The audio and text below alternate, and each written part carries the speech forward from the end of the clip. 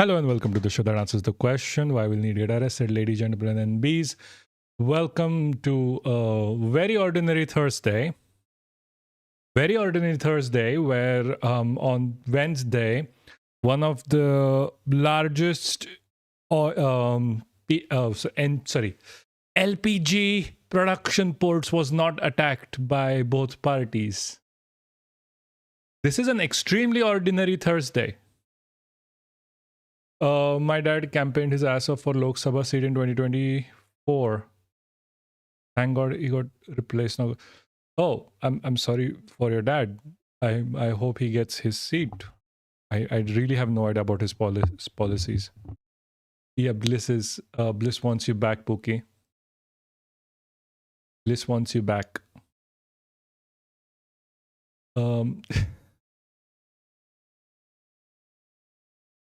Anyway, so Bliss, Slayer, Bliss. Do you forget, my dear boy? Same person. I wanted to talk about, like, guys, you do realize we are going to go through some serious shit now. Hope you realize that. What? What? Okay. What? Slayer. That's Slayer from Discord. You don't remember Blaze? Bruh.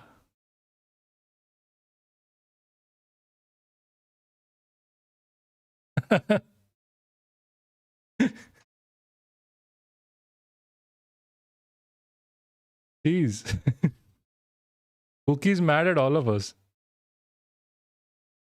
Cookie, it's been a week or two.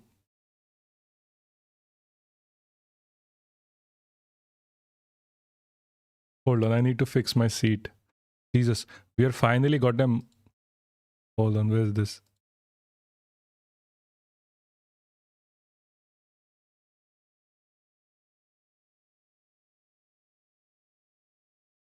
Much better. Oh. Like, seriously, you forgot everyone? Boy. Fine, whatever. We are, by the way, we are finally affiliated, which is a good thing. It's excelente. This is, hold on. Yeah, it's quite decent. It was so fun. Other than communist enthusiasts. Oh, okay. Yeah, bro, everyone kind of thinks of you once a week for the past few weeks. So I can assure you. Where is the are you receiving enough video, by the way? I'm getting like YouTube is not receiving enough video. Let me just check the stats.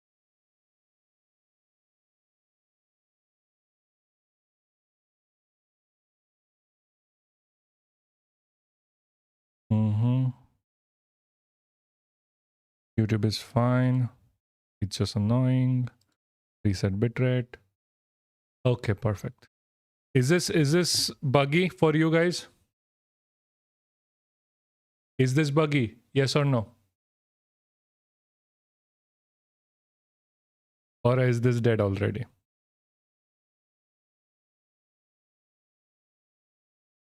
Guys, answer. I'm asking if this is buggy for you. I can't help anything unless you tell me. Okay, perfect. That's cool. We'll start soon. I need to blast off on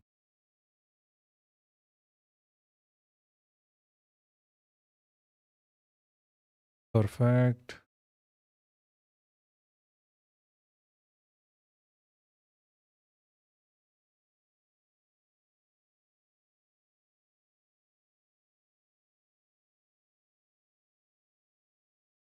Bro, my UPI ain't UPIing. Yeah, it is not going to. Don't worry about it. UPI kind of dying right now. There's literally like data centers that use Israeli data center. Everything that uses like Israeli data centers is dying because they are getting bombed. There's not enough LPG for food. There's not enough LPG for, even normal products. There's going to be an oil shortage, since once the native oil gets overall used and we have to switch to the oil that came in like recently from Russia. That's more expensive. That's going to be far more expensive as well. Everything is going to get worse. There is an apparent shortage. Did we complete our checklist of fascism state? Not yet completely. It is just some left. Some left. Not yet. I have a checklist as well. Don't worry. I'll let you know if we complete it. Not yet, Hassan. The food shortage is going to be crazy. Like, I'm not even joking. It's going to be worldwide, by the way. The worst affected are going to be Indians. Mostly because we are not China. We can't just get our LPG directly from Iran. We don't have a deal like that. We have been flip-flopping between these two people, like America and Iran. I'm not even going to consider Israel here. And it's just fucking horrendous. It's horrendous because of all of our flip-flopping, we are getting the worst on both ends. We could have been completely, truly neutral, but we are not. And that's a problem for everyone. Jesus. It is such a big shit show. Anyone could have done a better job. Literally anyone could have done a better job. Yeah. Oh, Pookie, thanks. Thank you so much. Jesus, Pookie, you didn't have to. Thanks, Pookie. Hassan, the cylinders on your side went up. Jesus. Hold on. Yes, finally. Okay, so this is not on active over there. I was like, where is this thing over here? Yeah, there you go. Placed it here. Thanks, Pookie. Yeah, I mean, you're lucky. I mean, you again are like at the higher level of, like, you're literally the son of a politician. It's not you that I'm actually worried about. You are still richer than a lot of people. I'm worried about like everyone else. Owning cylinder is like 10 Rolls Royce right now. Yes, exactly. Owning a cylinder is like Rolls Royce right now. Seriously, it is. Blackwala is like, it is fucking shit. Like, we saw this, like, again, we said this in the first time this started. Oh my god. They're like, when everyone else was literally like sub changasi, like how do people believe the government? I don't understand. How do the people actually believe the goddamn government on things like this? They have said sub changasi at every single point that has fucked us over. Barter trade finally come back. Bookie, I'm sorry to say this, barter was never a thing. It really was never a thing. Barter trading was an economist lie. The original form of trading was literally like, I have like 10 things with me, you have, and you need one of them, take it with for completely free. And if I need something later, I'll just ask you. It's literally the I got you bro economics. Yeah, like barter was literally like economists in the 90s were like, we don't understand like how people used to like trade without money. Yeah, it was I got you bro economics. I'm not even joking. Jai Maharashtra ki news suna Kharatwala. You want Maharashtra news? I can go Maharashtra news. Maharashtra is fucked. Yeah, so this was like economists in the 50s 60s were literally like, we are finding out like we have these village settlements across the world, and we cannot think of a way that trade works without money. Like, they could have just read Marx, but everyone except top 1% is fucked. Yes, exactly. even the top 1% is going to feel the burden. If they keep doing this bullshit that they're doing, they're going to feel the burden themselves. Literally, you cannot bail out a state. Exactly. And like this, it gets worse, Pookie. It gets worse. Because of the rampant attacks, because of Israel always trying to incite more war, breaking down like oil refineries and all of that, and then Iran doing the same on the other side. The problem here is you cannot like throw money at it. You like America can't just be like, take like $1 trillion, rebuild all of this. This is not going to happen. The raw material is not there. It's not going to be easy to get it back. How are you going to? How are you going to get all of this back? No one thinks of that. They're all just like, oh nahi, war rukwa do, kaam khatam ho jaye. No, you have to start rebuilding as well.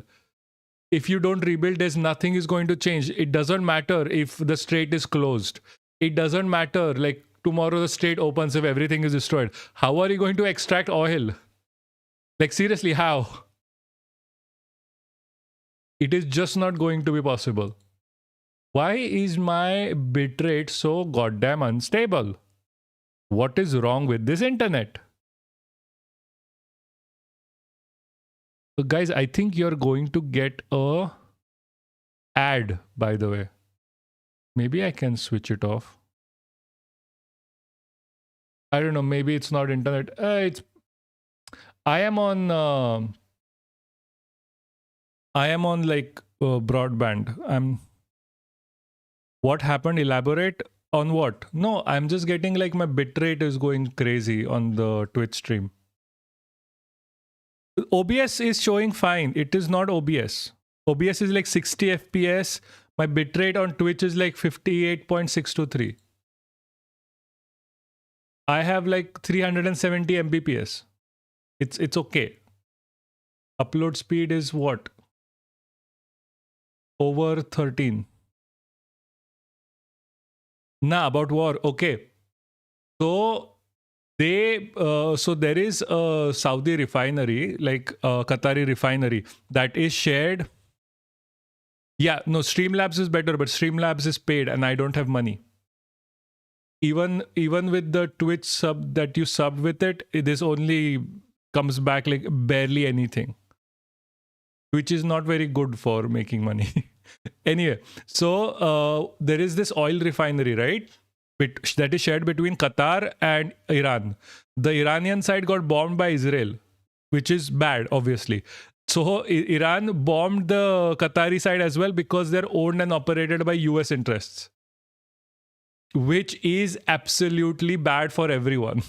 There is a fire going on over there right now. We'll cover it. Haram. I have to Google this because I what I'm thinking is very different.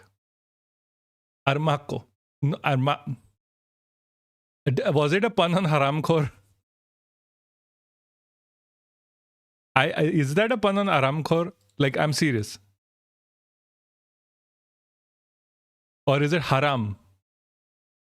Bro, this war is going to be even worse, as in, I mean, look at Samsung, who ships everything from the ocean. I mean, everyone ships everything from the ocean, Pookie. There's nothing that is shipped from air. There's literally nothing that is shipped from air. That is, no, seriously. No, even Apple is shipped from... Pookie, Apple is shipped. No, Pookie. It is just not feasible.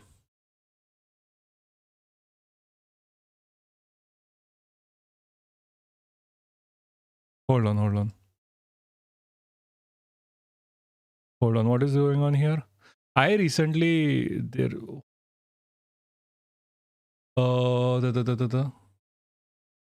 Okay. It is nothing. Aramco ka Haramco. Yeah. So, okay, the thing is, Apple does not ship from air. All of these parts come into the port through, like, branded as something new. They are then assembled in India and assembled wherever, and then it's called like an Apple product. You do realize that? shipping is way too cheap for Apple to be like, oh, we know we are going to ship from air. Yes, but where is it assembled? Hold on.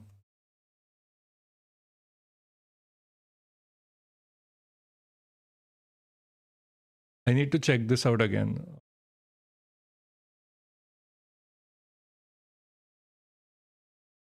Okay. No, it does ship.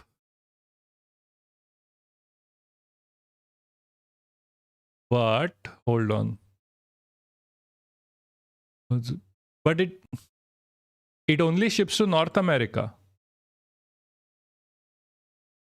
No, so it ships by air to North America only. Everything else is by sea. This is just stupid. Anyway, but Apple products are not going to go through the Strait of Hormuz anyway, so don't worry about it. Like Strait of Hormuz is for oil only, oil and gas. We are not. No. I found the source. You are correct. They ship to North America after it is developed. Not India though. You are correct. You're not wrong. The thing that I am saying is, like, still, like, your electronics are going to be fine. Your electronics do not get shipped through the Strait of Hormuz. They go through the canal, Suez Canal. Like, even if you're buying, like, I mean, you're in India, so it doesn't really matter for you. But like, if something is coming, like everything is coming from China for you anyway, China, Vietnam, etc. But even if you're selling from here, you're not, even if you are going through ship, yes, but it is not targeted. Like, you do realize that. Like, they are not going to target anything in the Suez Canal. Like, they don't want even broader conflict. They want to protect, and see, they have everyone by their balls with respect to the Strait of Hormuz. No. See, Strait of Hormuz is a choke point. The world's economy falls if you choke it. That's what they're doing. They're like, our job is to be so, like, devastating to world economy. America will never even think of attacking us again. They will never think of attacking us again. That is the idea. The idea is not like, oh, we are going to just cause damage for the sake of damage. That is not the reason why they're doing it. If oil chokes, everyone chokes, tech products get affected anyway. Yes, that is why they're going to be affected, not because of the strait. For coming months, spend only on food, energy requirements, health, and cut all other expenses. Yes, but then again, expenses, forget expenses. Like, if you're not getting anything, how are you going to spend? Money becomes completely pointless if there is no availability. Like, if you don't get food, no, you can buy LPG as investment, but I think it's going to be a bit too late to buy LPG as investment right now.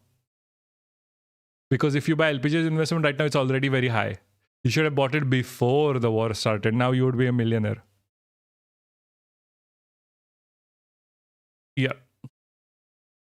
Anyway, guys, I think you're going to have advertisement within 5 minutes. I am sorry.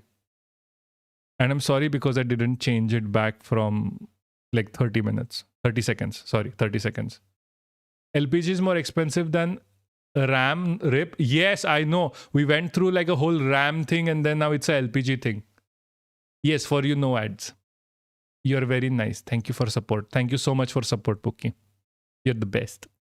Anyway, so like, okay, LPG is become the new RAM, by the way. And RAM is also still expensive because RAM requires a lot of petroleum to make. Like, one of the most unexpected things to get expensive right now is literally paracetamol tablets.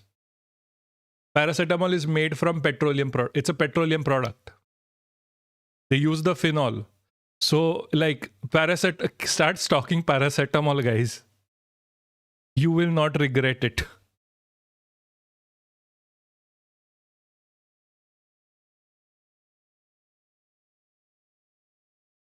Why is this not locking? Lock, bitch.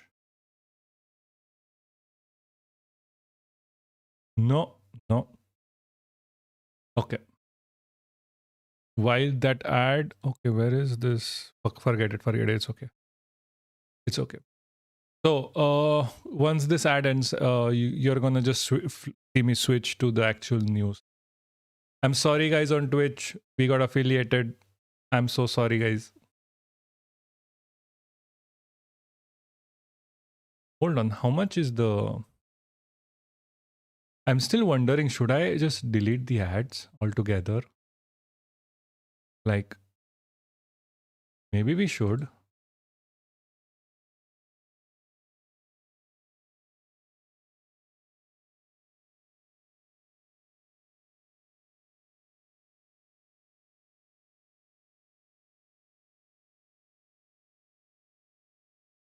No, no, no, no, no. Sucks. Oh, Pookie, thanks for the gifted sub. Thank you so much. Hey, James, thank you for subscribing. I think I'm gonna get rid of the ads. If everyone is subbed, I'm gonna get rid of ads. Yay! Lucky 5, no ads. Whoa! Thanks, Ayan. Pookie, you're the best. Thanks. Pookie, are you sure you want to spend this much? By the way, Petroleum.com suspended fuel on credit to limit offtake by retail outlets. God damn. God damn.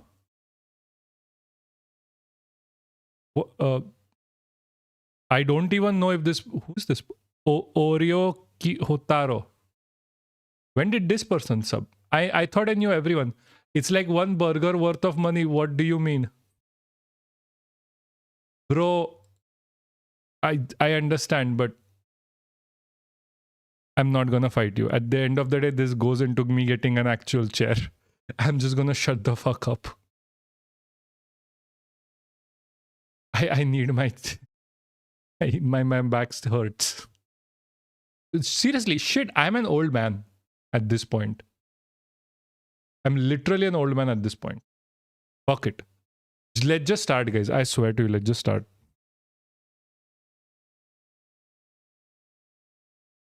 Yeah, no, seriously. I've like sitting like this gives me like real like lumbar issues.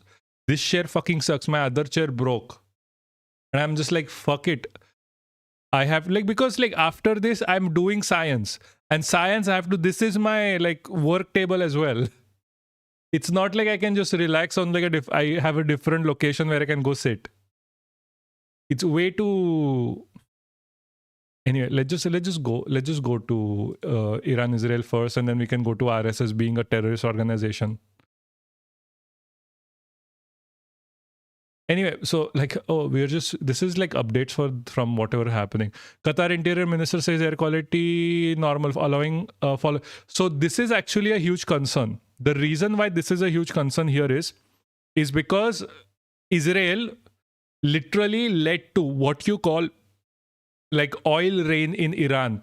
And like, hold on, let me just pull this up while the let me just pull it up somewhere else first.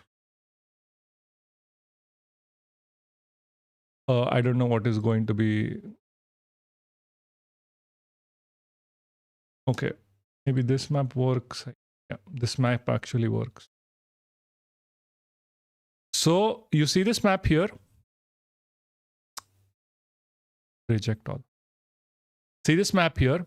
There is oil rain right now here on the Middle East, in the Iranian region, because of Israel.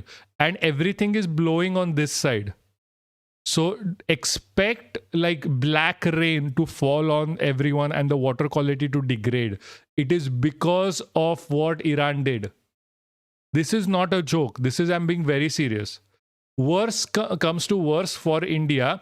The Indus and all of this region gets black rain. Yeah, no, I'm being very serious. This is an actual problem. Hold on.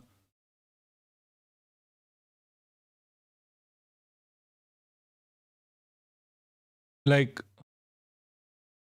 they're calling it a cost of war and shit. But it's not. It is something that was done on purpose. Yes, people are gonna get sick. Yes, that is exactly what is going to happen. US-Israeli airstrike on oil depot culminates in black rain in Iran first week.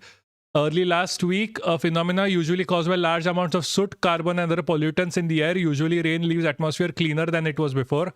But in this case, Iran left Tehran's residents with sore throats and burning eyes.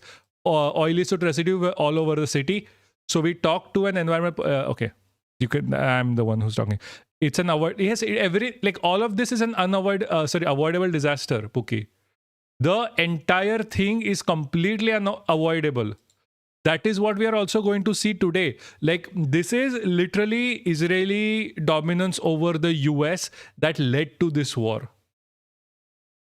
America first versus Israel first. American troops, Israeli war. Literally, I'm not even joking. Israeli troops are not even on ground here. They are not on ground.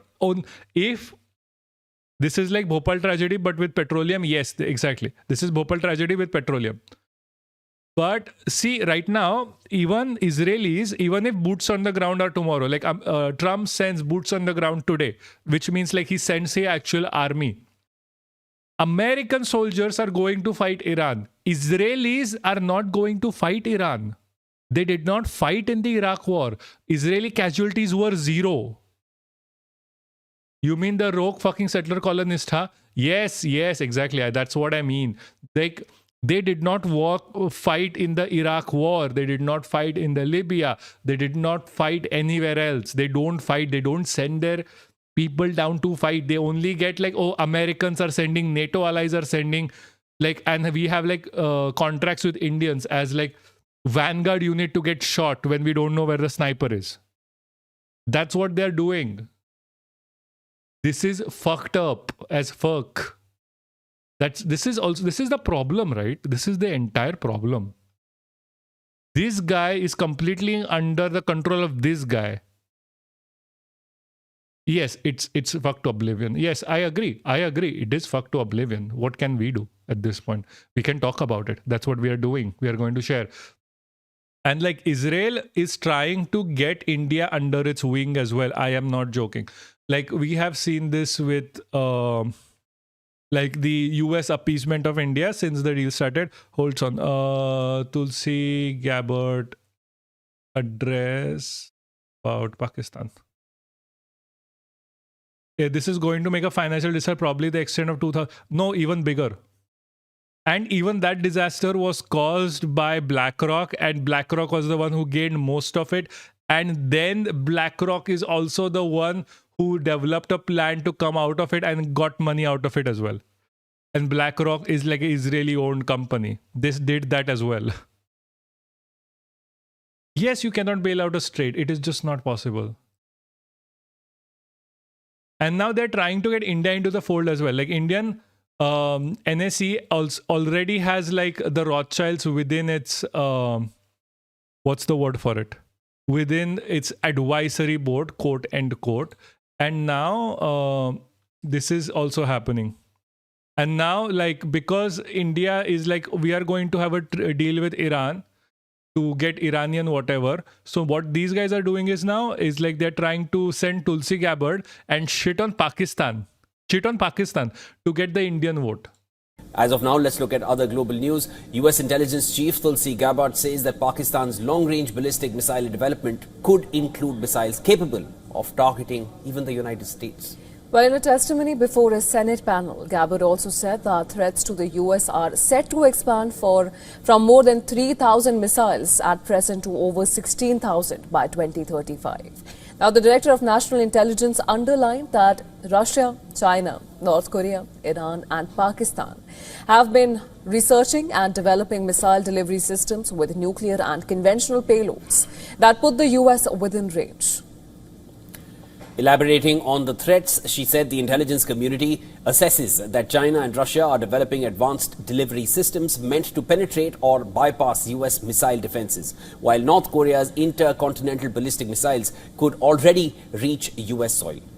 She added that Pakistan's long-range ballistic missile development could potentially include ICBMs with a range capable of striking the US homeland. And the annual threat assessment presented to the US Senate also stated that India and Pakistan remain at risk of nuclear conflict. The 34-page report said that although India and Pakistan do not seek open conflict, conditions exist for terrorist actors to I want continue. to check the video of her actually. So if you actually find it, just send it to me on Discord quickly. Because I Creating can't find it. catalysts for crises.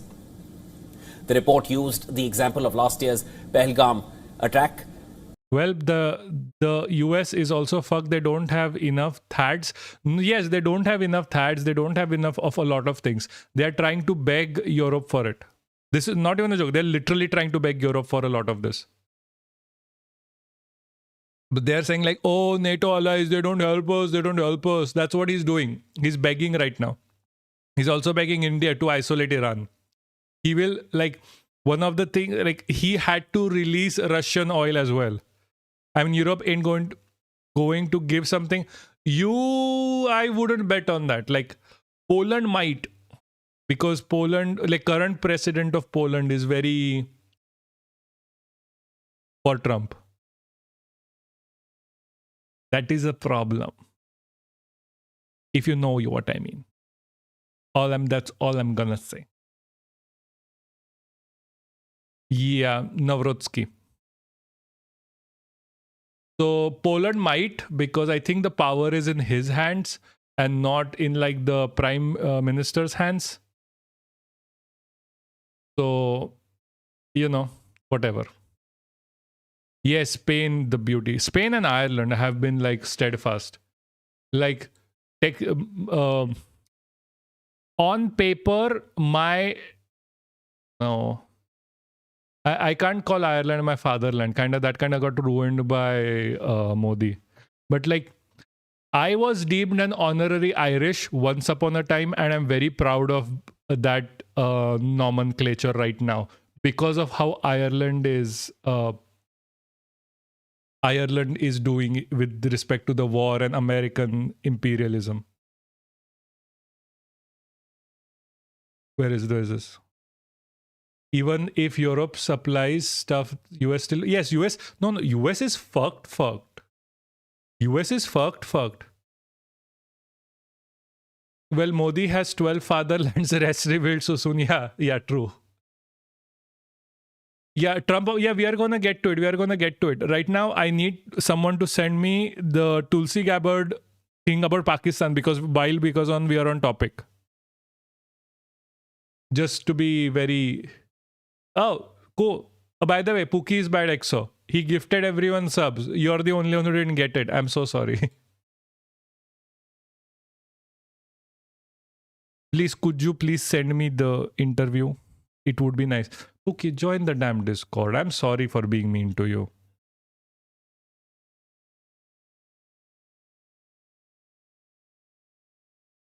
Where is the... Tulsi Gabbard interview? Where is the words that she used? Thank you very much. I need her words. Where are her words? Jesus Christ, can't find anything anymore on this fucking thing. Everyone is just commenting. Where's the original video? Why do not we have America like news where they actually give news? Okay, we will wait. Don't worry. Jesus Christ, where is this? Blaze, you're here or not? Because I really need you right now. Everyone is trying to comment on it. Nobody is just giving actual news out. Can you send me the Tulsi Gabbard talking about Pakistan in her congressional speech?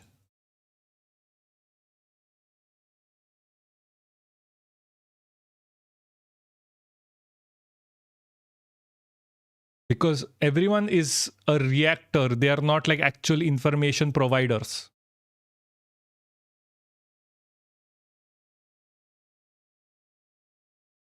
And I don't want to look at like fucking that Shiv Shankar's face on stream. Jesus Christ. 2016 Notebandi was successful or failure? Absolute devastating failure, my guy. The even talking about even if you are talking about like, oh, did it curb black money? No, it did not curb any black money. The black money load on India has increased since then. That is not me saying it. That is the research saying it. Like, it is far easier to collect black money as a 2000 rupee note than a 500 rupee note or even a 1000 rupee note. Black money stocks have increased. All of the people who knew black money exist, like this, all of like the notebandi was coming, already exchanged their money. Like, I'm not even joking. 2 days before demonetization happens, it was in the papers. It was literally in the paper that demonetization is going on. Make sure to put all your money in the bank. This is verified shit. I know. Pookie, thank you so much. You shouldn't have, but thank you so much. I'm gonna have some burgers, yes. Are you sure you can afford this, Pookie? I'm worried.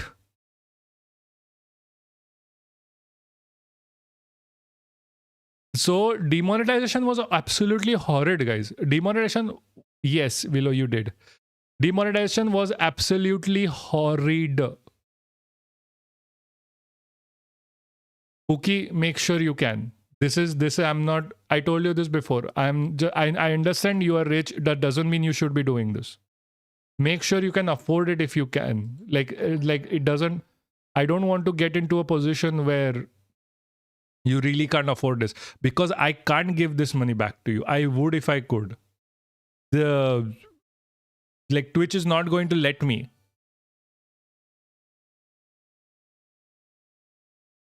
And I don't have that much money.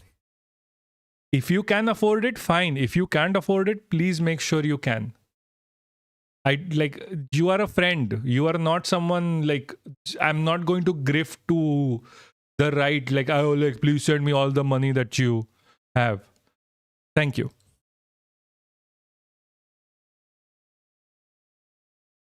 Clash reports. Why didn't I just go to Clash report? Thank you so much, Bliss. You're the best.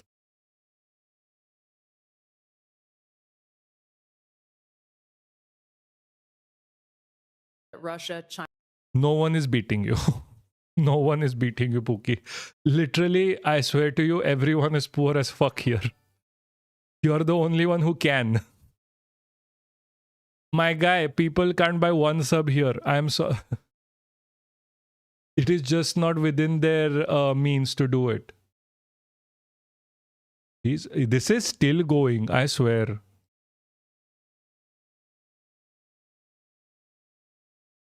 Anyway. China, North Korea, Iran, and Pakistan. So this happens right after India is like, we are getting oil from Iran, just to be clear. And have been researching and developing an array of novel, advanced, or traditional missile delivery systems with nuclear and conventional payloads that put our homeland within range. But EXO, don't get no thank you.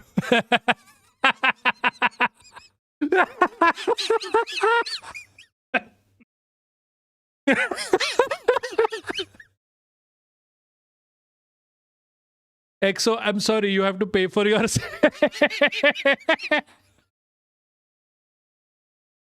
No. Hassan. he's a social libertarian. Libertarian. Ugh, I can't say that shitty thing. Yeah, he's not a liberal, he's a libertarian. He's a social libertarian. So I guess that's why, because socialism doesn't work for him. He has to do it himself. That's what being social libertarian means.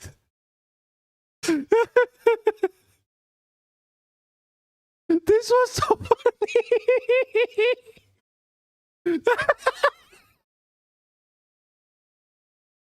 Yeah, birds in my stomach. Yeah, I know. I so like this is a joke. I swear to you. I sometimes as a joke shit on Exorcist, but my boy has such bad luck. Such bad luck. We are not even at like 100 subs. We are at like 38. Pookie gave away 15. That's like 40%. And he still didn't get it. I am so sorry. I would send you a sub if I can. Can I? I have no money.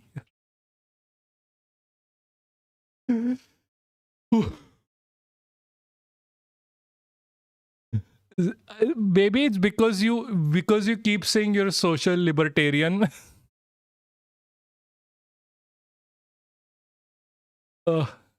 Also, by the way, if my voice sounds better or very higher than before, it is because I'm trying to learn how to sing, and we are in singing with like head voice. I'm trying to learn that, and my voice is modulating on its own now because I was like doing singing practice right before on coming on stream.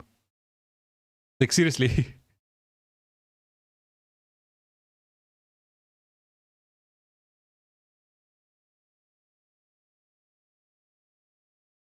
Bliss, you didn't have to. Thanks, Bliss.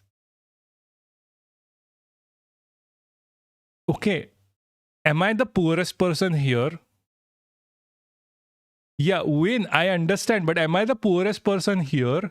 Or is it just too costly for me on this end? Like, I am genuinely wondering how much do you have to pay for a sub? Because for me, it is like, I don't know, like 500 rupees, 600 rupees per sub around. ऐसा ही चलता रहा तो hype train is next. Okay, it's not. I'm sorry. Like you're like my little brother. He's also like super rich. He's like my aunt's son. Yeah, so okay, it's 5 times. Also, by the way, I have no idea what a hype train is. Just to be clear. Like I don't think most people here can afford anything. Like I don't want to be too mean about this, but like I understand and associate with communist a lot more, communist enthusiastic, because she doesn't really have like she's in the same money bracket as me right now. Because PhDs don't pay for me right now. I'm running on my savings. Anyway, let's get to it. Thank you so much, Pookie. However, the intelligence community assesses that Russia, China, North Korea, Iran, and Pakistan have been researching and developing an array of So my PhD is 4 years, but I had to extend 1 year to get my publications finished in time so I don't have to write a thesis proposal. So I will be a doctor by the end of June, July, or maybe October latest. So this is last year. No, okay, I'm not that old. I'll be 30. And I'm like legit on the precipice of being unk. 70 me? Where? What, this? This is Clash Reports. novel. यार pookie यार क्यों मजाक उड़ा रहा है फुकट का मेरे पे क्या जाती है शेवंती ओके फुकट की जाती हो रही है मेरे पे यहाँ पे Advanced or traditional missile delivery systems with nuclear and conventional payloads that put our homeland within range. However, you can't see cause you know 7. What the fuck just happened here? You can't see cause you know 70 or BTT. I have no idea what that is. I have like genuinely no idea what that is. The intelligence community assesses that Russia, China, North Korea, Iran, and Pakistan have been researching and developing an array of novel, advanced, or traditional missile delivery systems with nuclear and conventional payloads that put our homeland within range. However, the intelligence community assesses that Russia, China, North Korea, Iran, and Oh, Pakistan these are have been extensions for researching Twitch. and Okay. developing. Oh my God, Bliss. I just going to get a sub, but thanks getting it for me. I'll get the next one for sure. Yeah, get her one. And she's too nice. Thank you so much, guys, as well. Porsen, please. I have no idea what you guys are saying. Forget it. Is it supposed to be some thing on the back? I have no An idea. array of novel, advanced, or traditional missile delivery systems with nuclear and conventional payloads that put our homeland within range. However, the intelligence community assesses that Russia, China, North Korea, Iran, and Pakistan have been researching and developing an array of novel, advanced, or traditional missile delivery systems with nuclear and conventional payloads that put our homeland within range. However, the intelligence Is it okay? Just 16 seconds. So this is to make India like us, because every time you see India is needed by the West, they like repeat this line. Oh, we are like Pakistan is going to attack us. We have to organize against Pakistan. And India, like a fucking idiot, is like, me too. Please let me be a part of this, sir. Please, sir, please. This is what happens. This has happened consistently, by the way. Consistently, whenever the American government wanted to rally the Indian cause, they just get this. It just happens out of the blue. They will flip flop over this and then go suck up to Pakistan then again. If you can't understand this duality between this, it is absolutely horrendous. Like, are you that stupid to not understand what they are doing? Anyway, so we need to talk about like how the Iran-Israel war is going to cause a food shortage as well, because food depends on LPG quite a lot. A lot of people were like, no, we'll pipe our gases, we'll buy stuff on, like, we'll eat raw. That never works, by the way. That is not something that is going to work for you, because even that raw stuff that you're talking about, at one point or the other requires LPG. Like, some of them don't, some of them do, but most of them at some point requires LPG. March to Ibrahim Jabari, senior advisor to the commander-in-chief of Iran's Islamic Revolution Guard Corps, IRGC, announced that the Strait of Hormuz, through which 20% of the world's oil gas is transported, was closed, a movement that sent oil prices soaring higher than $100 per barrel. Again, this is closed here. This here, by the way, Omani territory waters was attacked. Vessel, what is this? No, fuck off stream, boo. I don't know why you come here like this.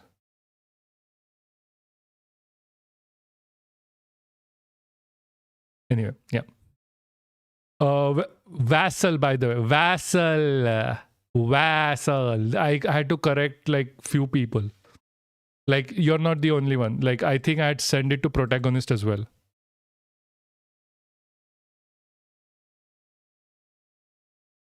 Delete. It's called a vassal state, not a vessel state. Vessel state is different.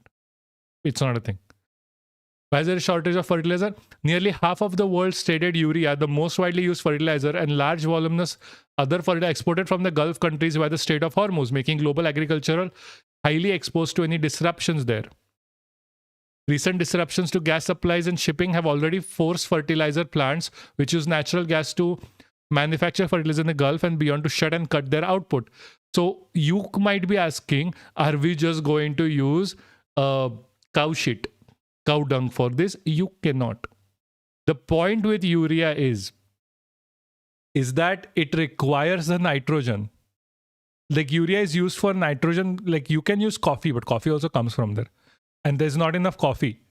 To be fair, Sangi manifested the LPG hike. I remember them saying that you'll keep voting over even if cylinder cost. Oh shit, yes. Yes, true.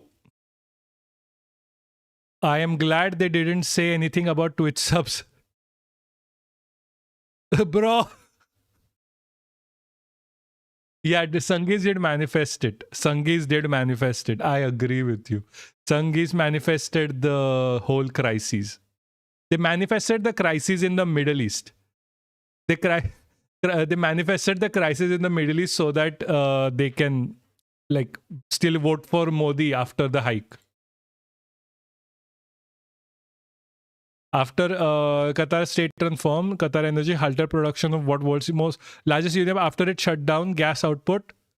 Since LNG output from Qatar has dropped off, India has cut output from 3 of its own urea plants. Bangladesh has also shut 4 to 5 fertilizer factories. The US is already close to 25% short of fertilizer supply for this time of year. Shit, there's an ad again, and no one is gonna get it. It's fine. Literally everyone here is a sub. No one is gonna get. Compounding shorted urea export price from the Middle East have surged by about 40%, raising from less than 500 to little more than $700 per metric ton on the last Friday. According to Argus, a specialist energy and commodities price reporting agency, the price is currently close to 60% higher than the last time. Like, tell me, in India, which is still large parts agrarian, how is going to deal with this? Like any country, like everyone requires food to eat. Food shortages are back, people. There's going to be the next famine now, I guess.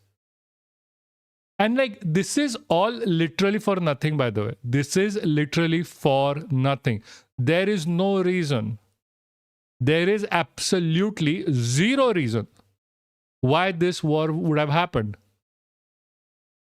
David? And there was one development yesterday. It builds on. And this is like very widely known, by the way.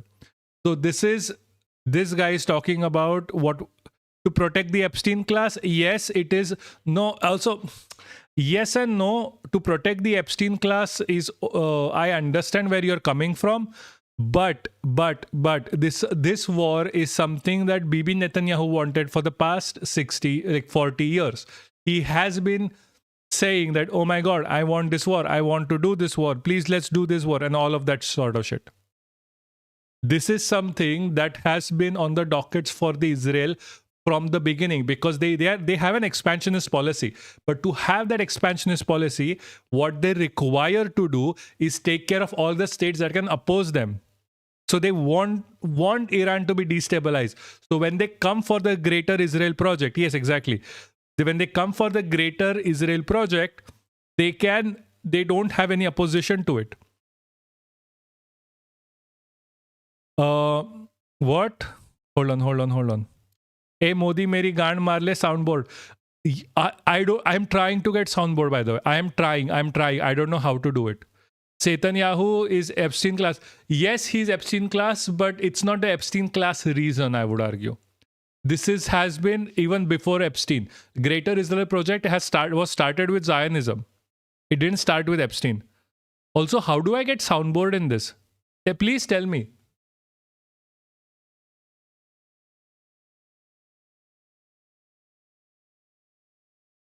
Hold on.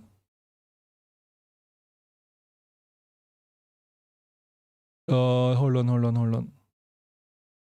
Maybe I can get it while we are live. He doesn't need it. People think he needs it. He doesn't. See, Bibi does not need blackmail on Trump. Trump's entire lifetime, he has been paid for by Israel. Whenever he lost something, whenever he had like a bankruptcy, there was someone from Israel supporting him. Like Miriam Mandelson is a Jewish billionaire from Israel. She has been supporting the MAGA campaign since the beginning. Her husband supported his campaign during the last election. Like, it's the same people. They have been so much into Trump and Trump's life overall. They really do not need to have the whole let's blackmail him until he listens to us thing. Just not needed at all. Like, some people are just evil. Like just take an example of Bibi Netanyahu. Bibi Netanyahu is doing this without blackmail. Why is he doing without blackmail? Because he's a Jewish supremacist. He wants control over the region. It's the same with Trump. Trump wants to do imperialism so bad. He's like a fan of Hitler. He's a fan of all of the worst people in this world. He used to have like a Mein Kampf as well in his, and he's like a good read or good read. He said something during 2016. So it's like, okay, are we really saying that, hey, this guy is not going to be...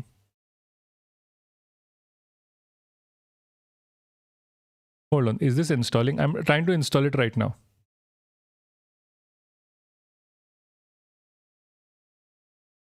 Sorry, what was this?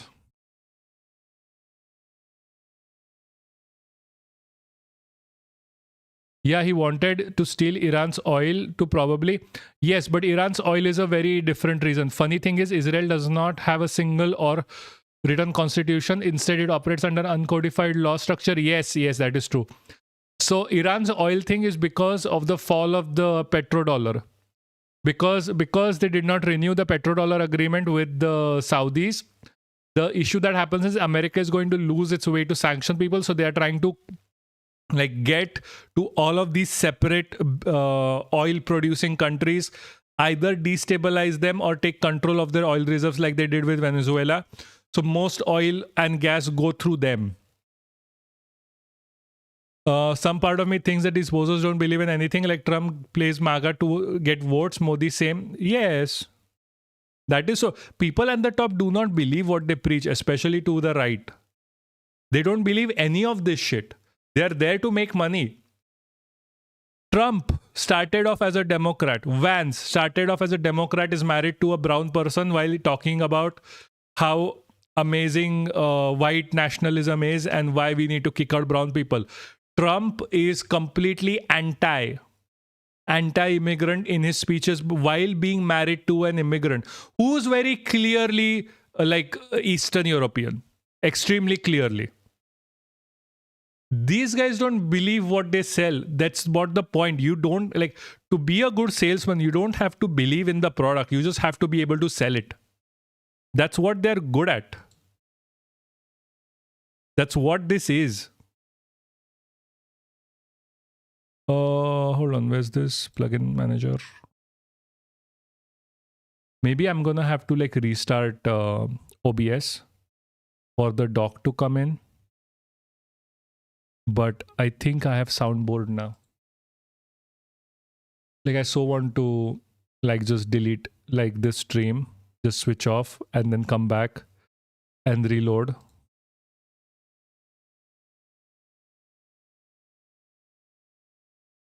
Hold on, can I do this here? No, I can't. Maybe I can get the soundboard later. Anyway, I'm gonna have fun with the soundboard. Insider, we didn't even watch this. Hold on.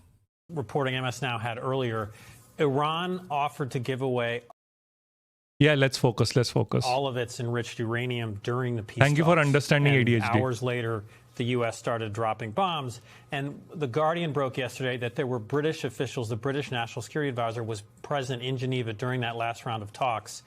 The British were surprised by the Iranian offer. They thought it was credible. They thought the talks should continue. And the British were shocked when the Trump administration started bombing Iran hours later. David? And there was one development yesterday. It builds on reports. See, it's very clear that this war was started. Like Hexet said this multiple times that this war was started for Israel. Trump said, oh, Israel was going to attack first, so we started this war. Now they're just flip-flopping back and forth. I still like to listen to Faye D'Souza. I understand the criticism against her, but she's a very decent journalist. Trump's entire war on Iran is based on a lie. Yes, we knew that from the start, to be very clear. Everyone knew that. At least now the people know that. The person saying this is not a Democrat in opposition to Donald Trump, not a protester, not a journalist, not some think tank analyst sitting in Washington telling you it's a bad idea. This is an insider from inside the administration of Donald Trump. And this big explosive letter tells us a lot about what is going on inside the White House right now. A top Trump insider quit last night. His resignation letter was posted on social media. addressed directly to Donald Trump. It was one of the most explosive documents to come out of Washington since Donald Trump took over. This is Joe Kent. And what did he say? What does it tell us about the war on Iran right now and the situation? Also, by the way, Joe Kent is a max Nazi as well, by the way. He is literally someone who has been to nearly every war. He is someone who has done a lot of atrocities, and he cannot digest this. That Donald Trump is at this point among his insider team. That's what we're going to look at in this video. So remember, like, share, subscribe, sign up. Yes, thank you for reminding me. Do like, share, and subscribe the stream, guys. Please do share. Do not forget to like. This is extremely important. This is extremely important because we get a lot of dislikes if you don't know at the back, because we talk about Sangees directly. Even today's stream is we are going to talk about Sangees later. So make sure to send a like and share. The more people we get to, the better this is going to get. For our membership has a daily news bulletin capsule that we're putting up every day. Do take a look at it and sign up and see if you like it or not, right? Let's get to it. In order to understand more about this resignation. Oh, also, if you have, for later, if you are on Twitch, if you are following on Twitch, and if you have Amazon Prime, and if it's allowed for you, because I don't think Indians are allowed to do it. Hi, bro. What are we even watching here? We are watching right now the insider that was John, who was an insider, literally said this war is not for America. This war is for Israel. Like, we all knew this. This was literally what we were saying from the start. But now that Trump insider, and like a really big Trump insider, is saying it, is what is it? That's the important part of this. Also, if you have not subscribed, please do subscribe. Please do like and follow. I think subscription is different from YouTube to Twitch. Also, if you do have Amazon Prime, you can just use Bezos money for this, which would be very helpful. So please, if you can. Thank you so much. Resignation letter and why it matters. We need to understand who Joe Kent is. Now, this man was not... He's a Nazi, by the way. Joe Kent is literally a Nazi. And the Nazi is coming out and saying, I can't do this anymore. Imagine how bad things are getting. He was a man who earned his credentials the hard way. He spent his entire... He didn't earn anything, by the way. Adult life fighting terror from day one, from inside. No, he wasn't fighting terror, by the way. Just let's get, like, on paper, he was fighting terror. This is why we have, like, this is why being a centrist news anchor is, like, kind of, like, whatever. But he wasn't fighting terror. He was going to, like, Libya, Iran, whatever, and then bombing them and calling it fighting terror. Like, America hasn't been under threat for anything, literally anything, since the Cuban Missile Crisis. Literally, not once since then has America ever been like, oh, we can actually be bombed in this scenario. Inside the United States. He served 20 years in the U.S. Army Special Forces, Green Beret, completing 11 combat deployments. ये सभी लोग भ्रष्ट है. Yeah, every single one is corrupt here.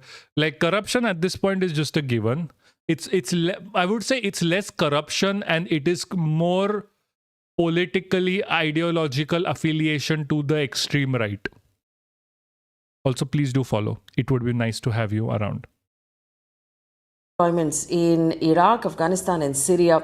He retired from the army in 2018, joined the CIA's Special Activities Center, which is a covert unit responsible for high-risk missions, including counter-terror, raids, intelligence gathering and irregular... Yeah, religious as well.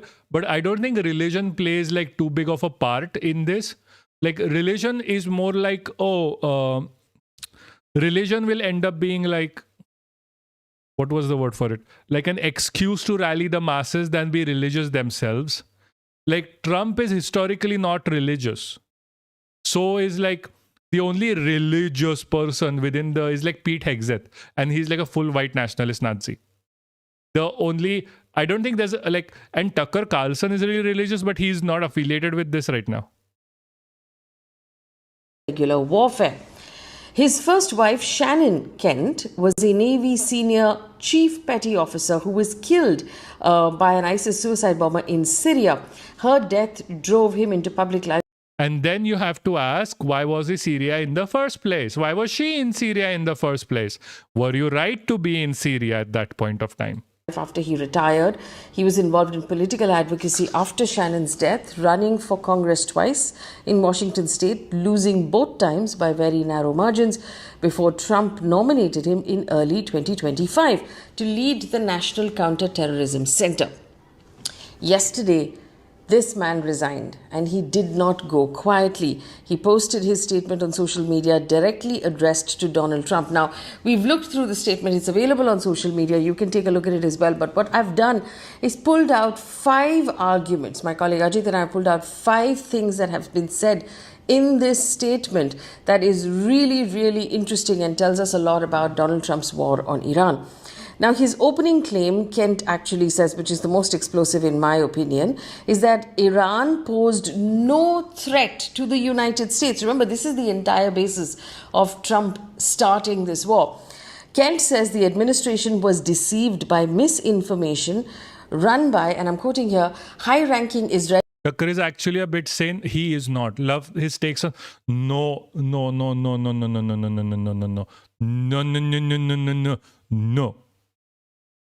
Tucker is not sane. I mean, he's extremely smart, he's extremely intelligent, and he knows how to be good on camera. Tucker is extremely opportunistic here. Yes, he's planning a presidential run in 28 actually. So he is saying what he has to say.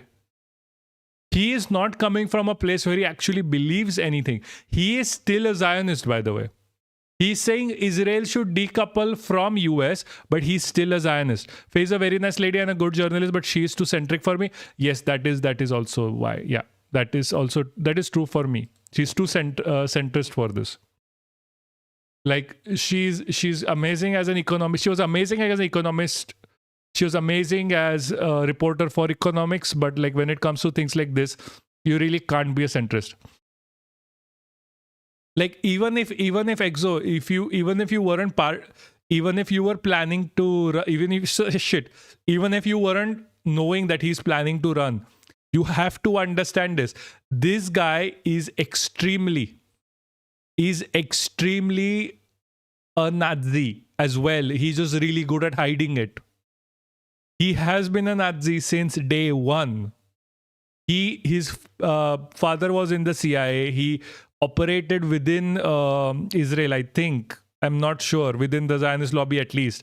He himself is affiliated with Israel. He himself is a Zionist. He just thinks that America should decouple from Israel right now, mostly because that is the most popular sentiment in America.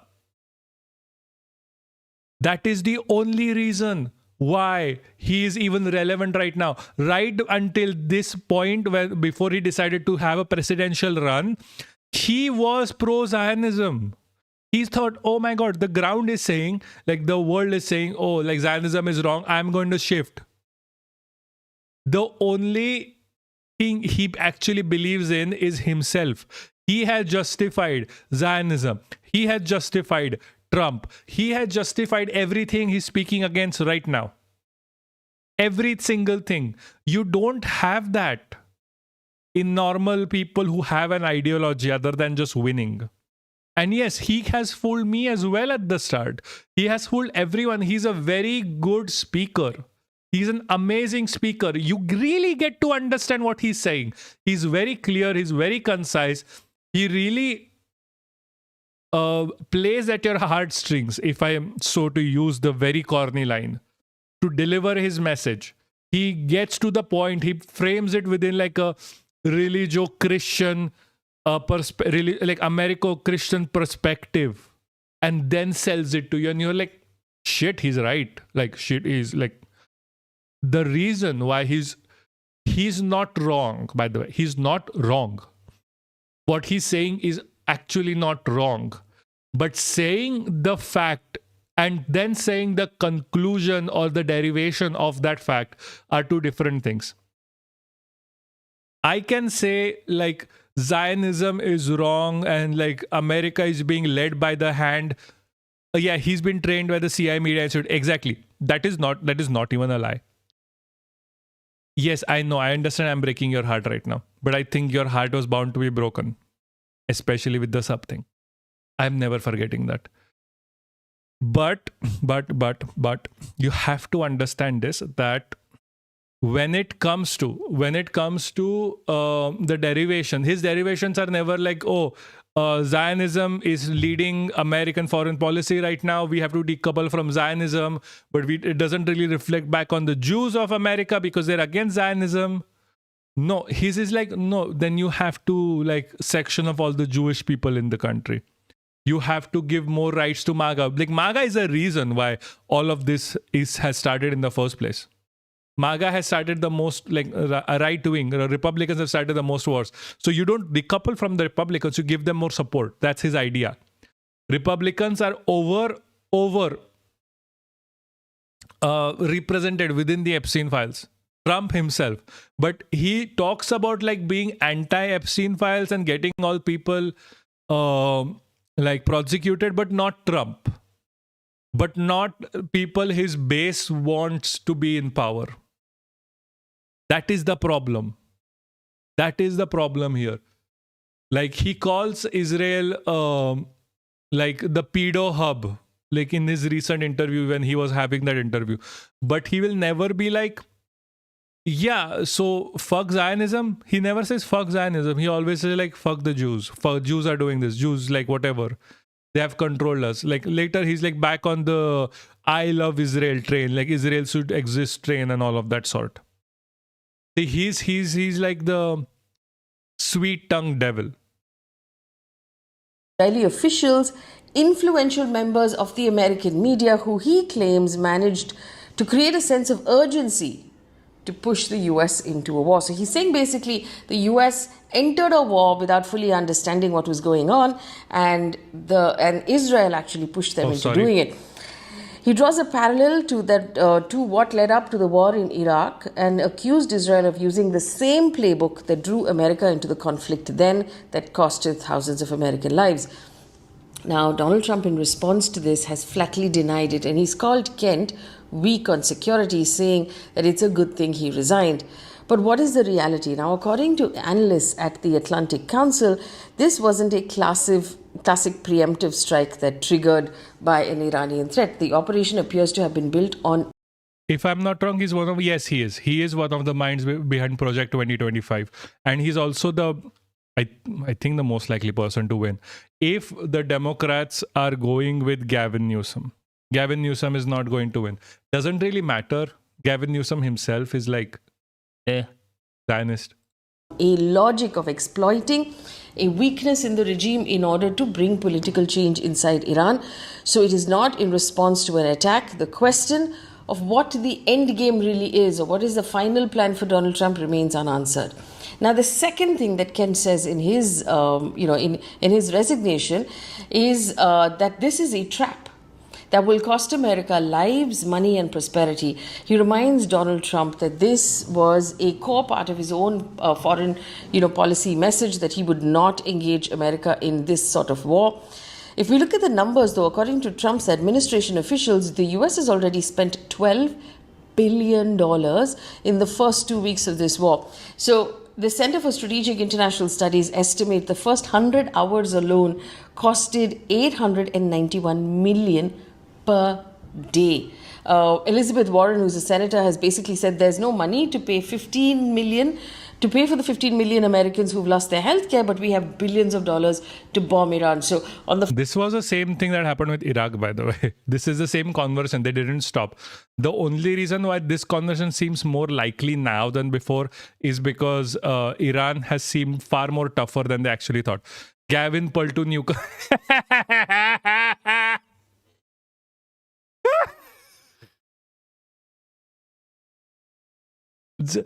I swear, there's so much of an Indian population in California. They need to do this. Please. I need this. I need this to be discourse in California to calling him Gavin Pearl to Newcomb.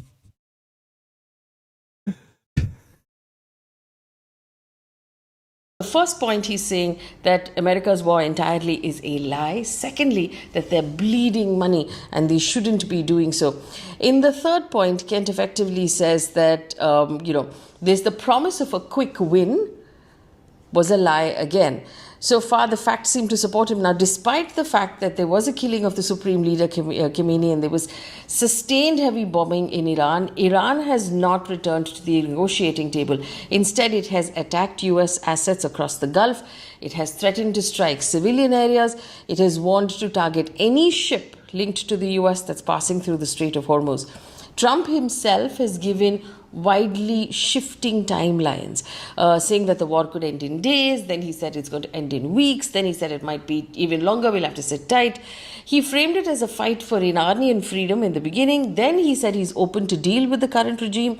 At one point he said we won, and then at the other point he said it's still ongoing. Yeah, they have been extremely flippant on this, by the way, like extremely flippant. Like CNN did a thing here, like CNN was like cross-checking what Trump said at the start of his speech and at the end of his speech. I'm going to find it for you. Trump, as we know, does not have the stomach right now for a prolonged fight, obviously, because this is what the people inside his regime are saying. But right now, he seems completely stuck. And so what Kent is saying in his he has no idea what he's doing, Lemo. Yeah. He has absolutely zero idea whatsoever. Resignation is that the idea that this would be quick is not true. It's not going to be quick. The fourth argument, he says, is deeply personal. Remember, this is someone who lost a loved one to a previous war. He says he cannot support sending the next generation of Americans to fight and die in a war that, in his view, serves no American interest. Remember, there was a lot of criticism in the beginning of this war that it's not about America, it's about Israel. And why is America fighting Israel's war? Early casualty numbers also, remember, 200 American soldiers have been injured. About 8 have been killed, or 13 have been killed so far, I beg your pardon.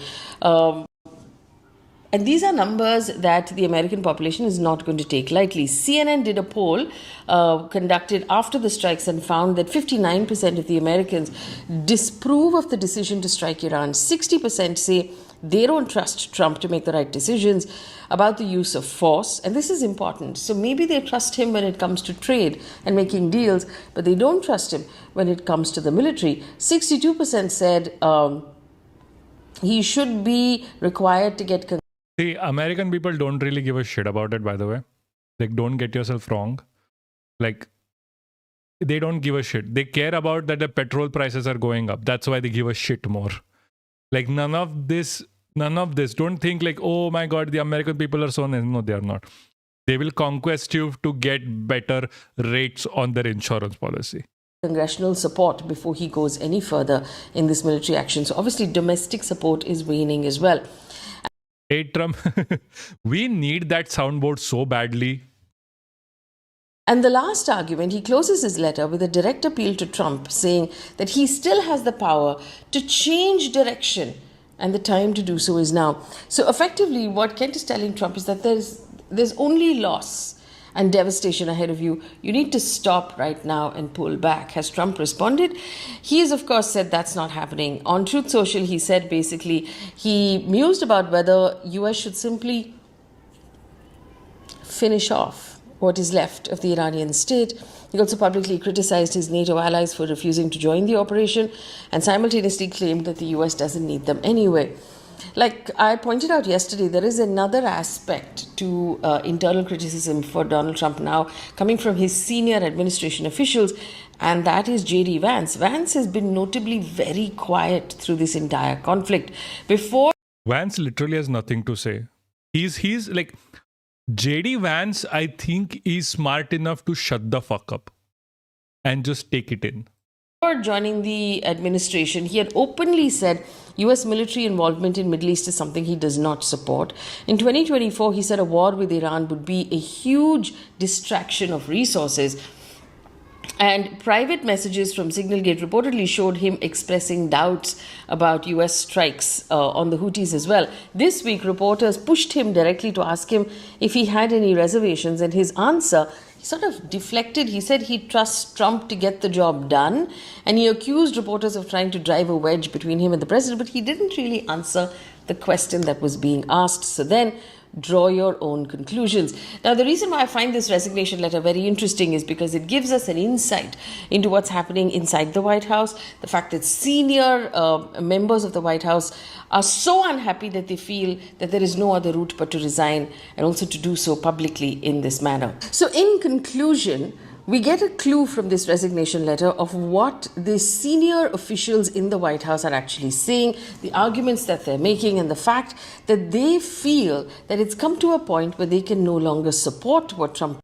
So this is also what I think there was a recent interview with Mehndi. They said like, no, I think this was the same thing. No, forget it. If we ever By the needed way, help, just a funny thing about Trump contradicting himself every 5 they seconds. won't be there for us. I've just known that for a long period of time. We have some that are really Same speech. enthusiastic. They're coming already. This isn't need.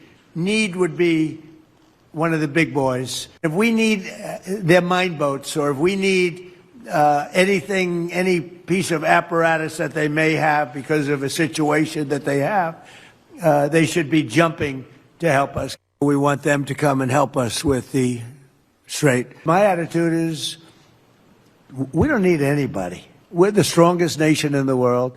We have the strongest military by far in the world. We don't need them. I am not even joking. Trump literally said he's going to invade Spain if they don't allow their ports to dock American ships. कल जो फटी है Trump की I know like he was like, how did Iran actually attack the American imperialism?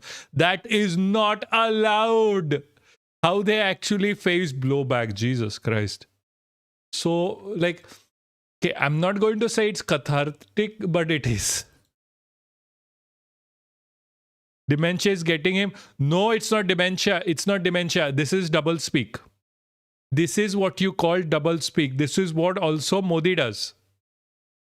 Like, I wish he had dementia. He's double speaking. So initially, the initial part of it is to tell you how dire the situation is, to get your attention.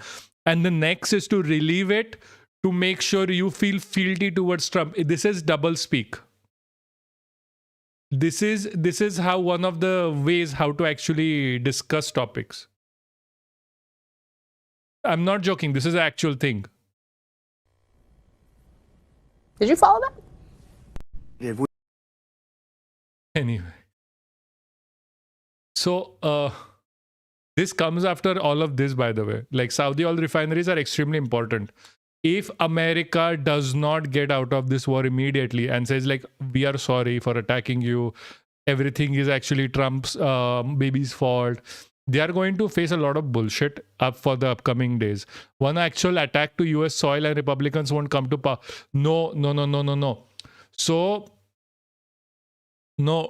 when right now, like, Republicans are in power, so generally when a place is attacked, the incumbent gets more votes for the next few years.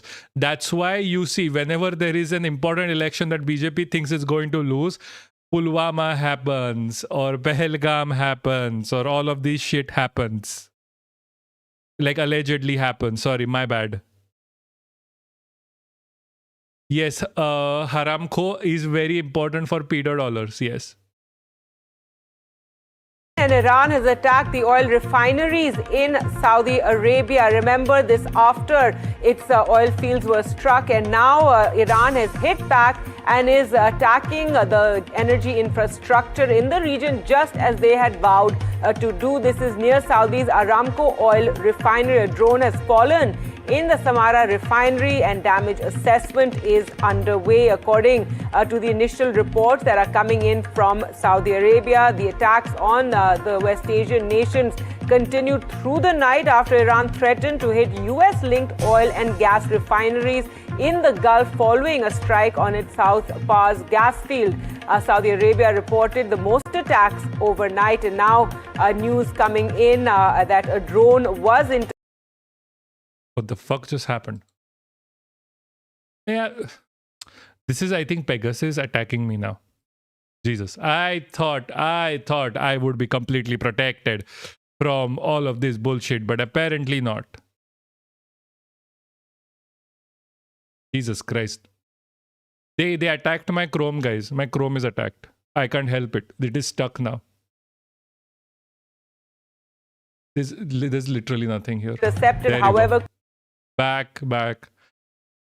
Kuwait too has been hit in these latest attacks by Iran as it attacks oil refineries in Saudi Arabia. In fact, Iran had threatened Google Chrome is 2026 Omega Lugia. It is.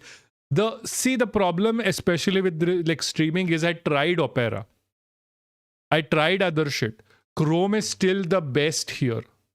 Mozilla is going the AI way right now, so I don't want to. Chrome is also, but at least I know like what is going on with this. Like I know I can like take care of Chromium myself. But like Brave is still too heavy.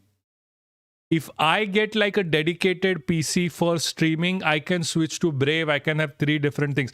I am doing this from a laptop, by the way, in case you did not know, which currently is also on the side opening up random shit for my science work, which I cannot close because I didn't save. And the saving is not a thing that I do sometimes. So it's like this laptop is going through a lot.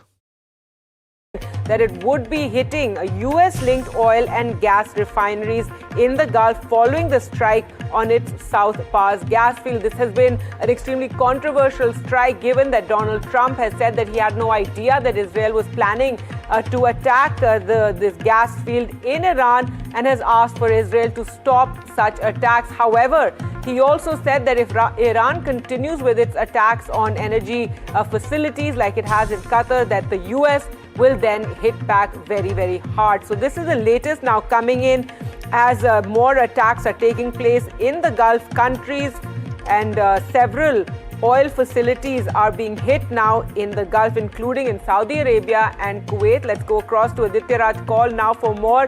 Aditya, what is the latest that you can tell us? You know, more strikes against energy facilities in Saudi Arabia, and after Saudi and Qatar and Kuwait, now we are seeing these strikes in Saudi Arabia, after Qatar and Kuwait. Well, yes, these are latest strikes that we are reporting here on NDTV on Aramco. This is a huge, oil refinery in Saudi Arabia. You remember there have been a couple of attacks earlier as well, launched by Iran against Aramco. And over the last 2 days, we've seen... it really does sound haramkhor. Also, by the way, I know you can't see him. I know he has been successfully hidden because the Takluhai one does not need that popularity. But talking about Haramco, can you see Haramco? Please see Haramco. It's right here.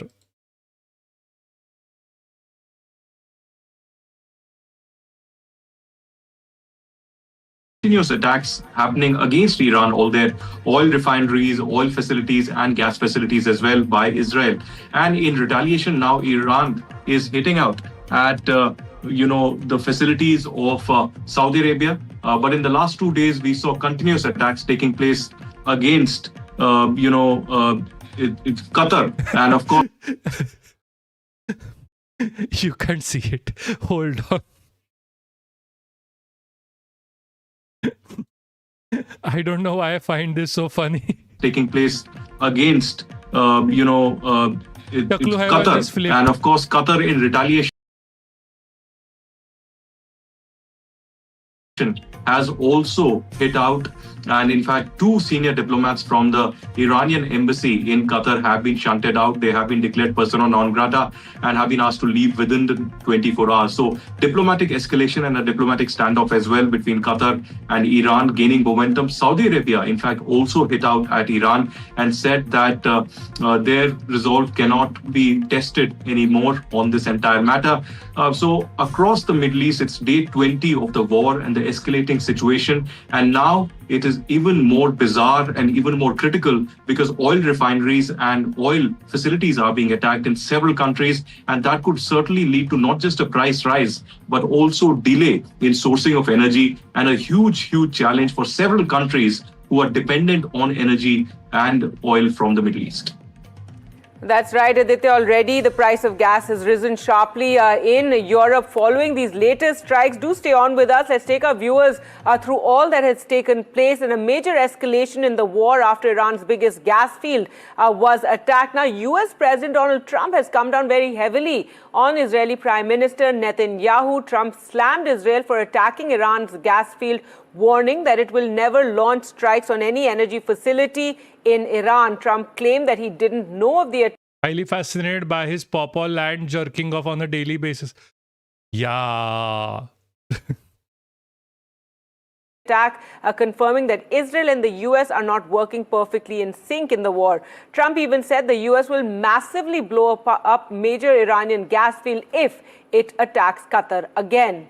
Iran, in retaliation, did attack Qatar's Ras Laffan, one of the world's largest LNG hub. Qatar says Iran attack has caused significant damage at the gas facility. The price of gas has risen sharply in the UK and Europe following the attack on Ras Laffan energy complex. Israel on Wednesday struck the world's largest natural gas field, South Pars, that Iran shares with Qatar across the Gulf. همانطور که گفته شد اقدامی که از سوی ما انجام می شود رسما اعلام می گردد. این هشدار قاطع و خط و نشان برای جنایتکارانی است که تعرض به بخشی از زیرساخت‌های سوخت و انرژی ایران در جنوب کشور داشتند. در نتیجه این اقدام زیرساخت‌های سوخت، انرژی و گاز مبدأ تهاجم در They are not showing the English version of it, so Indians are more scared. I am not joking. There is an English version of this. Bro speaks in English. Warns America, but that is not being shown. اولین فرصت در آتش می‌سوزد و به خاکستر تبدیل می‌شود. به ارتش بزدل و متجاوز آمریکای جنایتکار و رژیم وحشی و کودککش صهیونیستی اعلام می‌کنیم. ناگزیر هستید سربازانتان را به آب انداخته و حیثیتتان را به باد بدهید و بقای خود می‌گردید. دوران قلدری شما تمام شده است. تنها پناه شما برای گریختن. This is Iran attacked Hafia refinery few moments ago. What the fuck? Hold on, I need to check. Send a news. This is that's a week ago. No, that's a week ago. I'm sorry, Devendra. That's a week ago. Yeah, this is Hafia refinery bombed. Iran drops bombshell video of that was a week ago. Yeah. I thought they did it again. Oops, I did it again. I played with your oil refineries.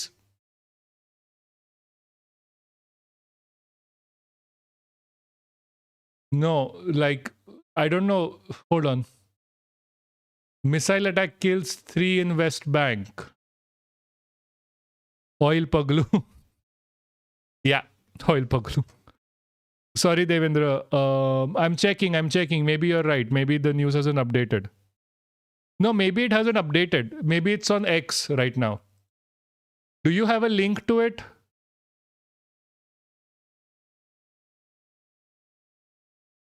Devendra, seriously, are you still here? I don't know if you're still here, but if you have, do you have the link to it?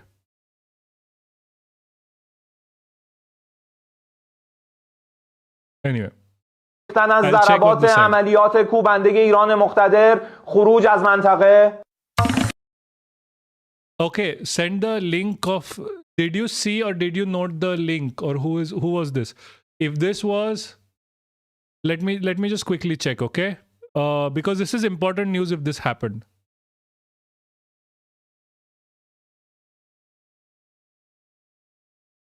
Haifa.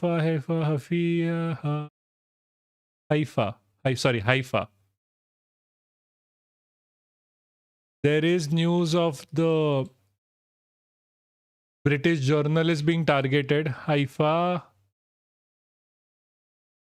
Like this guy. Yeah, and admit it. Like they're targeting Further British rocket attacks journalists were in reported Lebanon. against Nahariya and admit it.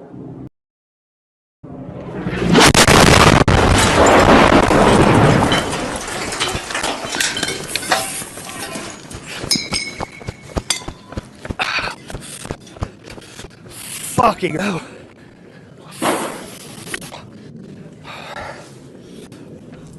Oh, Fuck. right. Sorry, Devendra, you're right. Hold on. Clash report 14 minutes ago.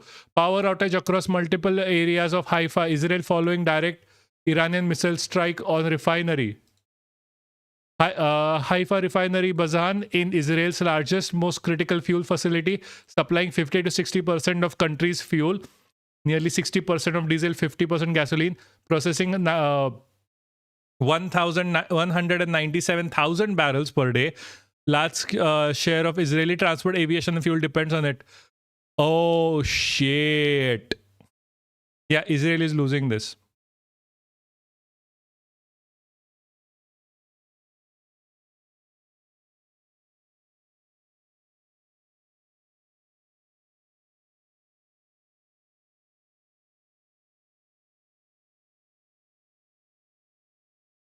I'm just going to be very... I shouldn't be laughing and smiling over this, guys. Please tell me if I'm too much laughy and smiley over this. Yes, I've heard rumors that BB is dead. I've heard that he's not dead. It literally does not matter if BB is dead or not. It is only good if you want to be happy about it. They're not going to change their... they're not going to change their ideology over this. Adani investment go kaboom. Yes, thank God. Yes, that is a good thing. Unironically, I'm sorry for being very anti-national, but it's a good thing. Also, BB being dead, BB being not dead is not going to change anything. Haifa. Hey, 8 Rebel, how you doing? How's it going? We're talking about... hold on, what? Greetings. How's it going? Make sure you being here does not eliminate your citizenship of Germany, because we are not very pro-Zionist. Doing fine, not too bad. How's it going with you? Please do follow if you can. It would be nice. Zionist, what does that even mean? Oh, hey Pookie, thank you that you're back. I'll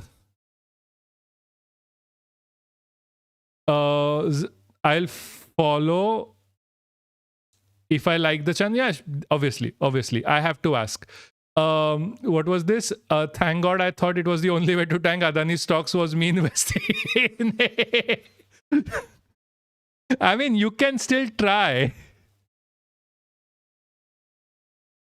No. See, the thing is, I have to, because a lot of times people rewatch this and they don't sub or anything, especially because like we are dual streaming. There's also YouTube going on the side. And I have to keep reminding people. So the best way to do it is to just talk to you guys. Because it just... Waiting for drop site confirmation. Yes, I understand. Oh, hey, Willow. Thank you for following. Willow, you weren't following?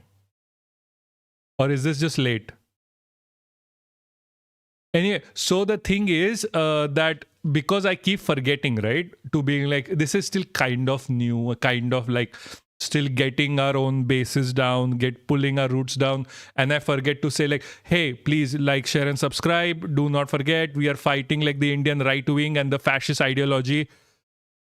That's a contradiction in psychology. If you're asking people are a thing that they are already thinking about, they tend to decline the offer. Yes, I did a 200 tip on a 300 bro, what the fuck? No, I understand. That's why I'm like trying to. No, 8 Rebel. No, it's not about you. It is not about you. India is going through a fascist phase right now. That is what I'm trying to say. Like, this is my normal sales pitch for this. Not because you're German, brah. Not because you're German. So India is going through that, and because they have these massive IT cells, if you have heard about this, they have this massive hate campaigns that they run. So it's like we have to fight them as well. Like recently, we were talking about like there was a transgender amendment bill which literally erases trans people from India. And we were talking against it, and there are dislikes on that and people don't even watch that. They just like, oh, this person is saying pro trans stuff, I'm gonna dislike, I'm gonna make sure it is deboosted.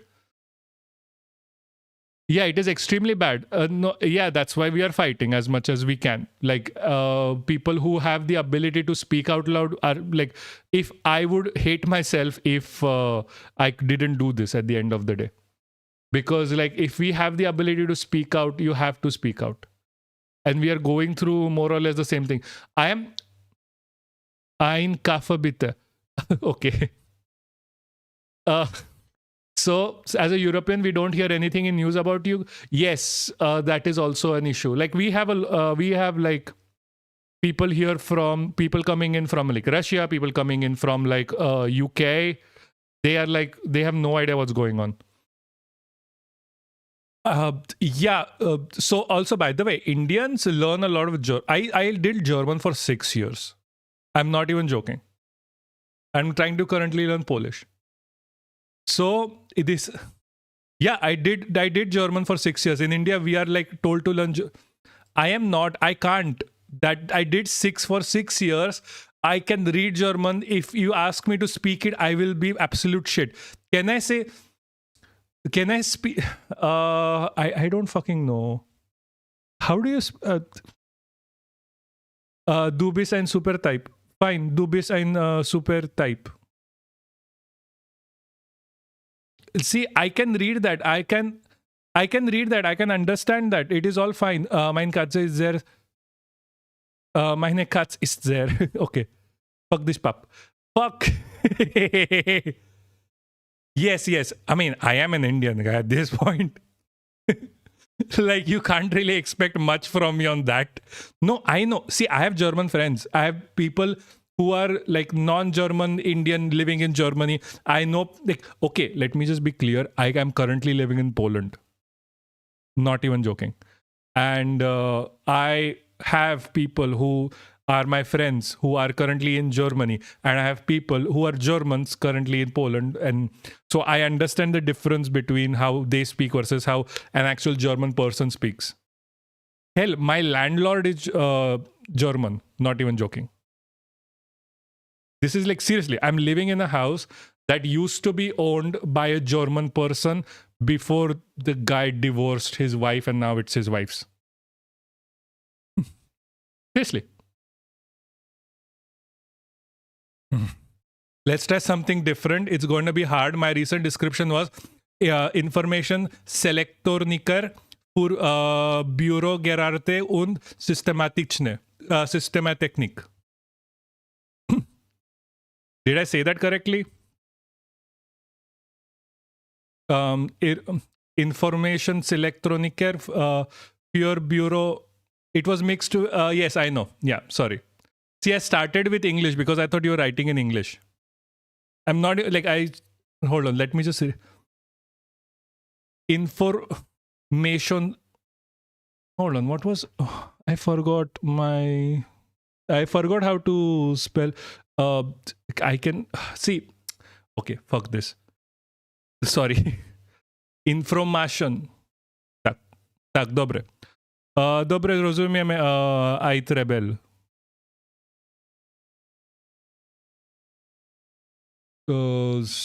Hold on.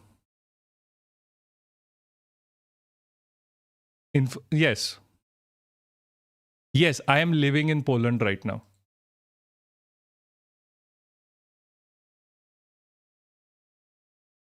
Tak, mieszkam w Polsce. I know more Polish overall. So by technically IRL, I am a biologist. Because I'll tell you, Pookie, because I'm a biologist by profession and I work with the Arctic.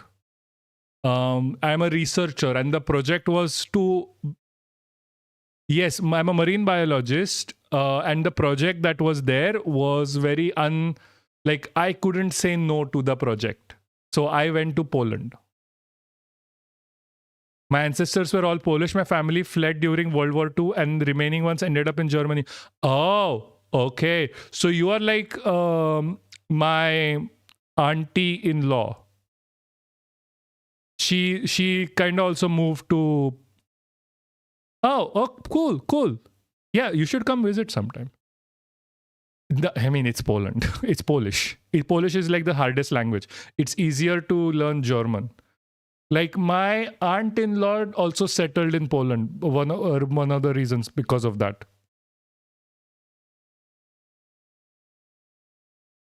Yeah, I also married a Polish woman.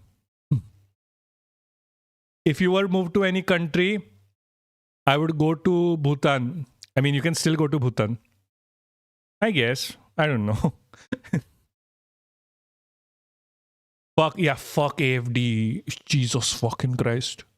Like, why, like, you guys have a BJP. We just call it AFD, though it's not as bad. I swear to you. Okay, 8 Rebel. I genuinely want to have. Everyone knows about AFD. Bruh.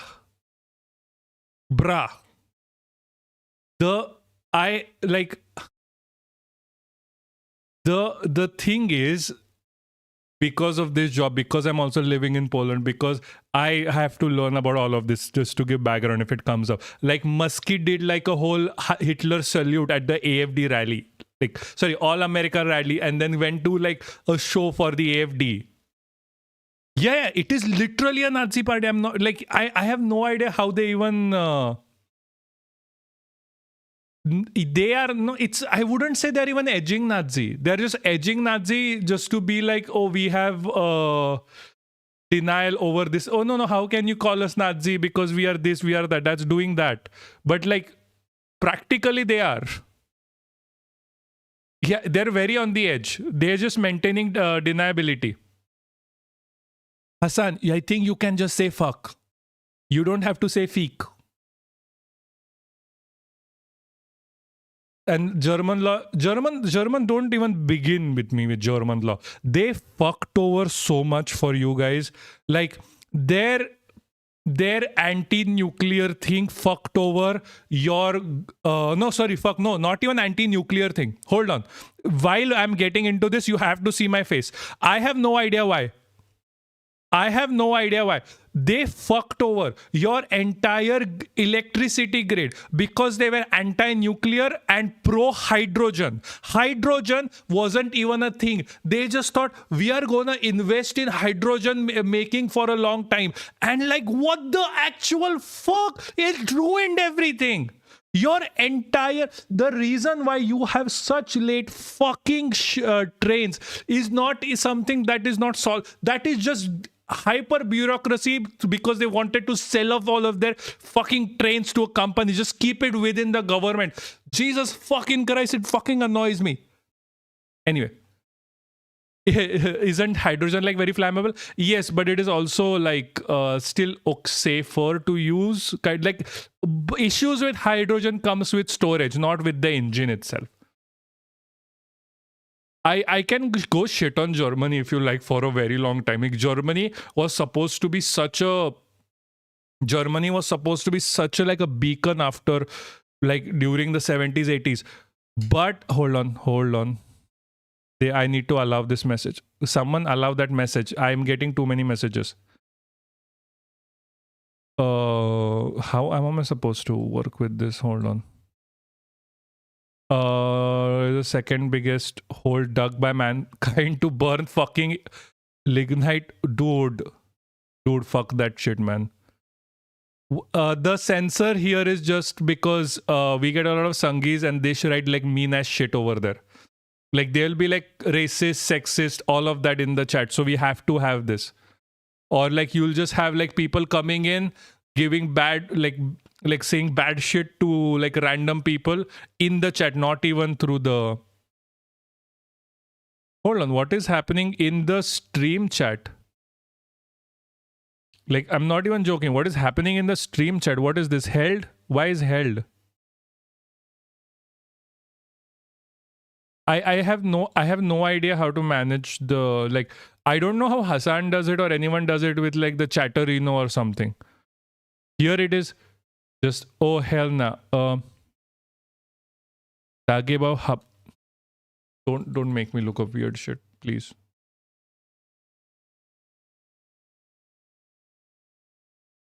Oh, it's not weird, okay. Oh, Jesus. Yeah, rhinestone mining. Ugh, Jesus fucking Christ. It's insane. We have like 14 different power stations just burning lignite, destroying the air quality while we are already at a clean stage. Yes, I know. I did, though, to be fair, I didn't know about this. I didn't know about Habachi opencast mines. Thank you for telling me. Apt is our international and we have this PAP, yes. Yes, I am international anti-national. Tweet that is context Germany is powering windmills with power from France made from. Yes, I know. So this is a problem. Like Bliss, the thing that you said earlier, hold on, the thing about power plants and powering up. Yes, I agree, 8 Rebel. I agree. I can see that it is humongous. So what you said is also true for Ireland, by the way. Like they are trying to do the windmill shit, but they have to buy it from France to be nuclear. Like I don't understand why everyone is fucking anti-nuclear right now. In fact, the dirt was left over. It is piled up on the mountain. It's so big. Yeah, maybe. See, I am sorry. Like I am more politically inclined in this scenario. I did not know about this. I should probably look this up. But they fucked you over so badly, and then you can parachute off the mountain. Really? I had a joke on nihilism, but I guess it doesn't matter. Okay, Pookie. I agree. No, see, the thing I wanted to... what was I going to say? Like, Germany with specifically... Jesus. Yeah, I have to check. This is literally my fucking backyard. The translate. Oh shit. Yeah, this is bad, guys. Why is Germany fucking itself up so badly? Like, Germany literally fucked itself and then fucked Greece over. Like, just randomly. Like, the whole thing with Greece and the thing was like German banks trying to push their... German banks were trying to push their, what is the word of it? Like, debt onto Greece. And so they fucked up Greece as well. It's a threesome of countries. Yeah, sadly. Yes, this is extremely stupid. And especially as someone who is like very environmentally on all of these topics, being like a biologist myself, this is extremely bad for everyone. Like, Germany is fucking itself over. Like, and this is capitalism through and through. Like, they are hyper-capitalists, they are extremely pro-American, which is a problem. They are like just sucking up to America's dick every 5 seconds. We could have the best nuclear plants on the planet. Yes, you could, but geez, it's fucking America. America keeps fucking you over. Like, they're literally signing more contracts for coal power plants right now and to keep doing all of this shit. Where have I heard about... अब निश्चित पर ना चले जाना, stream लंबी हो जाएगी. Yes. We aren't even into Indian fascism yet. We are going to get into it later. I am just having fun talking about Germany for once. We are literally hating America at this point. Yes, but your government isn't, which is the problem. Like there are people who got denaturalized on hating on like Israel and government. Sorry, Israel and America. It is like legal for you to hate on your government, but illegal for you to talk about Israel.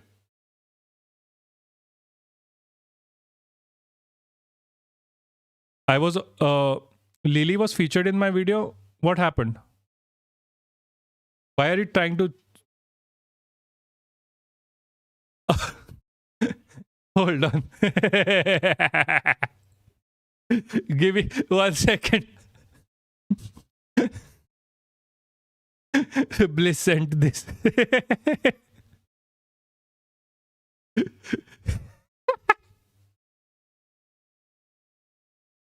But this is so fucking true. Yes. I can send you this. You join the Discord. It is free. 8 Rebel. I'll send you the picture. Yes, I Discord here. This is absolute fucking gold. Like there's no reason. Like there's no payment for join the Discord is free. If you join the Discord, I'll send it to you here. Anyway, I think we should move on.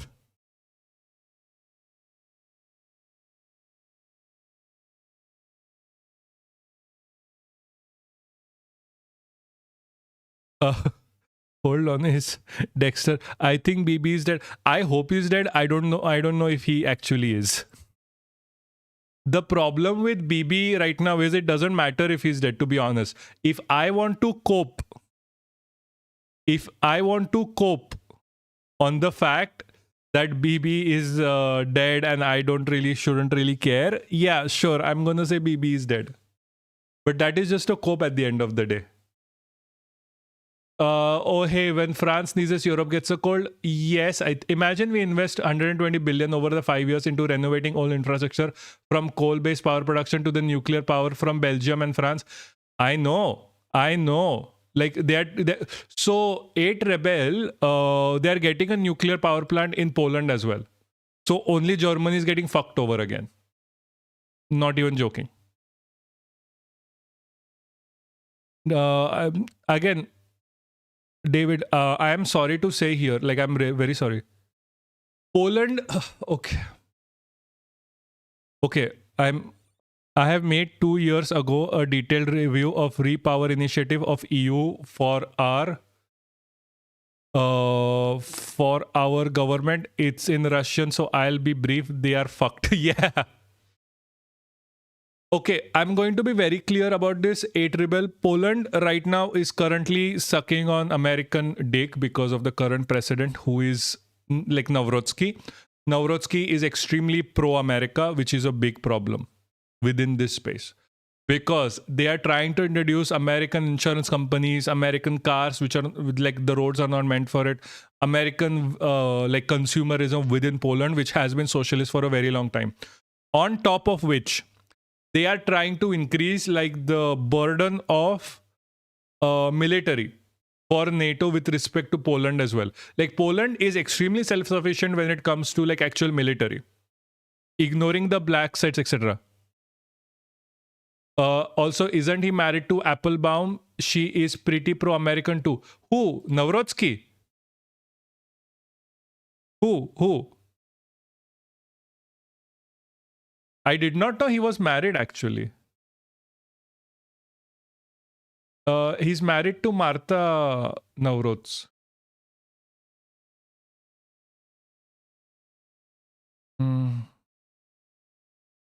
Hold on, let me just check. No, her name is Martha Smolem. So, what are you talking about? Because I was talking about Nawrotsky right now.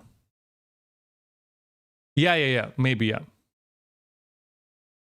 So, nobody gives a shit about deputy, to be honest with you. Like, he's irrelevant. Anyone who wants still stands. with the US at this point is nuts. Yes, I get the problem, but Iran is literally spreading with the US at this point is nuts. I mean, spreading hate and attacking everyone, but actively supporting Trump is just no. So okay, A-Triple, I'm sorry. I think you got some bad information. Iran is not attacking and spreading hate without prompt. The moment it gets attacked, it attacks American bases in other regions. We were just talking about that as well. So the reason why it is okay, when it started attacking, it didn't start attacking everyone randomly. They are targeting US bases because US, no, A-Triple, no, hold on. Let me just show you. Give it a second. I just need to bring it up.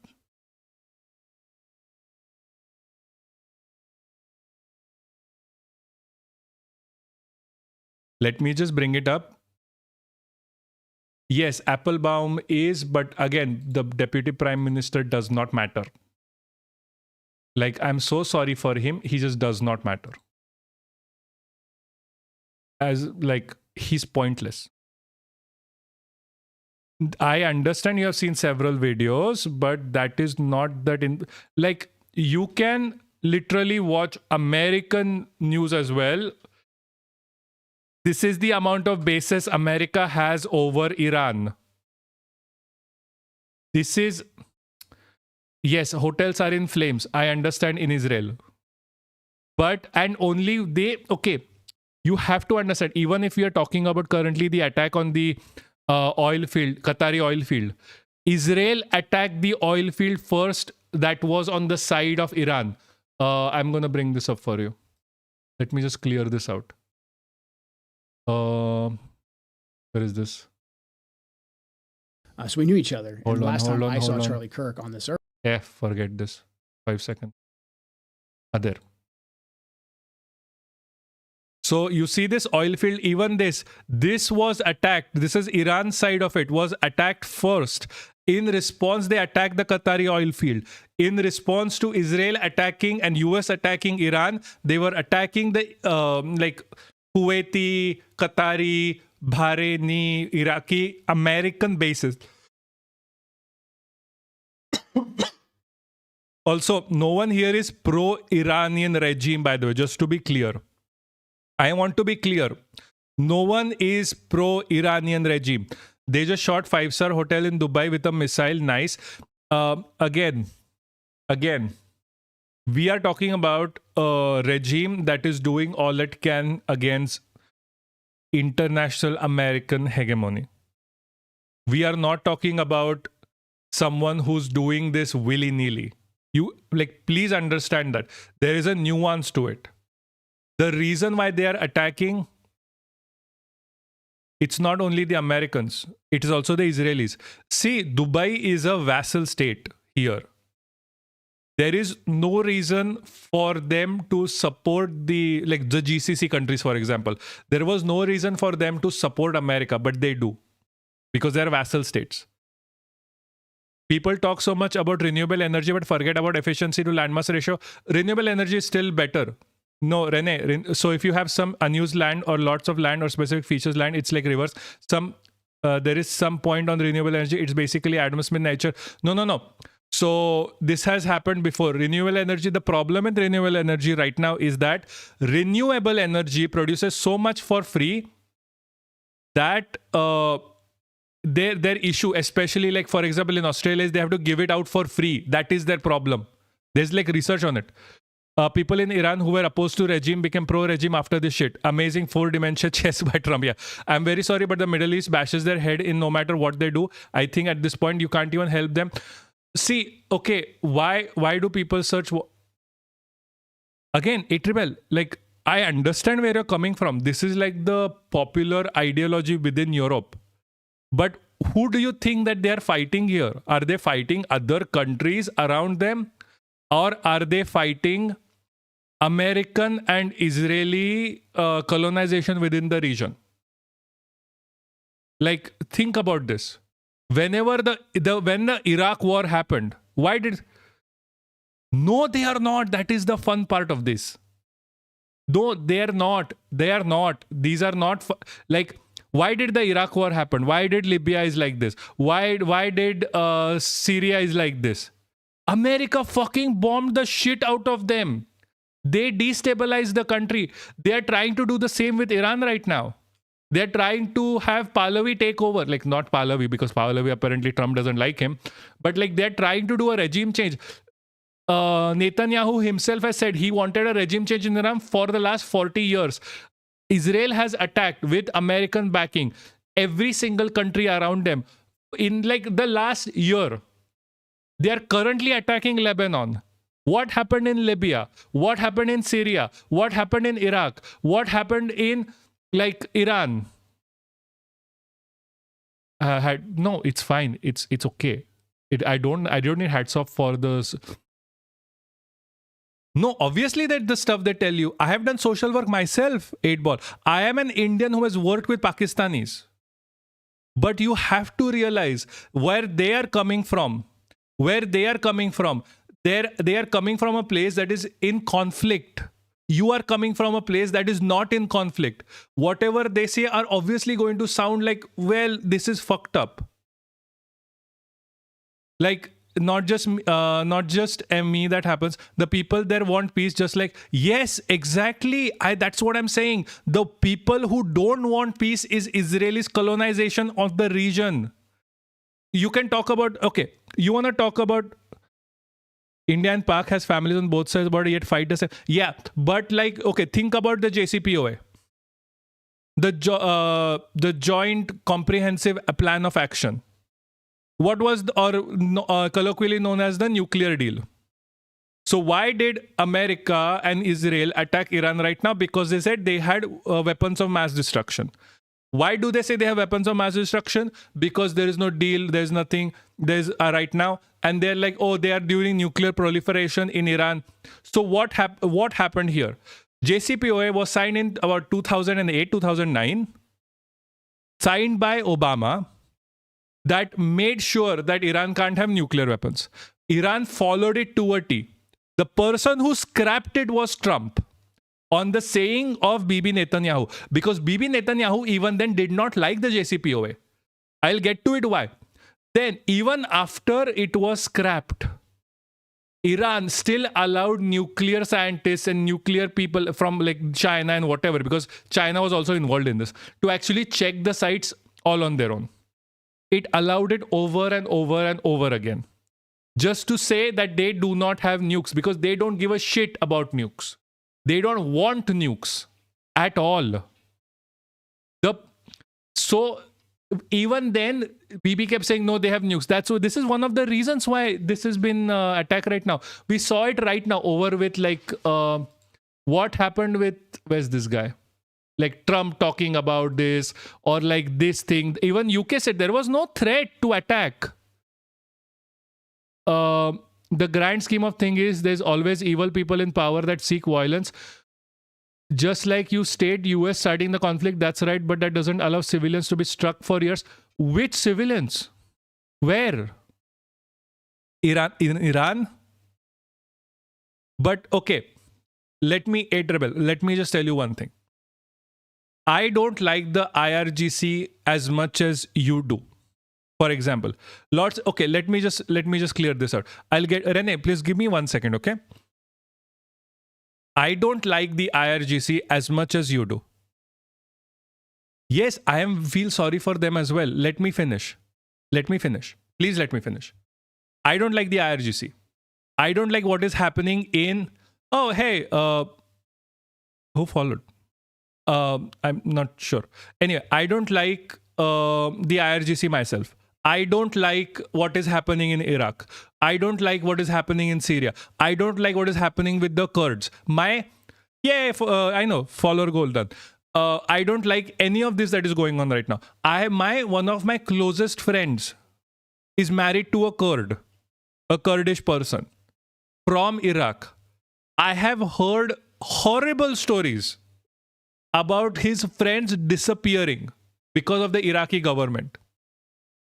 That is true. Iran has a problem with Kurdish people.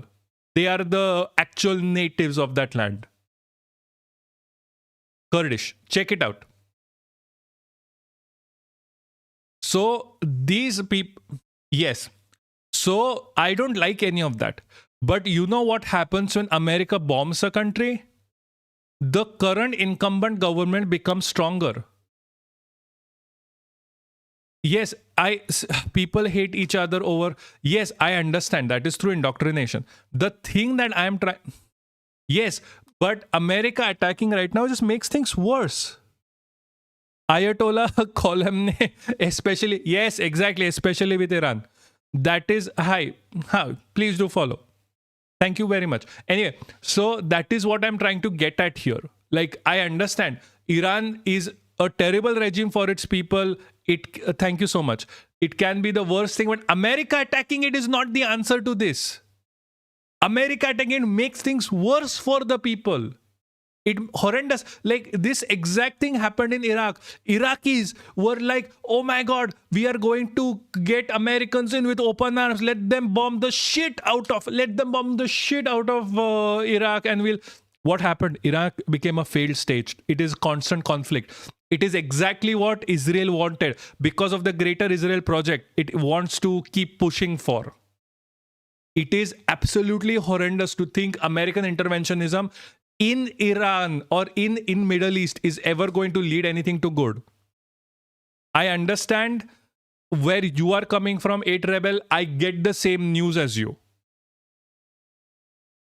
Nope to what? You have to be more you're little bit behind. YouTube is a bit behind. I don't exactly know when you're saying nope to what. But same time, there is no. See, the thing is, Iran wanted to sign deals that make sure there is no wars. The only person who wanted a war there was Bibi Netanyahu with respect to Iran. Please understand that it is a well-established fact. It is a well-established fact. Okay, Israel is the Israel is the one who keeps starting wars there. Israel is the one who started the Iraq war, or the attacking Lebanon, or the Syria. Israel is the one who started all of these. That's why US got into this. Also important to mention, the elected secular government of Iran was overthrown by the USA because they nationalized the oil, when the reason why the current regime even exists as a reaction. Exactly, that is what I was going to get at. Like, it was initially overthrown. Yes, I know. It is very well documented. Can we not agree on this, because we are saying the same thing? Why don't you give trading tips on Telegram? Because I'm not a right-wing grifter. I am really not a right-wing grifter. We could have 10,000 followers tomorrow if I grifted to the right wing. But I'm not going to grift. I have a conscience in life. I can't live with myself if I just sold you stuff that does not help you and rather kills the shit out of you. I just can't do that shit. I have thought about this. I just couldn't do it. Maybe I can sell you something. There's a reason why, even if you are subscribing right now, even if you are a tier 3 subscriber, drones over Hexet is a false flag operation, right? I am not. Okay, drones over Hexet's thing may not be a false flag, maybe just be Americans and their over propensity to have drones and military weapons in their houses. Because this has happened before. Yes, I'm getting to it. But Israel is... Hold on. Let me just get to Rene, please. Please let me just get to Rene quickly. I'll come back to you. Closely tied to land features, for example, solar panels are simply not viable in most of Russia. Wind farms not viable here. Geothermal not viable. Hydroelectric more or less. It's pure conservation sense. So wind farms are not are still viable. There's new tech coming out right now with respect to wind farms. Russia requires atomic. Russia does not require oil or gas. That is all I'm going to say about Russia. Russia can use wave power. It's not like Russia does not have an options with a lot of things. It does have options. It just doesn't use it. You can kick oil and gas out and just be nuclear. Russia has the capacity. It can mine its own shit. Russia can do a lot of things. It is the highest seller of oil for a reason. Wind farms are super viable. I have a buddy that works there. Yes, wind farms are super viable. See, what he's like, Rene is from Russia, and Russia itself has such a high amount of snow and like winds that it's not always viable to have a wind farm. You can you see the new technology that's coming in with the wind farm balloon, that is more viable. Jesus, I have to scroll. Who's saying read the second last message? Hold on. I think I'm just going to bring you up.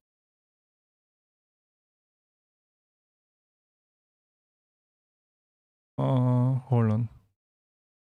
Second last message. How do you operate this shit? I have no idea. How am I supposed to do this? Sorry guys, I'm still kind of new to this. I think I need to get like Chatterino or something if we are have too many people on. Yeah, okay, found it. Yeah. Wind farms are viable. I have a buddy. No, hold on. I found it. But Israel is not the only country that has such issues. Extremist religious people from Middle East also tend to cause problems towards the other groups. So, okay. First of all, let's just be clear. Extremely religious people are everywhere. It is not just a problem with like Middle East. Like we were just talking about the AFD. The second point is the existence of the fact that all of these Middle East countries have been attacked multiple times over the course of so many years is the reason why extremism exists. And Israel itself has supported right-wing extremism within these countries. Like we talk about like Hamas, for example. Who funded Hamas at the start of it? Israel. Who funded the Taliban? Israel, America. Who funded ISIS? Israel, America. Who funded even the current Ayatollah regime in a very overall sense, like ulta ghas, like that is a very Indian thing to do. Yes, misusing the religious thoughts, I agree. See, I'm agreeing with you. But I'm trying to tell you is all of these all of this shit that is happening right now, there is a very straightforward reason why it is happening. It is about people trying to destabilize the government. I'm a Christian. It's insane to me that ISIS fighters would... You are going to be so surprised when I talk, like when you actually read about what Christians have done. Israel, US funded BJP current regime as well. Yes, I agree. So we are also on YouTube, right? So Devinder is saying that we also like the current Indian extremist regime was also funded by Israel, by the way. Israel and the US through USAID and trained. So much hate in the world and so little good. Yes, that's why this. Christian nationalists, ever heard of them? Yeah, I know. Like Christian nationalists, there have been nationalism and indoctrination is common between all religions. It is not specific to just Middle East. This is the same thing happening in India as well. This is the same thing that's happened in America and even in Europe. Like Europe, there's so many cases here of extreme nationalism. Also, yeah, Devendra, you're right. I'm sorry. I'm sorry. Everyone here is on like Twitch right now. You are like one of the few people on YouTube actually. So it's like getting to you is a bit delayed overall. Also, yes, Bonzid, I will sell t-shirts. I will sell Papaksh t-shirts with the dogs everywhere on it because dogs are the best. So don't worry. The best I can do is sell you guys t-shirts if you want to buy it. Hey, thanks for following. Anyway, so that is what I was actually trying to get at. Yeah, we have Dogos. Dogos in chat. Money and tech, we have a good tech in respect to fields and we should talk this in a scientific way. Like I have literally no objection against renewables, but engineering economics say it's not viable right now. Okay, I'm going to send I'm going to send you some research, okay? Not for Russia at least. No, not for Russia. Maybe not for Russia. Fine. I can agree to not for Russia, but other places I can tell you it is viable. I am in the field, kind of. I definitely would want to focus on waste. Waste recycling is extremely important and land. Yes, I agree. All of this is extremely important. See, maybe okay. If you're telling me okay, not for Russia, Russia is like I can agree with you on that. I can agree with you that maybe not for Russia because of the conditions. I literally have papers with respect to the Arctic and how like ice is very bad for all of this shit. Like I am still a published scientist here. And I have written papers on how hard it is to make like recycling tech in like within the Arctic region, and Russia is extremely heavily snowed in. I understand it is not efficient, it is not good. The thing that here with respect to is like I can give you like okay fine, Russia is not a good thing. Everywhere else they have a problem with that there's so much electricity produced from non-renewable energy that they have to give it for free. That is the problem. One last thing, what is the Polish view of Germany? And also the Indian one. Okay. Rebel. Just promise me one thing, you're not gonna get like offended by this, and I can be honest with you.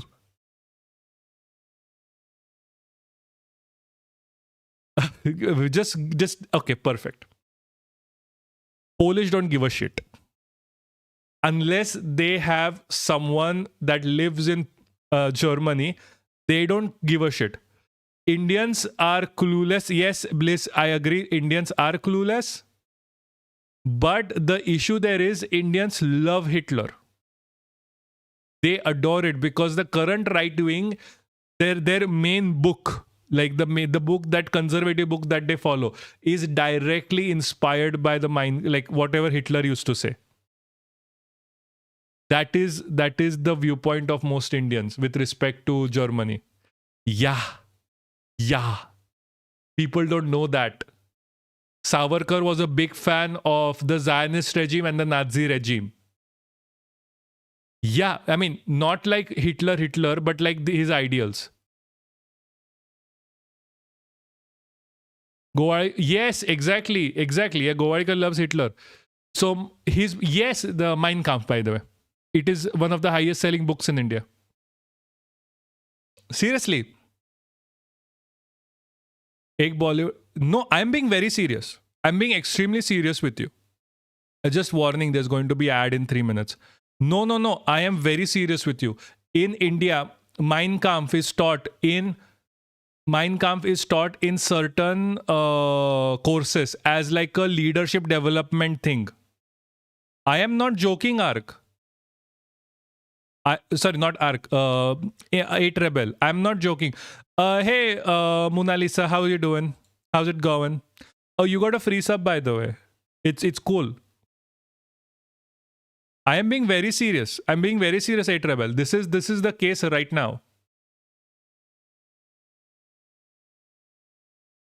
Like, I understand it is hard to believe. Yeah. Yes. The Indian right wing loved that book. I understand your. You can thank Pookie, Mona Lisa. Their entire ideology is based on Nazi Germany, my friend. That's why do you think this is important? Why do you think the Indians are going through a fascist ideology? Yes, like in a bookstore. It is available in libraries. They just give it to you to read. I understand. I'm currently blowing 8 Rebels' mind on how much Indians love Hitler. That's what we are doing. We were talking about the Israel, Iran shit. We are talking about like RSS and everything.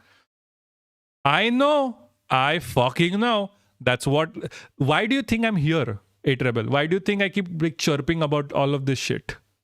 Just to teach Indians that there is a good way and a bad way to organize themselves. Like, stop following fucking Hitler. Like, literally, the moment we're done with the Israel-Iran thing, we're talking about RSS being the terrorist organization. Oh, that's nice.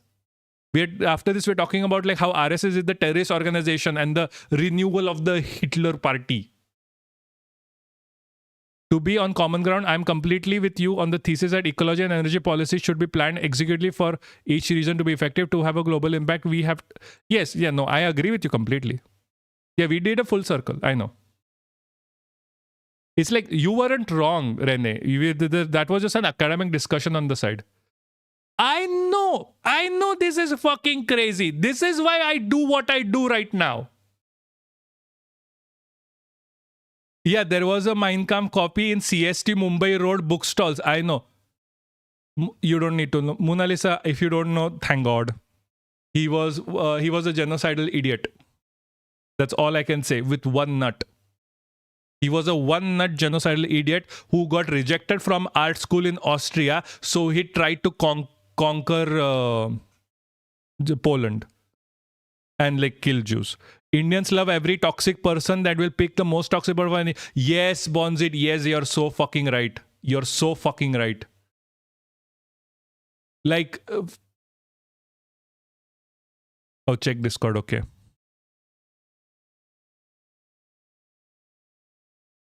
Oh, so can please someone tell Lily that I have no idea what she's talking about?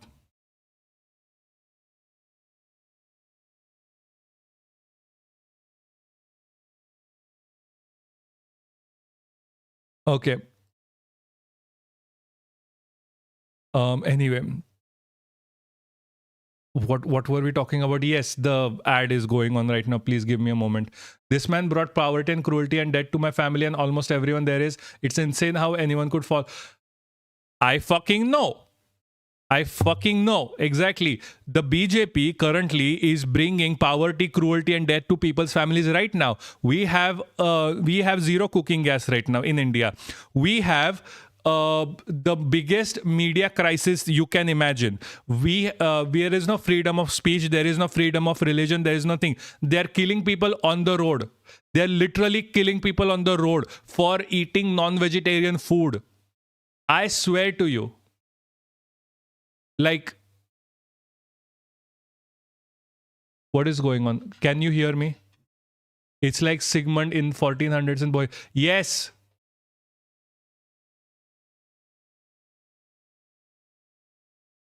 They're killing. Yes. They're killing. Yes. Yes. 8 Rebel. Yes. That's what we are talking about. That's what I'm doing, why I'm doing this. We are not here talking because India is going all well. It is not. This is a fascist regime. I am not joking when I say this. India is going through its own fascist phase. I know it's fucking insane. It is fucking insane and it is fucking annoying. And it is something unbelievable. Are you... I don't know the joke. Yeah, also on a daily basis. Yeah. No one is joking here. No one is joking here. I'm being very serious. They're killing a lot of people over something as... So, David Dexter, I understand 85% people are non-vegetarian, but if you are a Muslim and non-vegetarian, they kill you on the road. It is just targeted against Muslims. And like Dalits, and the trans, and the LGBTQ. That is the problem. If I were to travel to India with a camera, would you be by my side? They're probably going to arrest me on the road for doing this thing right now. No, they'll arrest you. They'll arrest you and they will, like, they tried to do this. We are actually, I'm not even joking. One of the things that we're talking about is press freedom right now. No, they'll arrest you. They arrested like a lot of people. Yeah, they will arrest you. They'll put you in jail and you will not get your camera or anything back. Your option will be to get self-deport immediately or be in jail. He swears were radical bohemian aristocrat to oppose the Emperor Sigmund during... I have no idea. I have not read the history of Hisuites. I'm just sorry. There's one, like, I will read it eventually at some point, but I have no idea. Like, I'm sorry, I can't make a discussion or something I just do not know or do not understand, to be I will read. The only time I know I have, like, the only reason why I have heard of Emperor Sigismund during the 1400s was like basic, like, reading what randomly and like the game KCD2. Oh, nice. Oh, by the way, if you guys have like Amazon Prime and you are within the European region, please do subscribe. It really helps. Amazon Prime subscriptions are amazing. Plus, you're using Bezos money, which is nice. Statue. I'm not gonna pet you. I have a dog here who. Thanks. Yes, I know it is straight up insane. I agree with you. This is why I'm doing this. To tell Indians that this is not fucking normal. Statue. So tero bish. Hold on, I have a dog by the way. Up. Up. Yeah, see? Hey.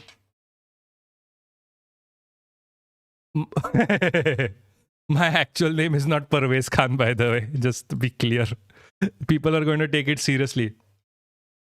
Stick around, 8 Rebel. We'll go through all of this again and again.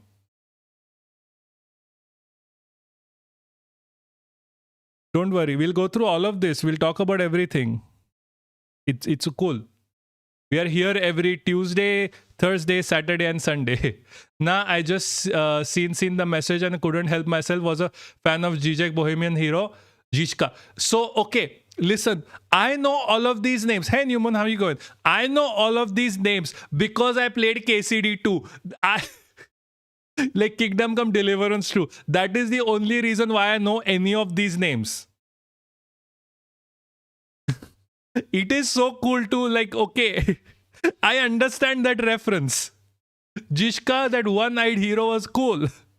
He was married way too many times. Orange Man Trump is talking about unsanctioned Iran oil. Laughing. Yeah. He has to. He has to. He has to give up. Yes, KCD is fucking amazing. Surf excel को MS excel समझने वालों से क्या ही expect करोगे? Yeah, I know. So I'm so sorry, 8 Rebel and Ren, you're not going to understand that reference. This is just a tip on the ice cup. Yes, there is so much more bullshit. We'll get to it. Stick around if you want more bullshit from India. If you have Amazon Prime, please subscribe. It would be very helpful to me getting a new chair. My chair kind of sucks right now. That is my goal right now, to earn enough to have a better chair. Then I don't give a shit. I understand what you are told me about, that saying something is like more thing. But then again, for the bigger populace, it is important. If I don't say it, the numbers are less overall afterwards. No, I get your point. This is not just for you. There's also a lot of background that is going on with like YouTube and people watching later. It is okay. You don't have to sub to me. I am not a high tier streamer, my friend. Also, Hassan does. Every 5 minutes. Like also a lot of them bought as well, so they know like screaming in is not gonna help. People with actual people actually do say it out loud. No, forget that. It's okay. I don't really need your sub. This is to like all of the people who watch later to actually subscribe on YouTube. If all the people who watch me without subscribing on YouTube, I will just get paid by YouTube. Yeah, I see. Purple is my favorite color, by the way. Purple is literally my favorite color. See, I'm sorry, Rebel. I see. We literally started 3 months ago. Give me a small break here. We'll go through it. We'll go through all these phases. We'll get to a place.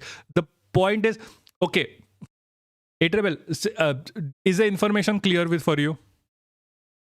Like the information that is being imparted here, is it understandable? Is it fine? I don't give a shit about anything more. Let me say it this way. Everything else for me is just extra. It's just extra banter for me. Like I am myself like a researcher. I don't like beyond imparting information that is factually correct. I like everything else is just extra for me.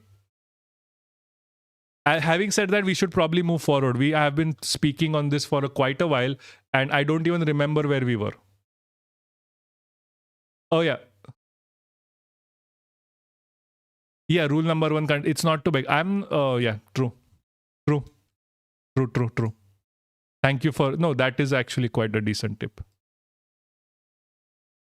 I understand. I'm gonna try and incorporate it more and not sound beggy. Anyway, so Joe Kent is all, so he's a Green Beret. We spoke about this like a while ago as well. So I'm just going to remind you, he's a fucking idiot. He himself is quite not very nice as a person. The point here with this is, why are you discording? Anyway, the point with this guy is like he came out as a whistleblower for Trump that he's being controlled by Israel. No one likes it. And now he's like going the Tucker Carlson way of like talking about everything else in the random to make sure his point is gotten across with the MAGA crowd. So we knew each other. And the last time I saw Charlie Kirk on this earth was in June in the West Wing, in the stairway. And I said hi to him, and he looked me in the eye, and he said very loudly, and you've been in the West Wing, it's small, it's a tight space. And he said, Joe, stop us from getting into a war with Iran. Very loudly. He was single-minded. And he walked off, and he went, I believe, into the Oval. So when one of President Trump's closest advisors, who is vocally advocating for us to not... guys, just give me a minute. I need some water. I'm going to play this. I'm going to be back like immediately, okay? Just give me 2 seconds. Go to war with Iran, and for us to rethink at least our relationship with the Israelis. And then he's suddenly publicly assassinated, and we're not allowed to ask any questions about that. It's a data point. It's a data point that we need to look into. What do you mean when you say we're not allowed to ask any questions about that? We've been told that this individual, Robinson, is a lone gunman, and maybe he is. But the investigation that I was a part of, the National Counterterrorism Center was a part of, we were stopped from continuing to investigate. And the FBI will say that they stopped that because they wanted to turn everything over to the Utah state authorities. Everything's going to trial. It's very, very sensitive. But there was still a lot for us to look into that I can't really get into. But there was still linkage for us to investigate that we needed to run down. And I'm not making any conclusions. I'm not saying no, I don't think you are. Because of this happened. I'm not saying that at all. I'm just saying there's unanswered questions. We know the pressure because of the text messages that have been made public, that Charlie was under a lot of pressure from a lot of pro-Israel donors. And again, we know Charlie was advocating to President Trump against this war with Iran. Sorry, guys. Maybe I reached in time. This is why no one trusts individuals who think America is the primary victims. Are the primary victims of Israel? Yes, no, they are not. They are not the primary victims. They are as much part of this as they are. This is just like them giving themselves out by throwing Israel under the bus. I mean, as if the oppression ends, if the militancy ends, I'm fine with it. But yeah, this is their way out, by the way. They can throw Israel under the bus and be done with that. That's it. Hold on.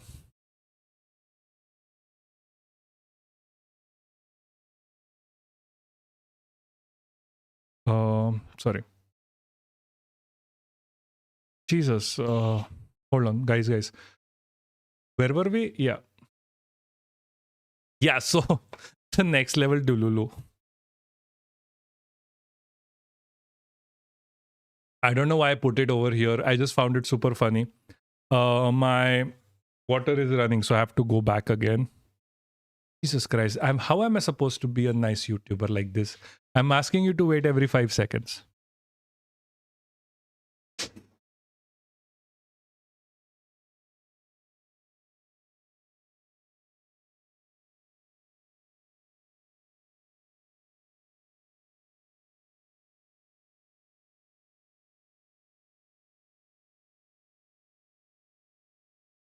Okay, I'm back for the final time. I'm not leaving again. Whatever you do. Oh, Jesus, thank God. I look like trash when I get up. I should get up properly. Where were we actually? I actually forgot what we were doing. Yeah, so this is the Indian... Okay, let me be clear. India does not matter in this equation. India does not matter in this equation. India does not have the regional power or the military power or any kind of power to actually support or not support this initiative. पर मुंह बड़ा बहुत है. I can't even hear this, by the way. Can you hear this, guys? They are basically saying like energy infrastructure should be avoided after Iran attacked the infrastructure, not when Israel attacked the infrastructure. Which is really telling on like whose side they're supporting. Like India is getting fucked over because of their support for Israel. Let me just be clear about that. India is not getting fucked over for anything else. India had a very neutral policy for the longest time. It fucked over itself. It fucked over itself because the right-wing government wanted to support and suck up to the Epstein class. Literally, not joking. This is what has happened. Like, and like, Jesus fucking Christ. Like, this is a matter of public shame, by the way, for me, that I have to refer to Shashi Tharoor. It's a matter of public shame. Like for people who do not know this man is very good at English. This man is very good at French. This man is not good at anything else. This man is what you call John Fetterman of India.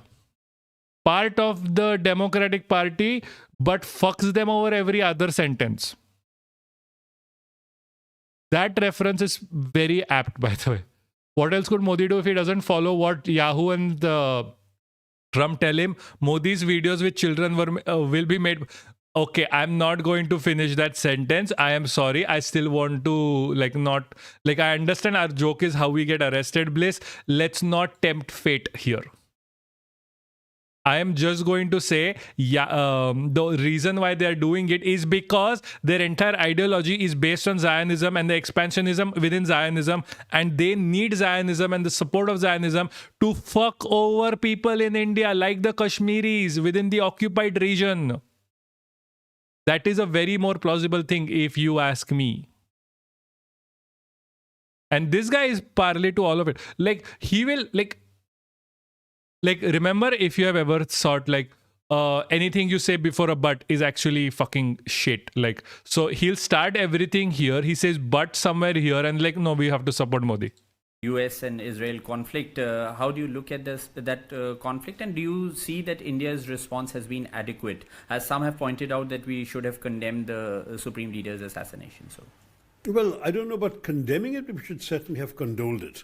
After all, the spiritual leader of a country with which we have friendly relations, it would have been appropriate the day it happened for us to express public condolences and share the grief of his loved ones and of his nation, just as 2 years ago when President Raisi was killed in a helicopter crash, we immediately, as you know, issued a condolence as well as announced national mourning. That, I think, something analogous to that could have been done. It is true that the moment the Iranian embassy opened the condolence book, the foreign secretary went and signed it. And that is a good thing. But I think, yes, you're right. We could have been a little more, it's just simply the courteous thing to do for any countries. A president of tomorrow, somebody in a faraway country we had not even such closer relations, were to be such a victim. I think it would be odd for us not to express condolences. But apart from that, I think I understand the government's desire to take a very, for lack of a better word, cautious stand. They did not take a cautious stand. Jesus. Hugging and kissing Bibi Netanyahu one day, a few hours before they started attacking Iran. And it is very, if you think that oh my God, they did not know, that is not the case. They knew. The Indian, espionage, Indian, CIA, the raw thing, is not that stupid to not know. They knew what they were getting into. They knew all of this. And then they still was no, we are going to support this. We have enormous stakes in what's going on. We have, of course, our energy security is dependent on the situation in the Gulf. We have oil, gas, especially LPG and LNG imports, on which we are very dependent. We have 9 million of our citizens living and working there who are an important source of remittances and whose safety and well-being is naturally a national priority. We have investments coming to us from countries like the UAE and Saudi Arabia. And we have a very important overall trade relationship, as well as geopolitical interests, security cooperation, all of that. You don't want to see that jeopardized. And so for us, the peace and stability of the Middle East is extremely Oh yeah, yeah, I know. This guy's a fucking idiot. important. He's a West Asia chuddy is himself. extremely important. On top of that, it's already affected our own people in our own country. There are dhabas closing down because of shortages of gas. And then, how are were the shortages avoidable? Yes, because you didn't have to do kiki with the goddamn genocidaire United League. Cylinders. There are situations where my friends in Hyderabad are saying no one can cook halim anymore because it's a slow cooking dish. There are challenges now in the coming election campaigns. Where are we going to stop for a chai if the chai wallahs don't have LPG? Yeah, this is like the biggest like bourgeois talking points out there. Like, oh, what's gonna happen with the chai? Oh my god. Like, people are going to fucking die. They don't have, they need the LPG to cook their fucking food. They can't have dry food. Jesus. What idiots do we actually elect? I don't know. That's why I say he's a fucking Fetterman kind of chuddy. He's like making light of that situation, what is going on. I'm not joking. These are genuine concerns that are affecting These are the not average Indian kitchen, the average Indian household. And though for the moment there's no panic at the petrol pumps. There is panic at the petrol pumps, by the way. He doesn't go out. The only people understand that this is going to affect petroleum. It's going to skyrocket the prices. They are not stupid. If this war carries just because you have enough petroleum right now, while the stocks last, the next batch is more expensive. on for another 4 to 6 weeks, we don't know how much further the consequences could reach into all our daily lives. So we want it to end, and I would really hope that the Indian government could stand up and take a public call to both sides to end this war quickly. I still feel that sooner or later they're both going to want a ladder to climb down from the perches they're on. Mr. Trump has already said that he's running out of targets to hit. The Iranians clearly are losing one layer after another of them. Like, if anyone understands how the Iranian regime actually works, doesn't matter how many you kill. That's not how you make the IRGC fall. You can't do it like, this is not Israel that you kill the top branch and Israel is a different country. They are prepared for a coup. They are prepared for their top leadership to be killed and progressively get killed. You need to see how the IRGC is actually established. They do not have centralized leadership.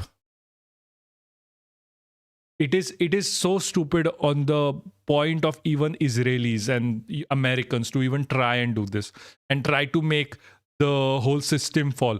It would have been so much better, even for the people of Iran, if they could have made the entire regime fall, just not based on like the intervention of the United States of America, but through the people itself. He has learned. He's a lot in British. He has such a he's in, like, he learned his English in British, in Britain, by the way. He's the guy who speaks like quote unquote eloquently English, but he doesn't say anything. He has no substance. He's only style. That's why he keeps getting votes, because in India style matters more than substance, and that's what he represents. He has no understanding of what the ground realities are. He has no understanding of anything, to be honest, other than how to speak English and French. He's there as an English major who got a speech written for him. That's why he's replying to it. Lung problems in India are skyrocketing. Yes, Bonzi. Yes, I understand. Like, the AQI is over 200 to 1000. The average AQI is 250. The AQI that is required for a healthy lifestyle is 50 or below. Pap, I think it appears that ideological battle lines for our future dystopian crisis have already been drawn. We will change that. Give it time. Obviously, like, You could have said those lines within like 1900s as well. The battle, like ideologically, the battle is always going to be people who are exploitative and people who don't want to be exploitative. In this scenario, it becomes capitalists versus communists. Like, and everyone in the middle suffers. Like, that is what is going to happen at the end of the day. Oh, gee, don't get me started on this, please. I don't want to. I don't really like this authority, like anti-electoral communist ideologies myself, but I just don't really like anti-electoralism. I do agree with a lot of what communists say, but anti-electoralism is not something I actually would ever support. It is stupid to ever support anti-electoralism. That just ends up with being you end up being capitalist anyway. Like, I'm not even joking. Why are there so many advertisements? Guys, I understand the people who are here. Are you getting, like, I am getting a notification or an advertisement every few 20-30 minutes. I did not put it this way. Leila, we were watching on Discord stream. I think we can watch it again. I think. Did we watch it, or were we supposed to watch it and we never did? Please, I'm asking. Because I forgot. Because we can watch it again on Discord. Do I understand you clearly? Like, for the mass population, it is a trigger to believe someone that he talks in educated manner. Yes, it's a trigger. They think that someone who dresses up educatedly, like he's wearing like the Nehru shirt, and who talks in like an eloquent manner will get more votes, because they'll think, oh, he's of a higher class, like class. And then like the higher castes will try to emulate that and look like, oh, I'm so American, like a suit, like a whatever is that's why he gets votes. He doesn't get votes based on how good he is in his position. Okay, it doesn't really matter anyway. Okay, did we watch Leila, or was Leila like never watched on the? Because Hassan Angt is asking, like, did we watch Leila? And the thing is, we watched first episode. Okay, so the first episode was watched of Leila. Nobody carried it forward. So Rene, you weren't here before, I think, when we were talking about this. It really doesn't matter that whoever you vote for, it doesn't matter in India because of the anti-defection law. You can't vote like within the parliament. It just doesn't matter. But they are trying to maximize on who can vote, who can like get the votes, but not, and it doesn't matter if they perform or not. Also, due to lack of LPG now, people are going to start. They already started Bonzit. There's a lot of videos. Discord nahi PVR mein dekhna hai. I'm sorry, the best I can do is give you watch streams on Discord. Then I'm glad we had our own. Yes, you should be very glad. No. It is very cool that you had your own shit, dude. Like, Russia through USSR was quite very decent. Right now it is kind of sucks, but like through USSR it was very decent. You did a lot of good shit back then. Not by the end of it, like Stalin's end was kind of tragic. He was like a disabled kid. As a kid, gave him some. I was a disabled kid. Fuck that man. I don't give a shit for Shashi Tharoor. Brother, fuck him.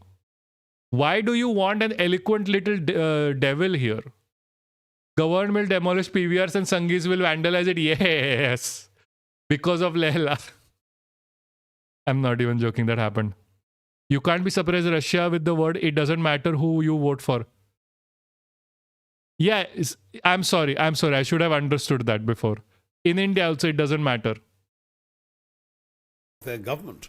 In these circumstances, surely if... But again, that's what we're actually trying to change here. Like, to get into people's head that this is not normal.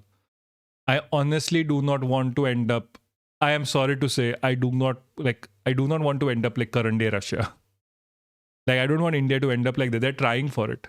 I'm sorry I have to say this. I don't know either way if you're a nationalist within the party lines or not, but if it ended up like, I don't know, an actual regime that took care of people, like if India was heading towards something like China, where they actually give a shit about its people, I would be more to it than against it. But India is going towards an regime that is highly exploitative of its people, which I absolutely despise. If a good group of countries that are not party to the conflict on either side of it could go to both sides and say, for the sake of the world, please call this off, India should be in the forefront. India is nowhere. अच्छा हुआ 2012 में देखी थी lol, no more courage to watch it now. Okay, we can watch it on Discord. Everyone joins. God, that is cool. Again, this is foreign policy. Indian foreign policy is confused. This is what I was talking about. India has no idea what he's doing. How is making Jack Ma disappear equal to care for... Okay, disappearing Jack Ma and taking care of its poor people are very two different things. Tyler, there are people who have been disappeared in India as well. Do not forget that. Do not forget. What happened with Umar Khalid? Is it on disappearing by the definition of it? It is really a complicated question. It would be superficial for me to say that we have no choice. As usual, everything is more... Yes, I know. Everything is always super complicated. That's why, like, you do... That's why, like, you do... And that's why what I do and whatever. He is in jail for... He is... Okay, Tyler, do you understand the fact that he has not been convicted, right? Don't tell me. Okay, I'll do a watch stream here. But not right now. Tyler, do you realize that he is not convicted, right? Like, yes or no? Do you know that he's not convicted, right? He doesn't even have bail, right? He's technically innocent, right? Do you not think he should get? Then why aren't you there? Where am I not there? I am talking about him right now. Or do you mean in jail? I'm not in jail because I'm not that famous. Not yet anyway. Because I'm not famous yet. You do realize that, right? Umar Khalid was extremely famous. I am not famous. I just do this. I have maybe like 1,000 people watching me. He had hundreds. Ravish just gives news. He doesn't create movements. Arfa doesn't create movements. She only gives news. They try to change people's mind without directing. Arundhati Rai would be in jail, but she is not. I don't know how she would be within this scenario. I don't know. Like, maybe the government doesn't want. Maybe they are doing Umar Khalid because they want to. I have to go have a good time. Yeah, thanks Rene for coming. It is absolutely amazing to have you, as always. See, of course, yeah, free Umar Khalid, always. Umar Khalid was made a target to tell Muslims of India that they are not welcome to speak out. Arundhati Roy's surname and religion also matters in this equation. You do realize that also none of these people are actually guilty of anything. They haven't been put in jail because like Umar Khalid, Sarjima, etc. There is no court case against them. The government keeps pushing the case forward because they can't find anything to accuse them of. That is a part of disappearing.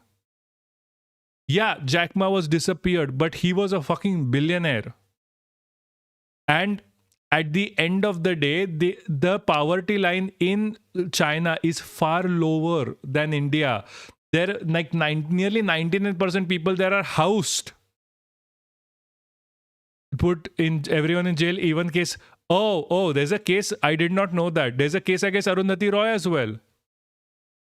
But she gets out, but she gets the bail. That is the difference between being Muslim in India and not being like a Indian.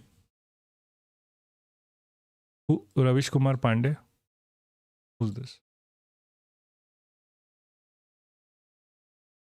Oh, his name is Ravish Kumar Pandey? Okay. I did not know that. I just thought he was Ravish Kumar.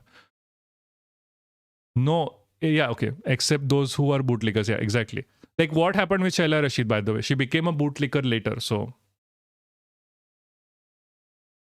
I really did not know his surname was Pandey. I just thought it was Ravish Kumar, Sir Kumar being surname. Hi, I'm Karan Thapar. Over the last few years, I hope you've been watching my program, The Independent Advisor View. Your viewership.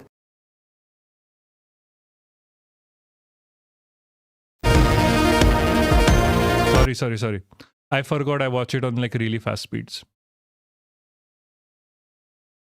No, she didn't.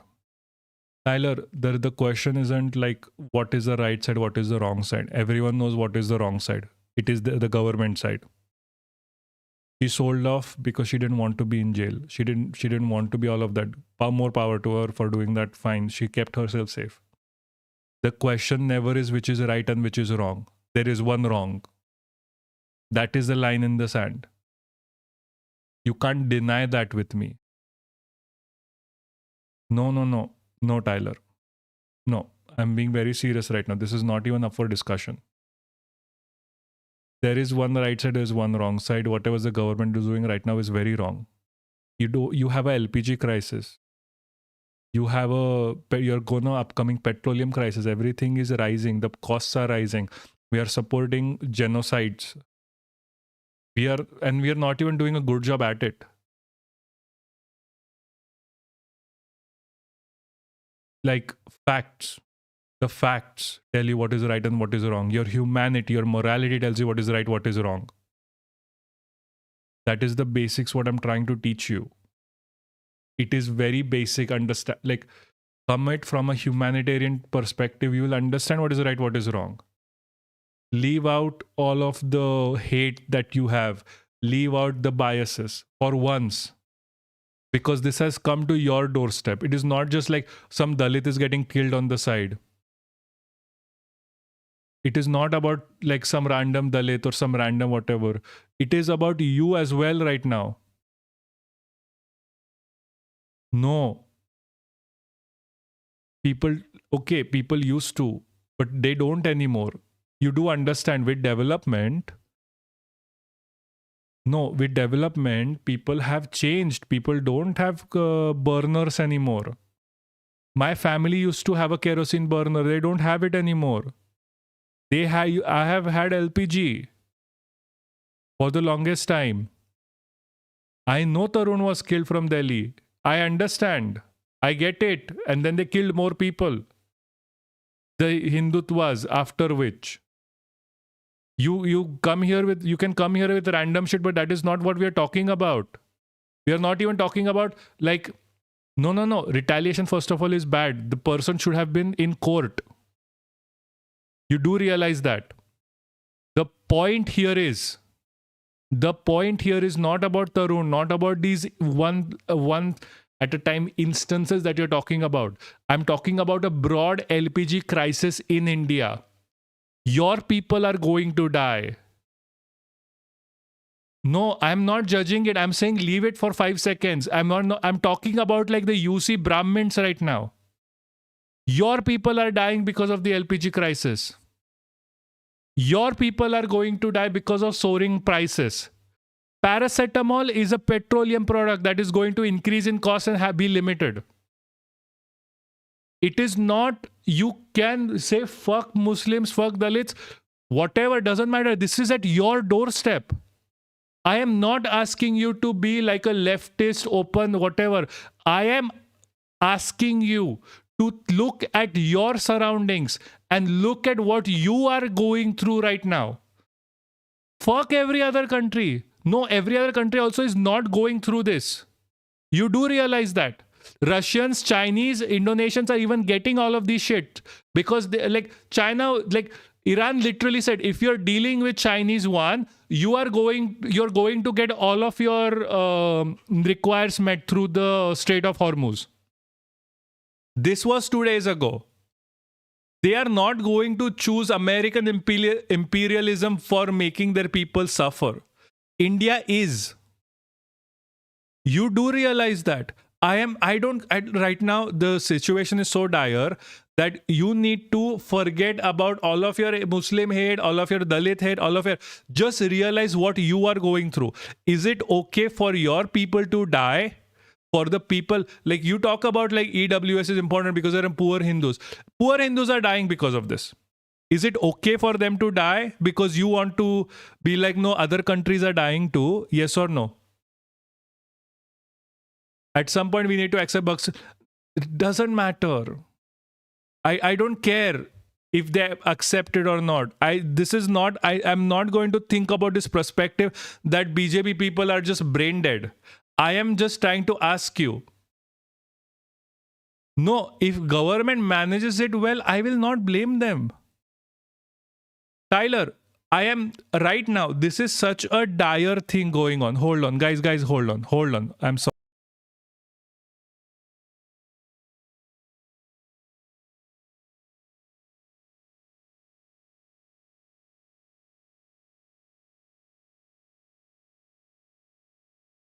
Sorry.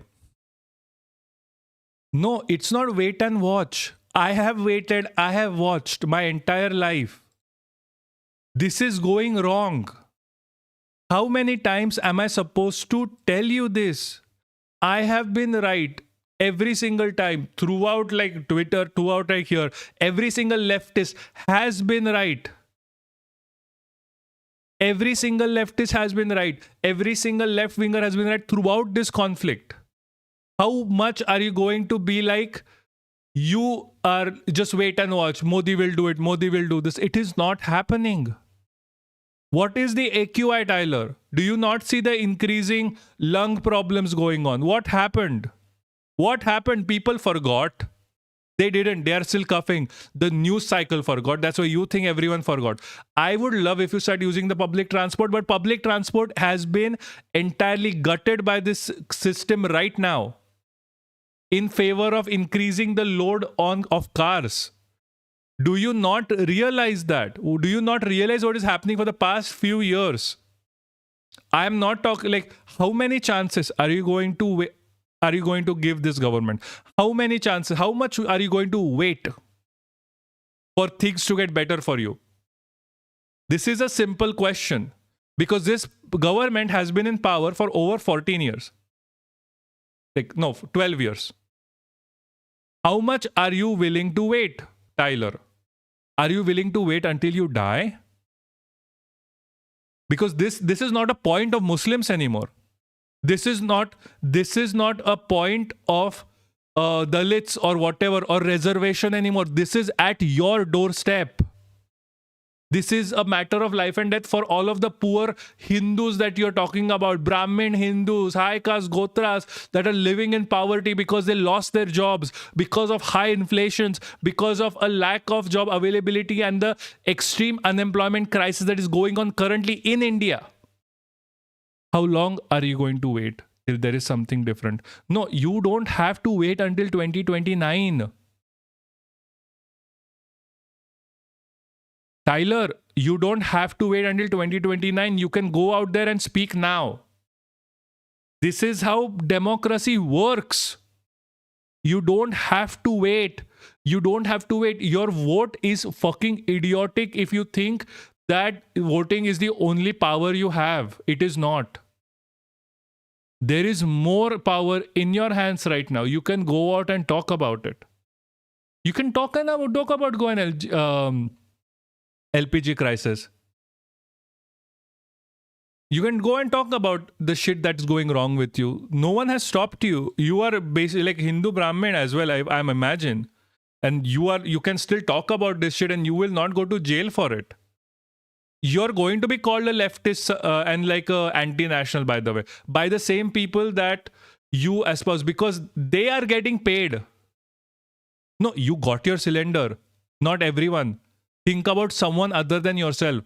Are you talking about, if you care about Hindu women, if you care about Hindu women that are in detritus right now, that do not have the money, that are live in villages, do you care about Hindu women then? Everyone is always screaming about, oh, look at Hindu women getting abused by Muslims and whatever, love jihad. But do you actually care about the Hindu women that are dying right now because of the LPG crisis? Do you? Because now, like, this is not a matter of love jihad. This is a matter of LPG crisis. Do you care about them even still? That is what I'm asking you. Because I do. You talk to me about, love jihad. I'm going to be like, if someone is forced into it, someone is forced into marrying someone, obviously I'm going to be against it. Obviously, I like, people need to have autonomy. Even I'm going to even talk about how Muslim women are treated badly within their community because patriarchy. I do not have a problem saying that, like, some religions and other religions and like Hinduism and Islam are highly patriotic, both of them, and it's bad for the people. No. You can't tell me that life goes on. Then life goes on with love jihad as well. Like, you have a problem with love jihad. Life goes on. People find alternatives. They're not marrying Hindus. They're going to marry Muslims. Why do you not have the same ideology? Why do you don't have the same escapism when you talk about love jihad? But now cylinder crisis is the BJP's fault. So now it is like, oh, I'm going to escape from this conversation. I'm going to weasel out somehow. Why is that? Think about it. Why is that? Why are you giving excuses for the government? Yes, and that is still bad for you. You do realize that increases the air quality index numbers. It's gonna be even higher. How do you not realize if that is still bad for you?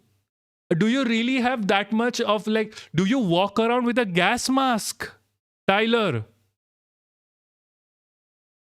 Do you walk around with gas mask, Tyler, in India? Because you are being affected.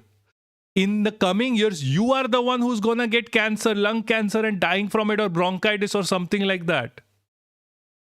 How do you not realize that? The shit is in your air. It is a direct related to capitalist narrative spread by the current government. And yes, even the Congress had faulted that. No, do you have a gas mask? Even the mask is not enough right now. Like, the surgical mask, the blue one is not enough. You need the big one right now. The AQI is that high. I don't think you have it because it is very limited supply. You have to understand, this shit is at your door. How long are you going to feign blindness or ignorance of this fact? And how long are you going to say life goes on until you realize that life is not going on? Durandar network, no news information, IQ is 50. Dude, at this point, Tyler, I'm going to be very honest with you. I pity you. I pity you because I understand you love the right wing. I understand you hate Muslims. I understand you hate Dalits, and that is whatever. But at this point, because all of this damage is to your door, like, you are the one suffering, and then even still you fail to see what is actually going on. I honest to God pity you. There is nothing more I can say on this topic. Because seriously, I worry about you and I do pity you. He might be rage baiting. I am not angry at him. I am really not angry at him at all. This is not me being angry or me being whatever or screaming at him. I am very much pitying him. Like, I pity him. He's just like, if he's, okay, to be very honest with you, if he's just rage baiting, if he's just making fun, props. Very convincing. I at least he understands then what is actually going on. I'll be very happy. He's a regular. Even though, like, he might be right wing, he's still a regular. I care about regulars a lot. But seriously, I'm genuinely worried, Tyler. If you being a regular is like, and then you just can't see this, like, please, I don't want to pity you. I want you to, like, I understand you might be a hateful midget, but at the end of the day, I still want you to be happy. If industry shut down, yes, I know that works, but you need another solution there. You need better regulations. People can't live without electricity these days. I'm gonna go forward with this. Let me be clear right now, mostly because it's pointless. If you can't see the reality yourself,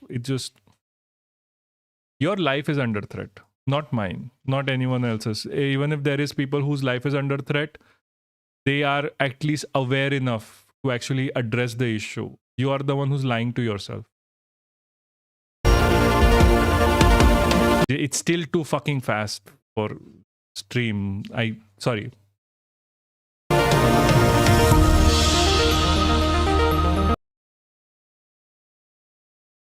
Sure, do whatever you can.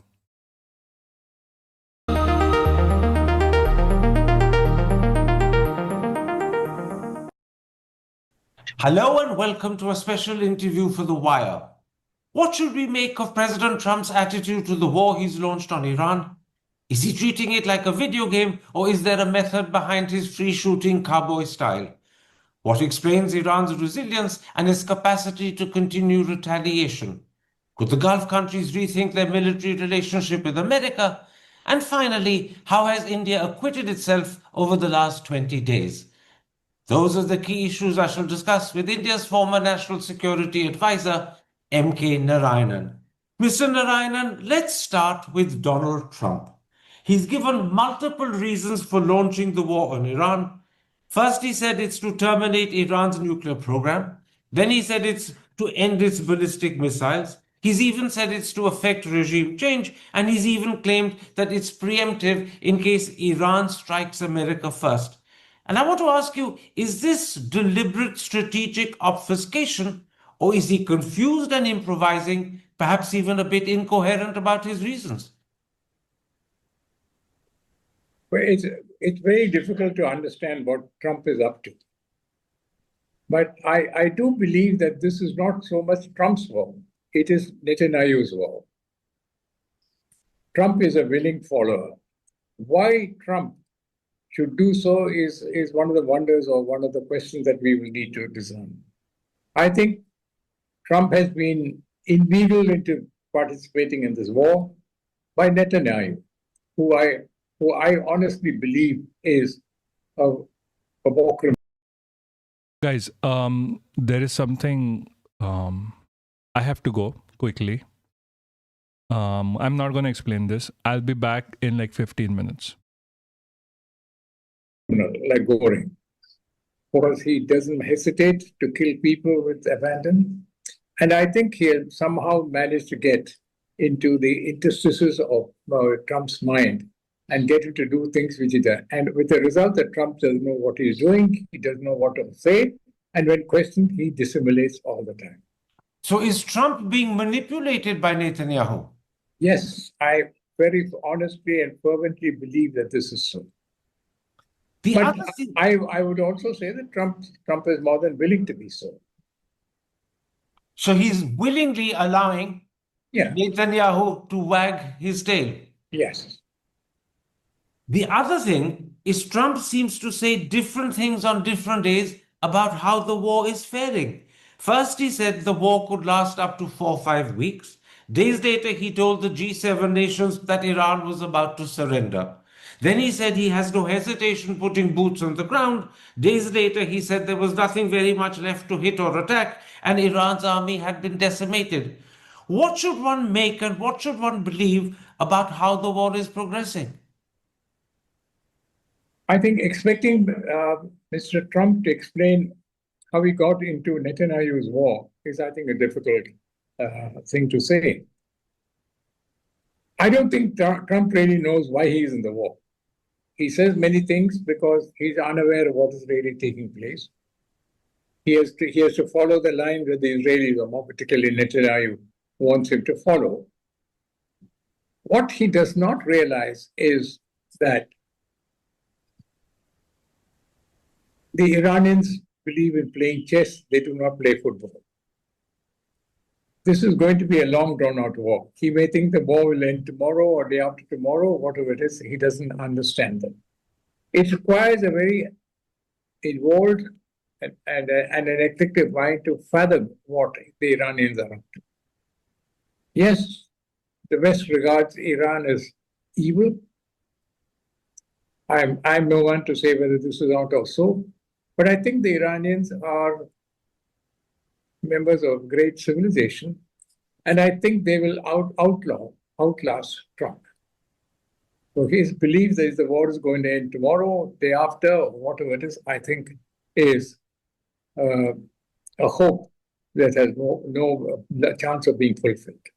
It sounds as if you're suggesting that Trump has got into something he doesn't understand, he cannot control, and he has no idea where it will end. Quite so. I don't think anybody in the US establishment also understands. I mean, here is a man who started his second term as president to say that he wants to end all wars. And he's done nothing but war with various countries since then. He follows a whole lot of knee-jerk reactions. He has no worthwhile advisors. He has no comprehension of the international order as it exists today. He is a classic example of what one may say is the world of today. The world where you say that Western military superiority guarantees strategic victory. This is hardly the case. We are now in a world where you require various facets to carry out a war. The United States has, of course, military superiority, but I think there are few people who understand what Trump is up to. I don't think there is any synergy amongst the allies as to what they need to do. There's only one friend that Trump has. That is Israel, or rather, Israel is not a friend. Israel is probably the directing force behind this time. So I think when Trump says many things, I don't think he understands. I don't think the National Security Council in the United States understands what he's up to. I don't think he's consulting them also. So I think we are in a period where you have somebody who has a megalomania, but doesn't understand the situation. Every place is not Argentina or not Argentina, sorry, the South America. Tell me, Yeah. most recently, Trump has said he could carry on bombing Karg Island just for fun, just for the heck of it. Does that sort of comment reflect well on a president that many consider the leader of the free world? What he says is obvious. Which world leader will talk of saying that I bomb an island for fun? I mean, short of saying that Trump was joking about it, I think it's impossible to understand that the leader of the so-called free world is talking about bombing an island out of existence. Please understand, Karan, that Western military superiority does not guarantee strategic victory. War will not automatically result in altering the political aspects inside Iran and across the region.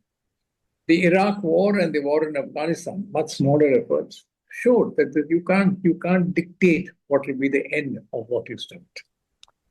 In which case, tell me this: do you get the feeling that Trump is treating the war like a video game, or is there a method behind his free shooting cowboy style? I think that's what I'm trying to say. I don't think he understands. I mean, he as I said, I'd like to say he was inveigled into participating in the war by Netanyahu. What Netanyahu has on him, I don't know, but he managed to bring him into I don't think there's a single world leader. I don't think there's the political establishment or the security establishment in the United States that wanted him to enter this war. If you're talking all this talk about Iran is about to one step away from becoming a nuclear power, I think is rubbish. if the June war was intended to do that, and they bombed a lot of places, there's no ostensible reason why the United States should be participating in the war. Israel has certain reasons. Israel he wants to demolish any opposition to its position in the Middle East. Iran is probably the most dangerous aspect of that, and it's hoping to establish that not because, but it doesn't have its own thing, but it depends on the United States, and he has a president like Trump who's willing to do so to help him. So I think Trump is caught in what we would say a chakravayu in the Indian term. He does not know how he's got into it, and now he does not know how to get out. He declares one day I won the war, next day he says we'll continue with the war, etc., etc. So I think it's a very unfortunate position for the so-called leader of the free world to be in. Let's talk about Iran. Something else that's hit the headlines is Iran's successful targeted assassinations of Ayatollah Khamenei, Ali Larijani, Ghulam Raza Soleimani, and most recently Ismail Khatib. Would you say that these are a remarkable success for both Israel's intelligence as well as its military capacity? Yes, there's no doubt to be able to carry out, having been an intelligence man myself, to carry out selective killings of an adversary calls for high levels of high quality intelligence. So to that extent, Israel has been successful. The point is, what have they achieved? Have they achieved the extermination of Iran as an enemy? By no means. I mean, I think, I don't know whether I mentioned a few minutes ago, the Iranians play chess. They do not play football. They are looking for the long term. They will outlast Iran. They will outlast Israel. Shiite political culture draws heavily on the memory of the Battle of Karbala. That symbolizes civilizational resistance, not just geopolitics. This is something that Trump will not understand. I think the Israelis will probably do so, but they're hoping for a quick victory. They're hoping for the elimination of the top leadership so that at least they can get another 10 years or 15 years of relative freedom to do what they like. For the Iranians, martyrdom and the killing of prominent leaders prior to or during the war carries immense symbolic weight. Yes, the loss of Khamenei, the loss of Murtaba, the loss of Ali Larijani is a loss of her. But that's not the end of the Iranian state. It will strengthen the resolve of Iran to be an implacable foe of Israel for generations to come. Let me ask you this, Mr. Narayanan. What in your eyes explains Iran's incredible resilience? And how long can it continue to fight? Because it's been severely hit, but it hasn't collapsed. It's appointed a new supreme leader. It continues to fire missiles and drones right across the Gulf, including at Israel itself, and it successfully blocked the Strait of Hormuz. So what explains this resilience, and how long can Iran continue to fight? Karan, I'm not a philosopher, but let me venture to say something. I know the world is now driven by the Thucydides aphorism, that the strong can do what they can and the weak must suffer what they must. That's, I think, stands good for the Western world. It certainly does not apply to Iran. What did Ayatollah Khomeini achieve? I'm not talking Khomeini, the old man, who died a more peaceful death. He transformed Shiism from a historically dormant tradition into an activist revolutionary ideology.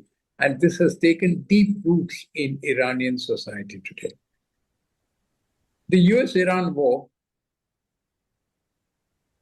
approximates to striking at the roots of political Shiism in Iran and also elsewhere.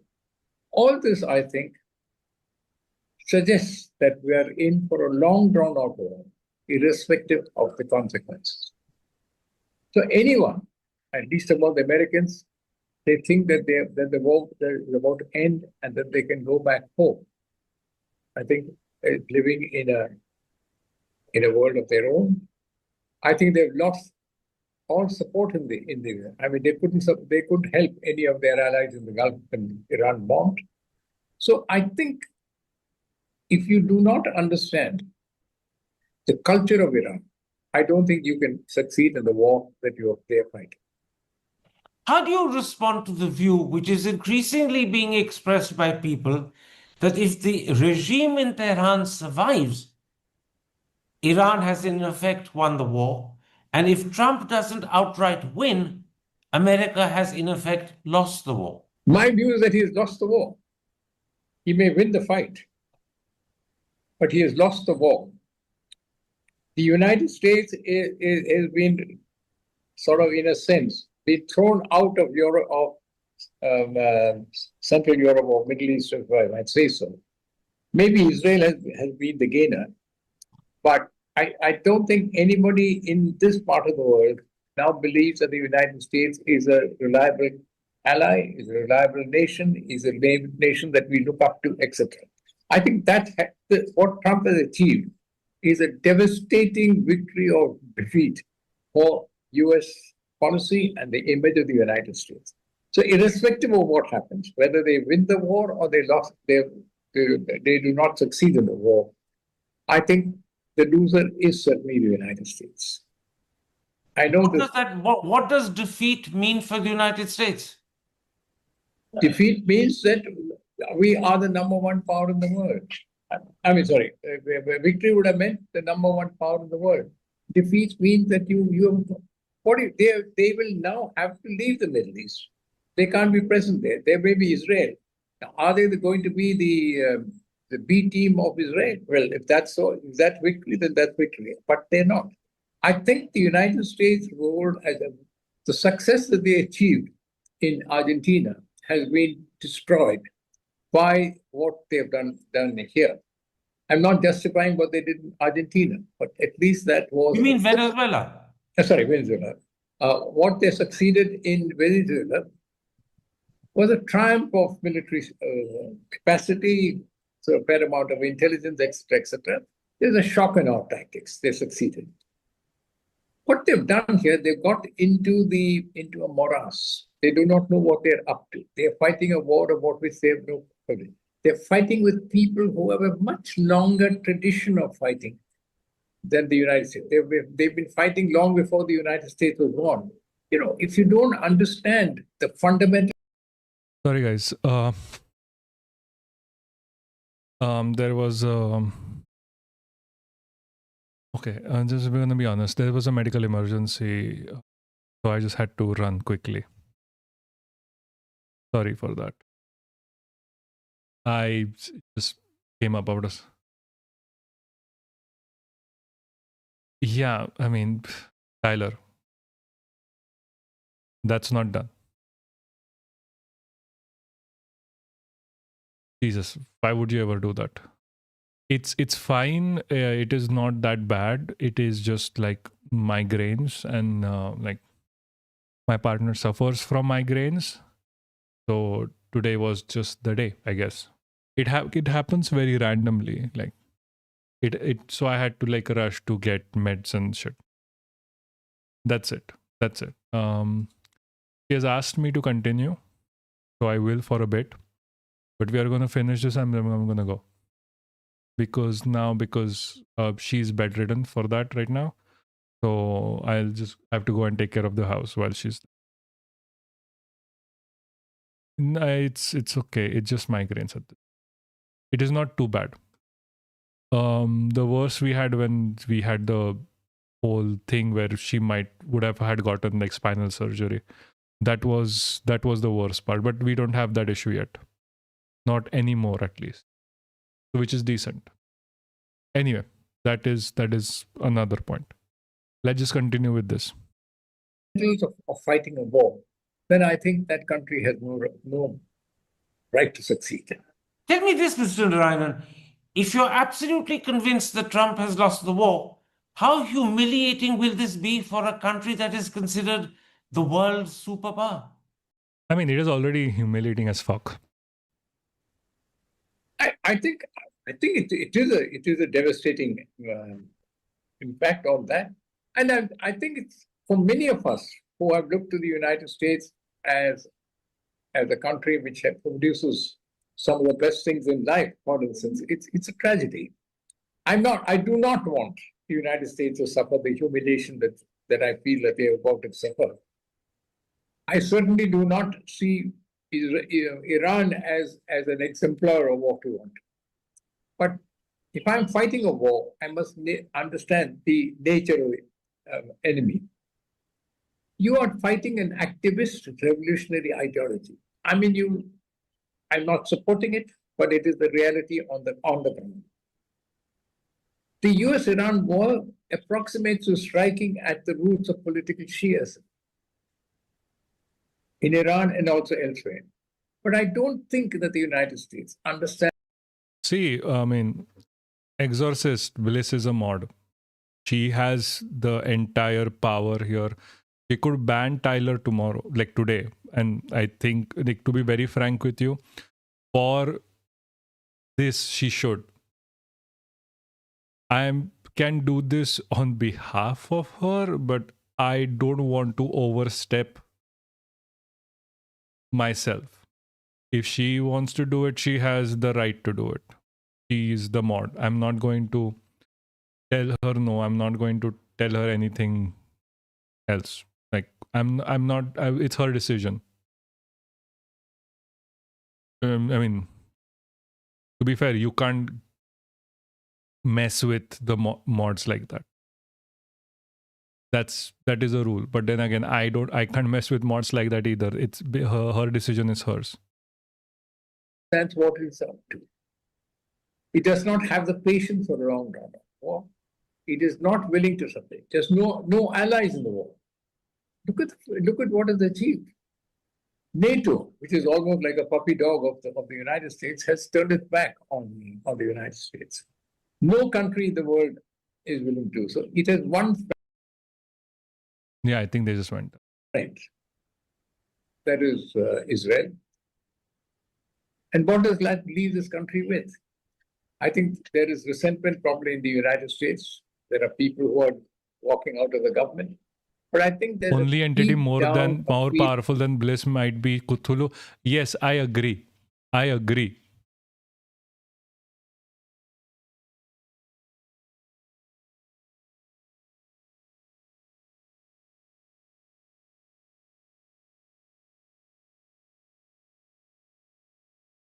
Feeling that the United States is going down the path of perdition. So I think overall, even if Israel they kill some more leaders, there's not going to achieve anything. Imagine killing Larijani. I think perhaps he's the most sober amongst this group of leaders. I've had the privilege of knowing him. Lord Jesus, he just keep going on. I swear. I'm okay. I'm sorry. I'm not continuing this. Let's just move on to the. Everything is fine. This was just like a partner is having a migraine. She needed help. That is all there is. Not the worst thing we have gone through. It happens from time to time. You can't really, when you have migraines or you have the tendency to get migraines, these are extremely unavoidable, which is the sad part of it. But you can manage it. It is fine. He's asked me to continue, so I'm going to continue, but not for as long. Yes, I know I can finish, but I at least need to get through the press freedom thing. Or the RSS thing, we are not getting through it. But I think it is important for us to get through the press freedom thing. So I'm going to just jump to it for now. It's fine. It's fine. It's fine. We spent a lot of time talking about everything else. I agree. I understand that it's okay. We had fun. to be honest. I had fun. I had a lot of fun. So it is fine. I keep saying it's fine a lot. Ignore. I'm trying to convince myself it is fine for me to continue. I really don't want to. But again, there is a certain responsibility I have as well, because I took this on myself, and there is something I need to do and something we need to achieve. We can talk about like how RSS is like the puppet of the CIA, or is it a terrorist organization, every other day. It is fine. We talk about this normally. It is not something new. What is happening right now is repression of the freedom of speech and expression. Thank you very much. It will be fine. It's okay. What is happening right now is a repression of freedom of speech and expression, which is why we need to talk about this, and it is important. This all started with actually the first person to actually notice that they were blocked was, I think, Bhavika Kumar or Kapoor. The two major accounts that got blocked right now is Nehru and Dr. Nemo Yadav. This is one. Hold on. Fuck. No. Hold on. Fuck. Wait. I know everyone here is a friend. That's why I'm going to start again, because I'm still going to record this. We're talking about the repression of freedom of free speech and dissent, which has been a right instilled not just by the Constitution, but also by the Supreme Court. In this scenario, the government has brought in laws that have directly led to the suppression of freedom of speech in India. ये Popoland वाले birthday ने baby ने करवा है. Exactly. This is the baby's work. He keeps crying. He doesn't like, even though he has said multiple times he likes criticism, he doesn't like criticism. So two accounts, Dr. Nemo Yadav and Nehru, were first shut down. They were withheld in India. Another account that was withheld in India was Indian education. Let me just bring it up here. Quickly. Sorry, no, Indian Akund. I can see it because I'm currently not in India, as everyone actually knows. This is the account that is also withheld in India. Another account that was Bhavika Kumar, that was also withheld. People are saying this is like the first time. This is not. This is also Congress spokesperson. I keep forgetting her name. Supriya Shrinate. My Marathi keeps thinking her name is Supriya Shintre, but it's Shrinate. Have been demonetized, they've been shut down. 4 p.m. has been shut down for a second time. A prominent YouTuber was reporting on gas supplies. So this is some Sham, what was this? Yeah. Sham Mera Singh, this guy. We'll get to him. This was literally taken to the police for doing something that is a fundamental right of India, simply existing. And a fake case was reported against him. He was arrested by the Noida police. Several Instagram accounts are banned in Yes, India. Several Instagram reels. Conservatives love criticism only when they get to do it, yes. And content are deleted as per the government's wish and will. Several Facebook accounts are withheld. And that's happening all across the board. And this is really the new trend. This is a tweet that Caravan putting out their old cover, Hero of Hatred.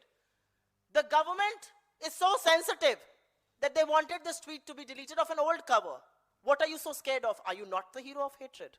I thought you wear it as a badge of honor. They used to.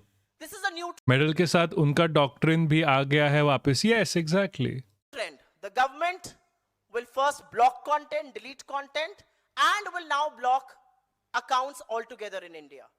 And this is being done by none other than Ashwini Vaishnav, Ministry of Electronics and IT, and the other ministry that he heads, which is Ministry for Information and Broadcasting.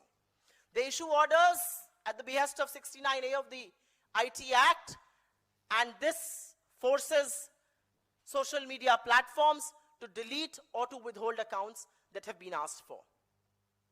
So 3, 4, 5 perhaps bureaucrats sitting in this government will decide what will be posted on social media, what is acceptable, what is not acceptable, anything critical of the Prime Minister will have to go.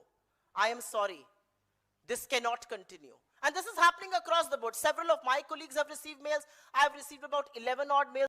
This is when I say this is why you should be coming to these streams, because there is no fucking way they can ever ban this, because this is fucking live. They might ban the videos. They might even ban the YouTube channel. They are never banning me on Twitch. They are never. You can come to the streams on YouTube as well. We are live on both. But even if YouTube goes away, they can never kick me out. That is all I'm gonna say. You can clip this all you want. You can give it to the government all you want.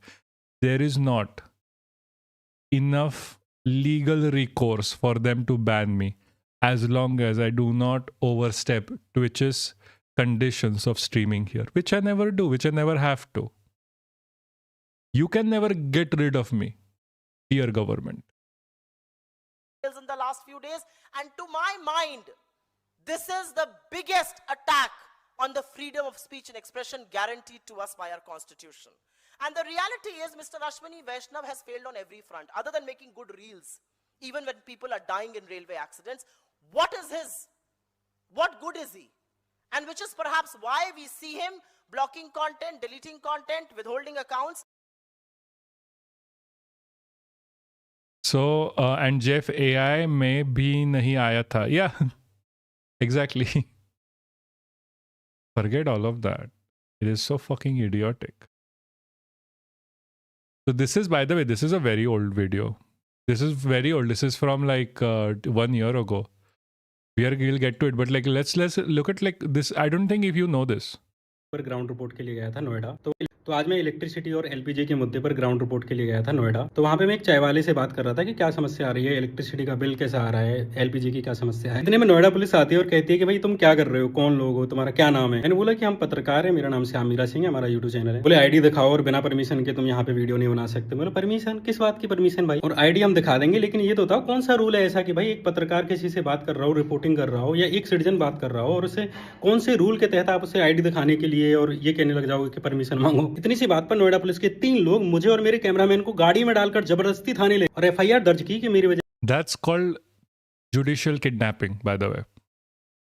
That is rather extrajudicial kidnapping. जैसे 70-80 लोग इकट्ठा हो गए थे और मैं शांति भंग कर रहा हूँ। सड़क के साइड में खड़े होकर एक चाय वाले से सिंपल एलपीजी और इलेक्ट्रिसिटी बिल पर पूछने पर इनकी शांति भंग हो रही है। मुकदमे में लिखा है कि मैं शांति भंग कर रहा था, मैंने ट्रैफिक जाम कर दिया और मैंने पता नहीं क्या कर दिया, जबकि मैं एक आदमी से बात कर रहा था, सिंगल आदमी से, वो भी सड़क किनारे, वो भी उससे पूछ के कि भाई मैं आपसे कुछ बात करना चाहता हूँ, आपकी परमिशन हो तो मैं आपसे बात कर लूँ। किसी ने मेरी कोई शिकायत नहीं की, किसी ने मेरी कोई एफआईआर नहीं की, कोई जाम नहीं लग रहा था। आके पुलिस वाले मेरी रिपोर्टिंग को रोकते 2-3 घंटे इन्होंने थाने में बैठा के रखा, फिर इसके बाद इन्होंने मुझे मजिस्ट्रेट के सामने ले गए और फिर उसके बाद मुझे जमानत पे अभी छोड़ा गया है। समय इन्होंने हाल ये कर रखा है कि कोई भी पत्रकार अगर एलपीजी सिलेंडर से रिलेटेड या ग्राउंड रिपोर्ट करने लग जाए या इनको दिख जाए कहीं पे भी, जाके उसको डिस्टर्ब करना, उसको रोकना और उसको परेशान करना। नोएडा पुलिस कह रही है कि मेरी वजह से 70-80 लोगों की भीड़ लग गई थी, ट्रैफिक जाम हो गया था। उसकी कुछ पिक्चर्स तो होंगी, उसकी वीडियो तो होंगी, कोई शिकायत तो होगी। मैं इन सब चीजों को सही मान ले रहा हूँ। आपसे मैं ये पूछ रहा हूँ कि आपने मेरा मोबाइल क्यों छीना, आपने मेरे मोबाइल का डेटा क्यों डिलीट किया, आपने मेरे कैमरा की जो चिप थी वो पूरी फॉर्मेट क्यों मारी। अगर मैं ट्रैफिक जाम कर रहा था तो आपने मेरा डेटा क्यों डिलीट किया। सिंपल रिपोर्टिंग करने पर फर्जी एफआईआर कर रहे हो, कुछ शर्म बची है तुम्हारी आंखों में। See, this is not new. This has never not new at all. This has happened multiple times before. We have seen this happen with the broadcasting bill. Bro, you should have just asked women their body count that apparently... Yes, that is awarded so much more. That is awarded so much more. The point is like with the broadcasting bill, they're trying to do the same thing. This is just a roundabout way to get to the broadcasting bill. Giving ministries the ability to block anyone. This is going to just increase, by the way. This is not going to go away. This has happened like government blocks 4 p.m. news. We covered it recently, if you remember. Last 2 streams ago, we covered it. They blocked him again, by the way. This is second time. They blocked him, unblocked him, blocked him again. And this is one of the reasons why India lacks so low in the press freedom index. Earlier, we didn't used to feel this on ground, like on Twitter or YouTube, because like the repression was only on the government, like news outlet level. Has been under question for a few years now. The raids on media houses, this year. The RSS report mentioned that some countries' rise in the index was misleading. Yeah, far more to come. Far more to come. That's why this. As they were the result of fails by countries previously above them. Now, what does this mean for Indian media? Where does Indian journalism stand? Is India really unworthy of democracy, as the report claims? Joining us today is Maya Sharma, a senior journalist who has over 3 decades of experience. Let us talk to her to understand the state of media in today's time. Firstly, thank you so much, ma'am, for joining us today and talking about our media. And as the report has come out of the World Press Freedom, the first thing that I want to ask is, of course, your opinion about India's position at 159th this year. Well, 159 is marginally better than it was last time round, but it's still not a great number. It's certainly not. It was 161, by the way, and it has gotten worse now. This is old news. This is 1 year old news. Press freedom. But by yeah, no, that actually happened once. That someone has said like something on those lines. And I'm like, oh come, I live here, and he's like, how, and just left. Like I get a lot of hate on text, like Twitter pe. In what is considered the world's largest democracy, we did hope we'd have done better at this stage. Yes, it is getting better. Let's hope it does get better in the future as well, but not good enough. Not good enough for sure. And how do you view this? Because Palestine has been ranked at 157th, which is something that's surprising everybody. Also, in fact, even the report had clearly mentioned that India's rank is not because of its performance, but rather because the other countries' performance has gone down. Yeah, niche se top. How, what would you say about Indian media at this current, because it looks like the government has not taken any action if we just go by the reports? Well, I certainly do think that Indian media houses are not as free as perhaps they once were. I think that the importance of media freedom in a democracy cannot be overestimated, cannot be overemphasized, because information is power, information is knowledge, and the people have every right to know what is going on.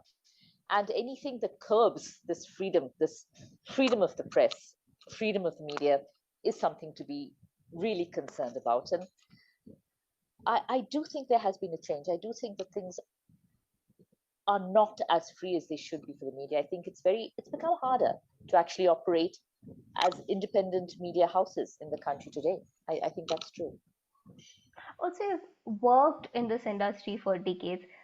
Earlier, there were different challenges. There was a time when media restrictions were there. What are the changes that you've clearly seen that might have led to this ranking from your experience? Yes, I mean, it's not as if things were always brilliant for media in India. It's not as if things suddenly changed overnight or anything like that.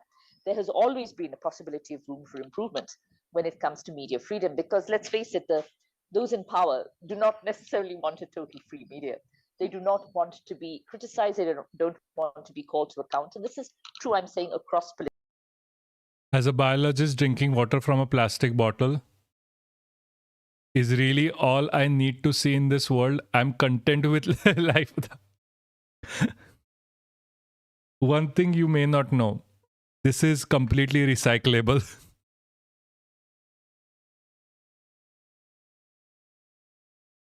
In here, we don't buy shit that is not recyclable.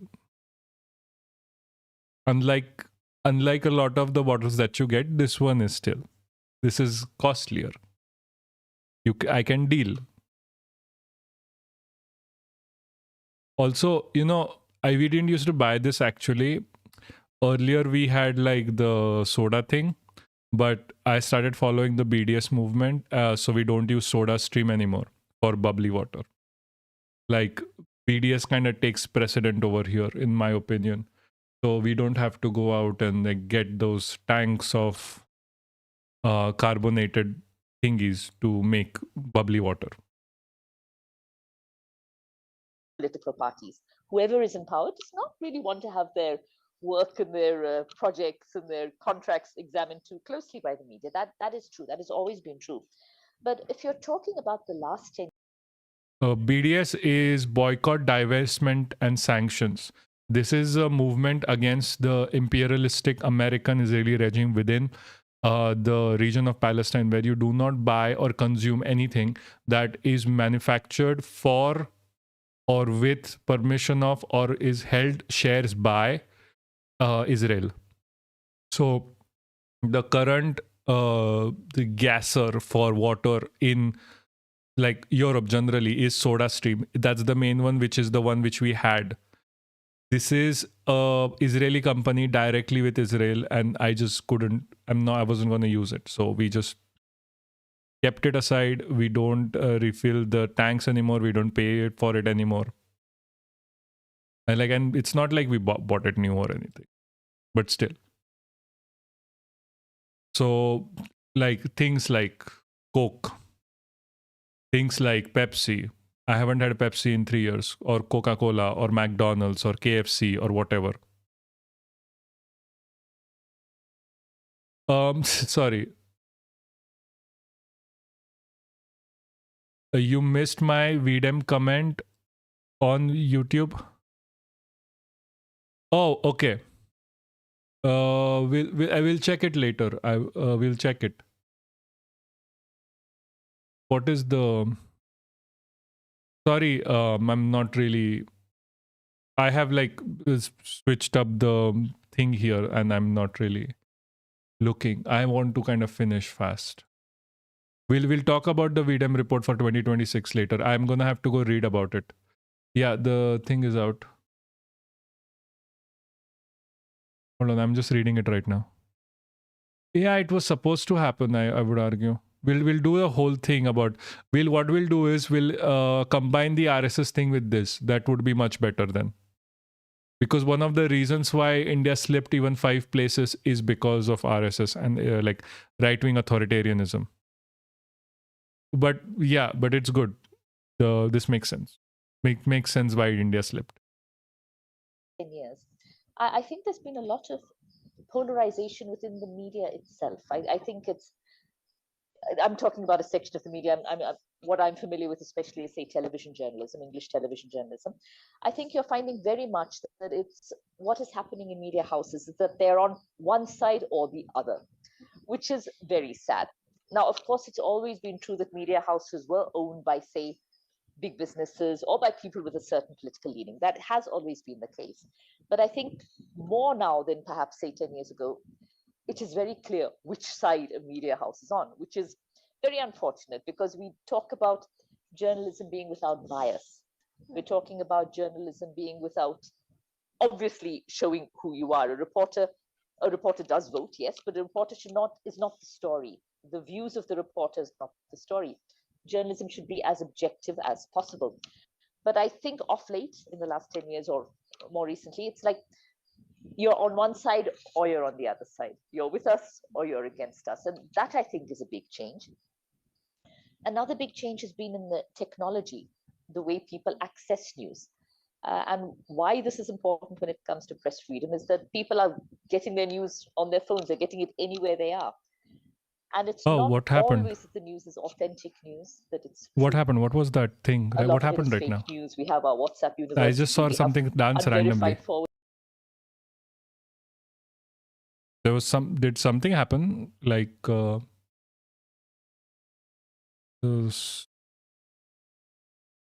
I'm gonna have to check with the dashboard. Oh, follower alert. Hi, Elite. Oh, that name is weird. I'm not even gonna read it. Hi, thank you for coming to the stream. I'm not sure if you're going to like the stream based on your name. It is weird. Forwards going out. Are you sure? Oh, it's Hassan Ragebait. Okay, perfect. Cool. That makes a lot more sense. I was about to rage myself. I was about to be like, what the fuck is going on here? I was just like, okay, but I have had a day. So I was like, let me just be quiet and let me just be understanding of what is happening. Because again, I'm sorry that you're coming here. I would have extended, but there's a thing going on right now. I really want to finish quickly. And then I can come back for you on like Saturday. We'll do a whole long stream because we have to cut this we have to cut this 2 hours shorter. And we're going on like quite good for like 6 hours or something. Flood in another country being. But it's amazing for you to be here. Thank you for being here. It is cool. Thanks. No, it's not you. Not this Hassan. It's the other Hassan. The one with the 3 million followers on Twitch. Represented as a flood in India. So technology has also impacted the way we talk about media and media freedom and media responsibility, that people can get their, and people are Yeah, I know. You are just like a Hassan at home. producing reports. We have Technically, okay. You're the one that calls Indians as terrorists. When? Like, when? Are we talking about the point when he called like the RSS? Like the Indian OP Sindur time thing? Yeah. Also, by the way, I don't know if you know this. So India has been accused of terrorism within like POK. You do like the same thing that India accuses Pakistan of is the same thing that Pakistan has accused India of. And the amount of evidence both sides have is the exact same. So it doesn't matter, I would say. It's whatever. Like, I don't really care. Hassan can call Indians terrorists. It doesn't matter. He's American. He's talking about American politics.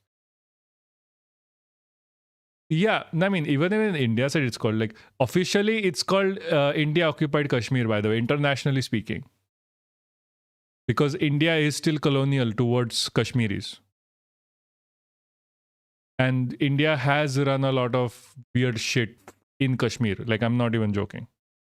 There's like documented things over there.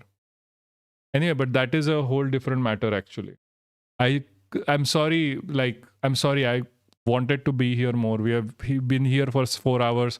I wanted to do 3 more hours, to be very honest with you, with the RSS thing and this thing, but I just cannot right now. Any other day would be perfectly fine. We'll do it again on Tamil genocide. Mein Indian army ka role tha kya? I have no idea. I think you need to ask that to Aruna now. He's more knowledgeable on that.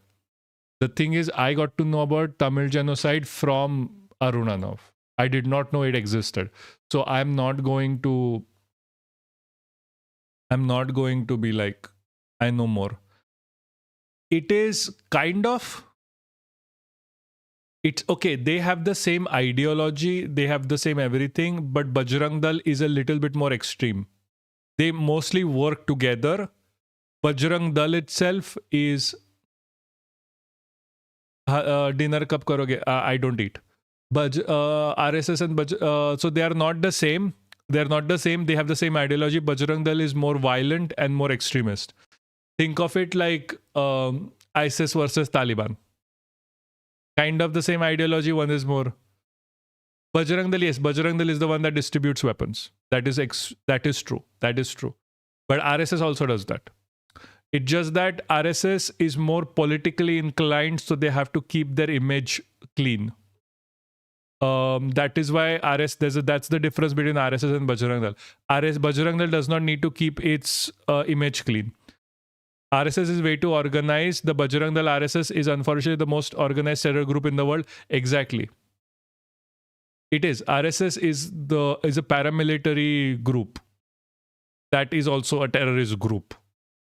Like, Indians have their own terrorists, by the way. Don't get it wrong. They have their own IRA. I found you guys such amazing shit today. I can't tell you. Like, US is classified as electoral autocracy and India was already an electoral autocracy, now worse than last year. Yeah, no, I agree. I have been saying India is an electoral autocracy even before Sorry, I just read your comments on YouTube. So I was talking about India being an electoral autocracy way before this. Like back in like 2020, I was talking about India turning into an electoral autocracy. Like even before any of them called India, like I've been right so many times at this point in my life. I should just like have a tagline, Baba Papaksh here. Like do like whole get up and shit and bandana and shit and like sell shit. I not really. Hamas itself was supported by Israel. Bajrang Dal is not supported by like an opposing force. It is more like RSS is like the Gestapo is like Gestapo. Bajrang Dal is no, hold on. No, RSS is ICE. Bajrang Dal is Gestapo, full blown. That's more likely. Does it make sense to you? Like the difference between like ICE is still not as bad as the Gestapo, but Gestapo also existed at one point, which was horrendous. That is the difference. Like Bajrang Dal is the same. Like Bajrang Dal is just worse. Also, I don't think you can compare Hezbollah to Hamas. They're completely different countries. They're not related. RSS and Bajrang Dal are related. A lot of Bajrang Dal people and RSS people are kind of the same. They two-time the organization sometimes. Or they start off in RSS and go in Bajrang Dal. And Bajrang Dal was formed as a baby of it as well, kind of. Journalists everywhere, everybody with a mobile phone is a journalist. That means there's not that quality check, that veracity, that journalistic training is not going into people who actually make those reports. And this is, I think, another big change. This technology change is also impacting. Yeah, I thought that too. It is not. I think it was a branch initially, but then it broke up, like broke away because like RSS was too liberal for them. People asked, what's your thought on Ram Navami, where people were asked to chant Jai Shri Ram to get food? Shouldn't that I think all these festivals should be banned, to be honest with you. I think all of them are like if you want to celebrate Ram Navami, celebrate it like it used to be. Not like what they're trying to make it be. It was not about like people trying to make other people spread hate or like do dog whistles like Jai Shri Ram. Like, this shouldn't be the case. This should not be the fucking case. Ram Navami should have been celebrated as it was used to. It was just a celebration of like, oh, you believe in Ram, that he existed, he was your king. Celebrate it in your home and move on. There is no reason to shit on Muslims. Ram did not fight Muslims, by the way, just to be clear. He fought Ravan. Go find your Ravan. Ravan was a Brahmin Hindu. Go fight Brahmin Hindus if you have so much of a ass up for celebrating Ram Navami. But they don't do that. They don't do that. They find someone who wasn't even in the epic. The point here is that this shit should be banned if they are doing like beating up people for not singing Jai Shri Ram. But can't help it. The veracity of the media, the way people view how truthful media is. The consumption of the news. Yes, it has become a very evil religion. It has. It is just the truth. The issue is that the RSS, the BJP or the right-wing groups are weaponizing Hinduism to support their goals of say Akhanda Bharat or just like taking control of India basically and repressing minorities. It's like the conservative right-wing organized extremist group narrative. They are weaponizing it. They're weaponizing Ram Navami, they're weaponizing Ramadan, they're weaponizing Eid, they're weaponizing every single thing in India just to push for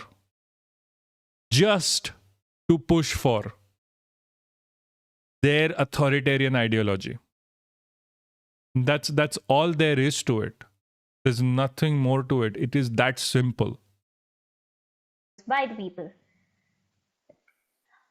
Also, one of the major comparisons that we do with media right now is with the time of during the emergency, because at least we have known that media was stopped completely there, and now also we have cases, especially let's talk about Manipur or Kashmir. Whenever there is something, we have seen that media is completely banned whenever there is a volatile situation in the country.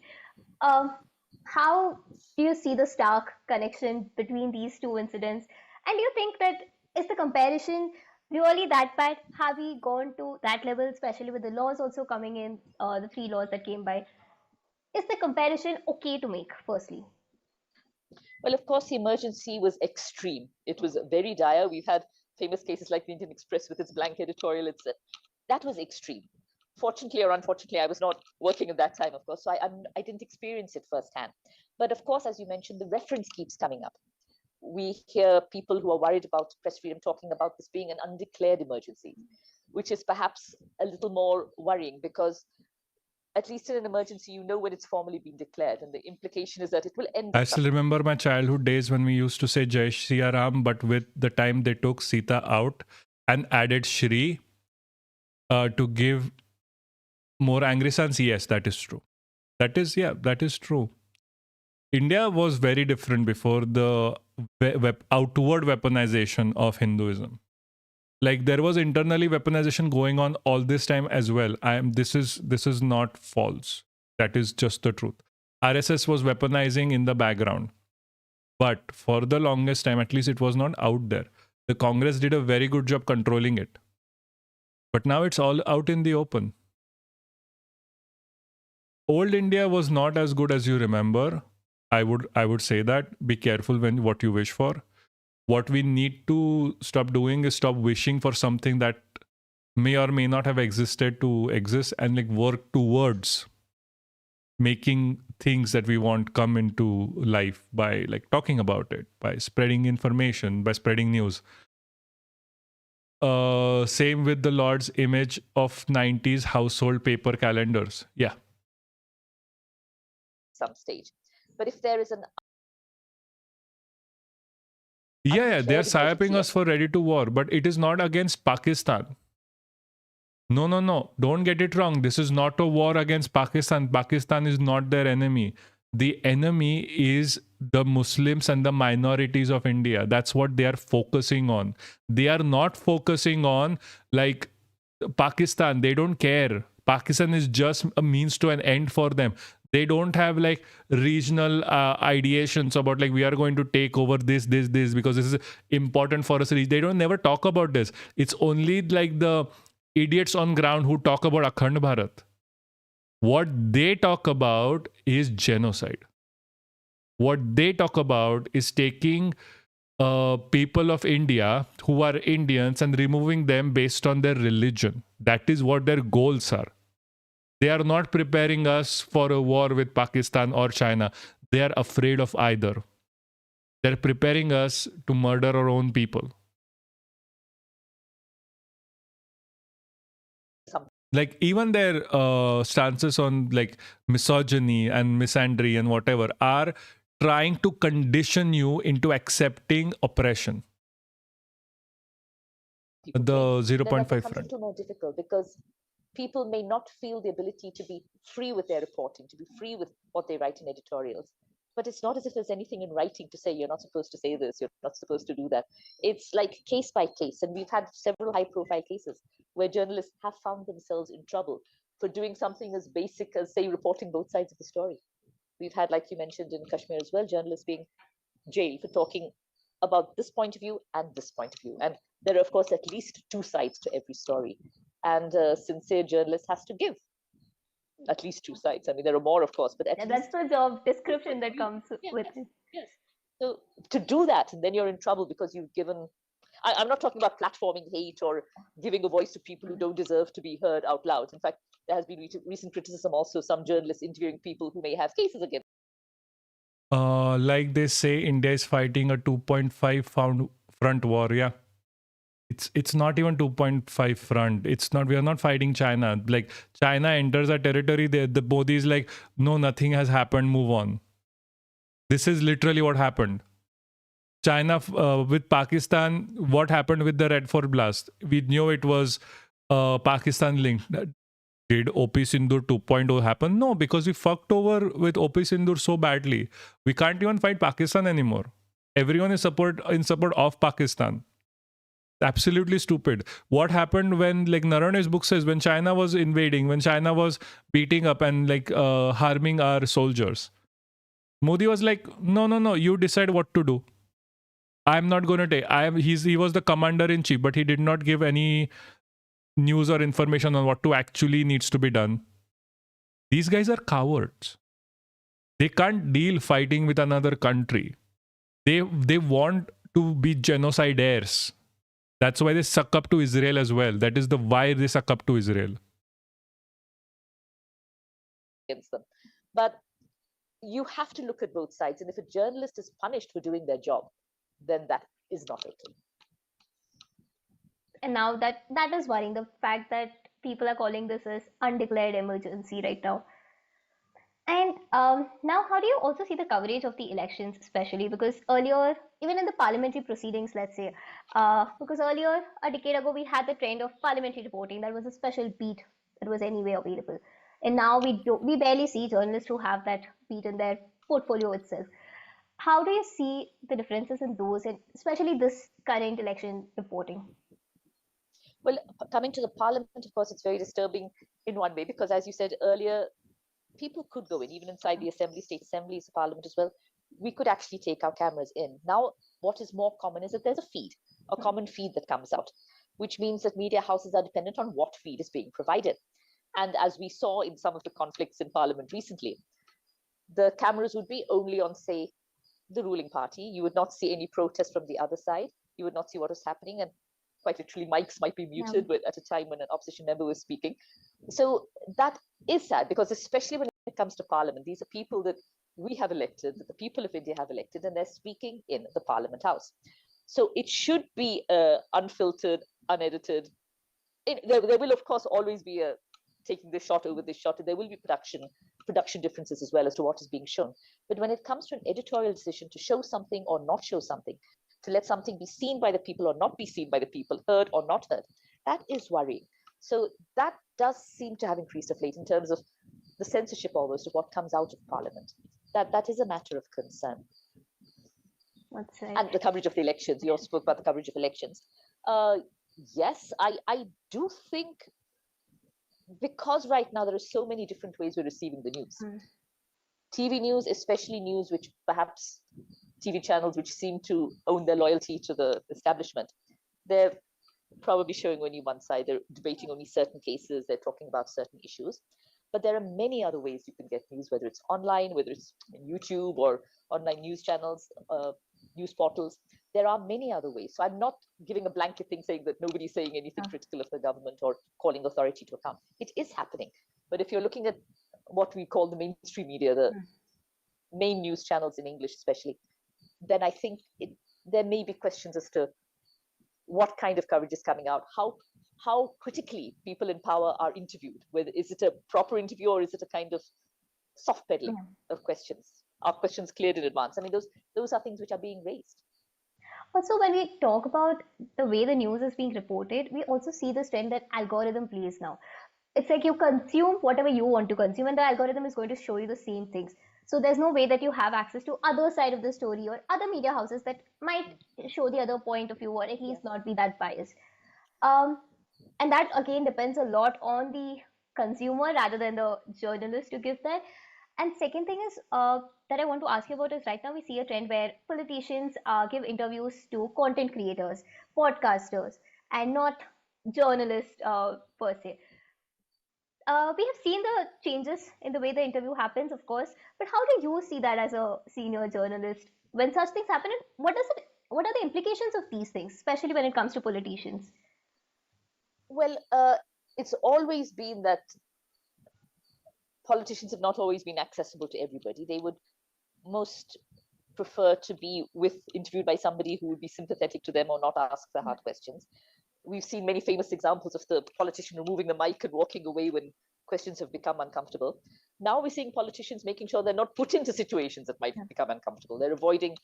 Like Modi, by the way, this is a year old and he still hasn't given a public appearance. interviews altogether. And that is, of course, a matter of concern because the leaders are answerable to the people. And the journalist is traditionally the voice of the public. Hold on. Pap, I miss okay, traditional aesthetics. Hold on. That's a nice painting in the background. Like this one or that one. That one is something that is drawn by my partner. That one is something that came with the house. Oh, that one came with the house. It's a very beautiful painting, to be honest with you. I am not using a... This is not a green screen. This is here. I don't have the money for a green screen. Like, or the computer to actually change the background while I'm here. I miss my Ram and that harmonious blend. I know. It was an aesthetic that went away very, very long time. Ram was an evil man. He killed an entire race of Vanaras by killing their leader, Sugreva, who didn't want to go to war. Yes. I mean, yeah, I like within the story, there is a lot of points where Ram actually was not a very good guy, like more or less. But that again, doesn't really matter in this scenario. In this scenario, it matters more what they are doing right now. Yes, I'm focusing. Thank you. Public, getting answers, getting access to places which the public cannot. People can't just walk up to a leader perhaps and talk to them. A journalist should be able to. The ordinary member of the public may not have access to certain offices or certain bureaucrats, which a journalist does. So when there is that kind of barrier, when there is a kind of picking and choosing as to who somebody would speak to, that does become very unfortunate. And because usually these podcasts have a very high viewership, which is again a very surprising thing, and they have a very soft approach, and it usually happens during an election that such videos come out. It influences the people's mind. No, I am not. I'm just poor. What would you say to the consumers who are consuming such content, when they take this as a piece of journalism and not as a piece of content per se? What would be a message to them? It's again that whole that whole business, like you mentioned, the algorithms. They're seeing what they want to see, and it's always been that some people might take this paper because it kind of reflects their views. People will not take that paper because they find it too right or too left or whatever. That has always been the case. We do tend to operate in echo chambers of our own. We do tend to read material or watch a channel that to some extent does reflect what we say. But there was always the option of other ideas coming in, other viewpoints coming in. Now with algorithms, if I'm searching for something, if I want to know the name of Virat Kohli and Anushka's baby, and I ask for that, they'll give me all the baby names of all the film stars. I mean, it's like, it's not as if I'm looking for it, but whether it's something light like that or it's something serious like that, if you're looking for, unfortunately, say a kind of a hate trend, you'll be getting only that. So the algorithms, again, is part of the technology that I mentioned, the change in technology over the last 10 years. So that is definitely a matter of concern. I mean, I'm sure that there are several good podcasters out there. There are several good people who are running YouTube channels, definitely, for sure. It's not like a blanket thing. But there are certainly some who do see it as, even traditional journalists do, see their job as a way of gaining influence, of gaining access to policymakers, which is not quite journalism in my opinion. Guys, I think Elite Zio Landlord Fed is, I think you're the only one who's going to get this ad because everyone else is kind of a member. So I'm so sorry. You can sell that. No. I am in Poland right now. And I'm poor here. India getting green screen is easy. Like, I'll just get a green sari. Chill. No, not enough. See, okay, let me just be clear. PhD stipend is there, but it's not that much that I can buy a new computer. Green screen requires my computer to process. My laptop is my work laptop right now. When we have enough people here that are like actually like members and subs where I can actually afford to like upgrade the setup, I'll get a green screen if you like. I don't want to, but I'll get a green screen if you like. I'll get like better setup here that we can talk more uninterrupted. But that has to be like when we have enough backing. This is not going to happen without you guys. But again, you're doing enough. Like we are still like very much focused on like getting message out rather than just monetarily focused anyway. So don't worry about it. Don't worry about it. Yeah, it's a way of projecting yourself or getting yourself a certain amount of power by being close to those in power. That is unfortunate. But it's not just podcasters today, it's happened earlier as well, even in traditional journalism. Also, in a way, do you think that today, doing journalism today or practicing journalism is dangerous, especially for the newcomers? The people, the youngsters who are entering the industry will, at least for some years, they'll be unlikely to be put in situations that are tricky. As entrants into the industry, they are likely to be less exposed to very senior people or to very tricky situations. There would hopefully be a certain amount of breaking in, a certain amount of training on the job, a certain amount of looking around before they're put in difficult situations. But definitely for middle level and senior level journalists, I think there is a certain amount of questioning, a certain amount of, you have to accept that some things you can say, some things you can't say, unless you're ready to face the consequences. And it's unfortunate that these consequences That is are repression, by the way. That is directly repression. What happens, I think another very dangerous thing apart from outside censorship, it's self-censorship. When a journalist themselves feels, yeah, maybe I better not say that. Maybe I might lose my job or get into trouble, or I may get pressure, or another pressure on journalists. I may lose access to that source. If I say something very much against what that person says, they may not talk to me again. And access is a key feature of journalism.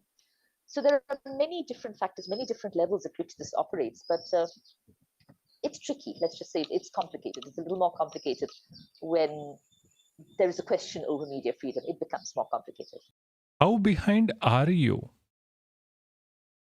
Yeah, I have a work visa. Or did you? No, it's a study cum work visa. So I can kind of do both. It's a plus I'm married to a Polish woman. So it's that's that there as well. What were the challenges you faced earlier, which, probably we are not facing it now? And also, what are the challenges that you feel that journalists today face across all the levels, senior, entry level, and, high, medium level? Earlier, I think the challenges were logistical. Getting from point A to point B, you had to physically get there, like we're talking now in different places. Earlier, you would have to come to where I am, or I'd have to come to where you are. It's a reality. I mean, that would be a big challenge in a city like Bengaluru. It's a very basic challenge, but it's a real challenge. And it would not, as a television journalist, it would not be just me. It would be my camera person, a sound recordist, a lighting assistant, a person to drive all of us. पूरा docs करवाओगे या खुद को pipe. The thing is, because of what my position is, I need to be extremely doxable for students to reach me.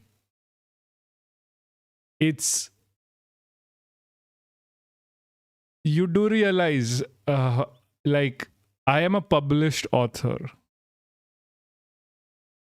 not something like it's. You can dox, like you won't reach my home, but like you still find my email, I guess. Yes, I'm 6'4". Does that make sense? Like that is not like height wise. There's nothing about height here. It's about how you treat someone. Can you treat someone lovingly or not?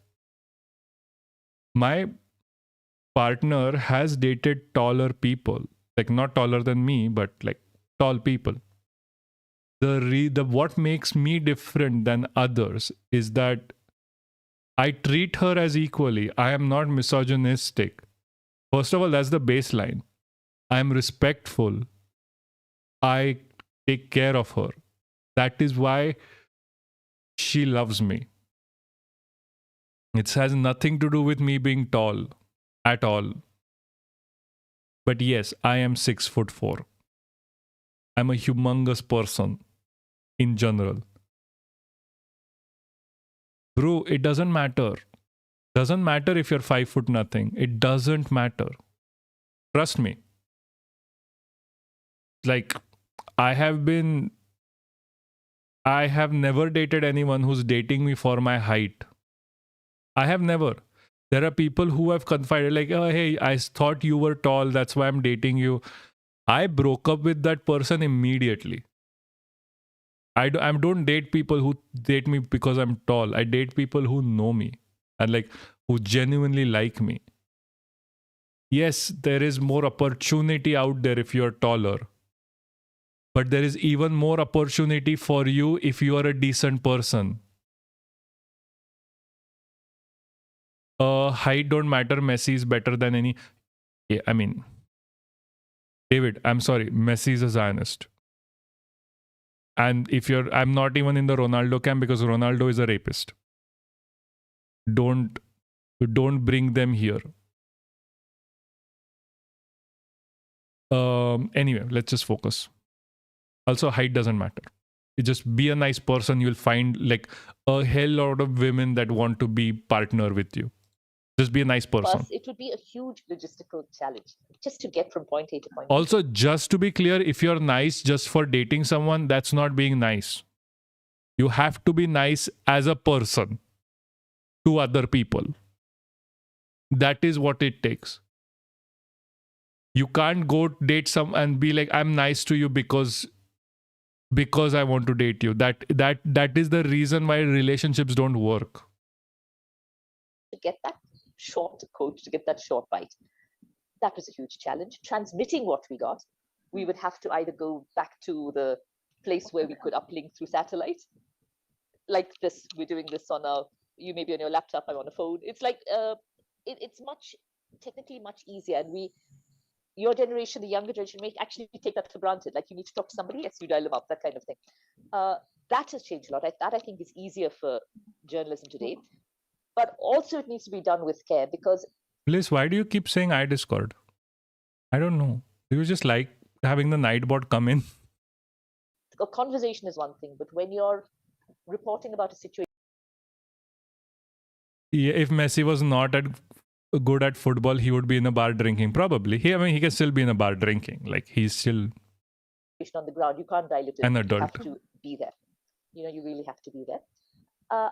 I think that was access is more of a challenge these days as well, because in this polarized media world, you find that you may have access to one set of politicians or leaders, but not the other. And that is something which has increased. No, it is tagged. It is tagged. It is tagged on like both chats. It's visible. It's fine. Years. In earlier years, when I started off and in the middle of my career, even if people didn't agree with the policies or the politics or the lack of politics of your channel, they would speak to you. But later on, it became harder and harder to get representatives of some political parties to actually talk. So that is a growing challenge. That was a growing challenge. Yeah. So this was about like a year ago. Is moving on. We're done with this. We're done with this. We're done with this. Yeah, we're actually done. We're actually done. I'm treating this as a lecture that I'm taking. The point is India is kind of fucked. We have to talk about this, guys. There is so much repression they can do if we are all talking about this. Anyway, guys, I have to leave. Thank you so much for coming. I'm sorry this couldn't have been longer. I wanted it to be longer. I will see you on Saturday. Hopefully it will be longer.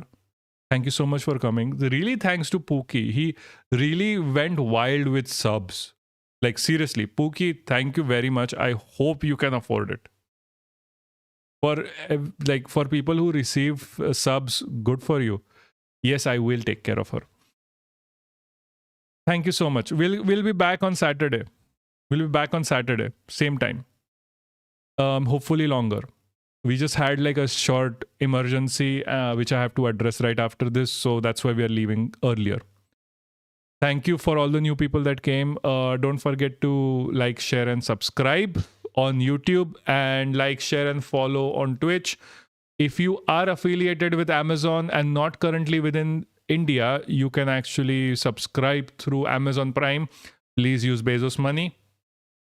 If you want to subscribe the tier list around, there's nothing really I can give you at this point of time. All I can do is say thank you for supporting the channel.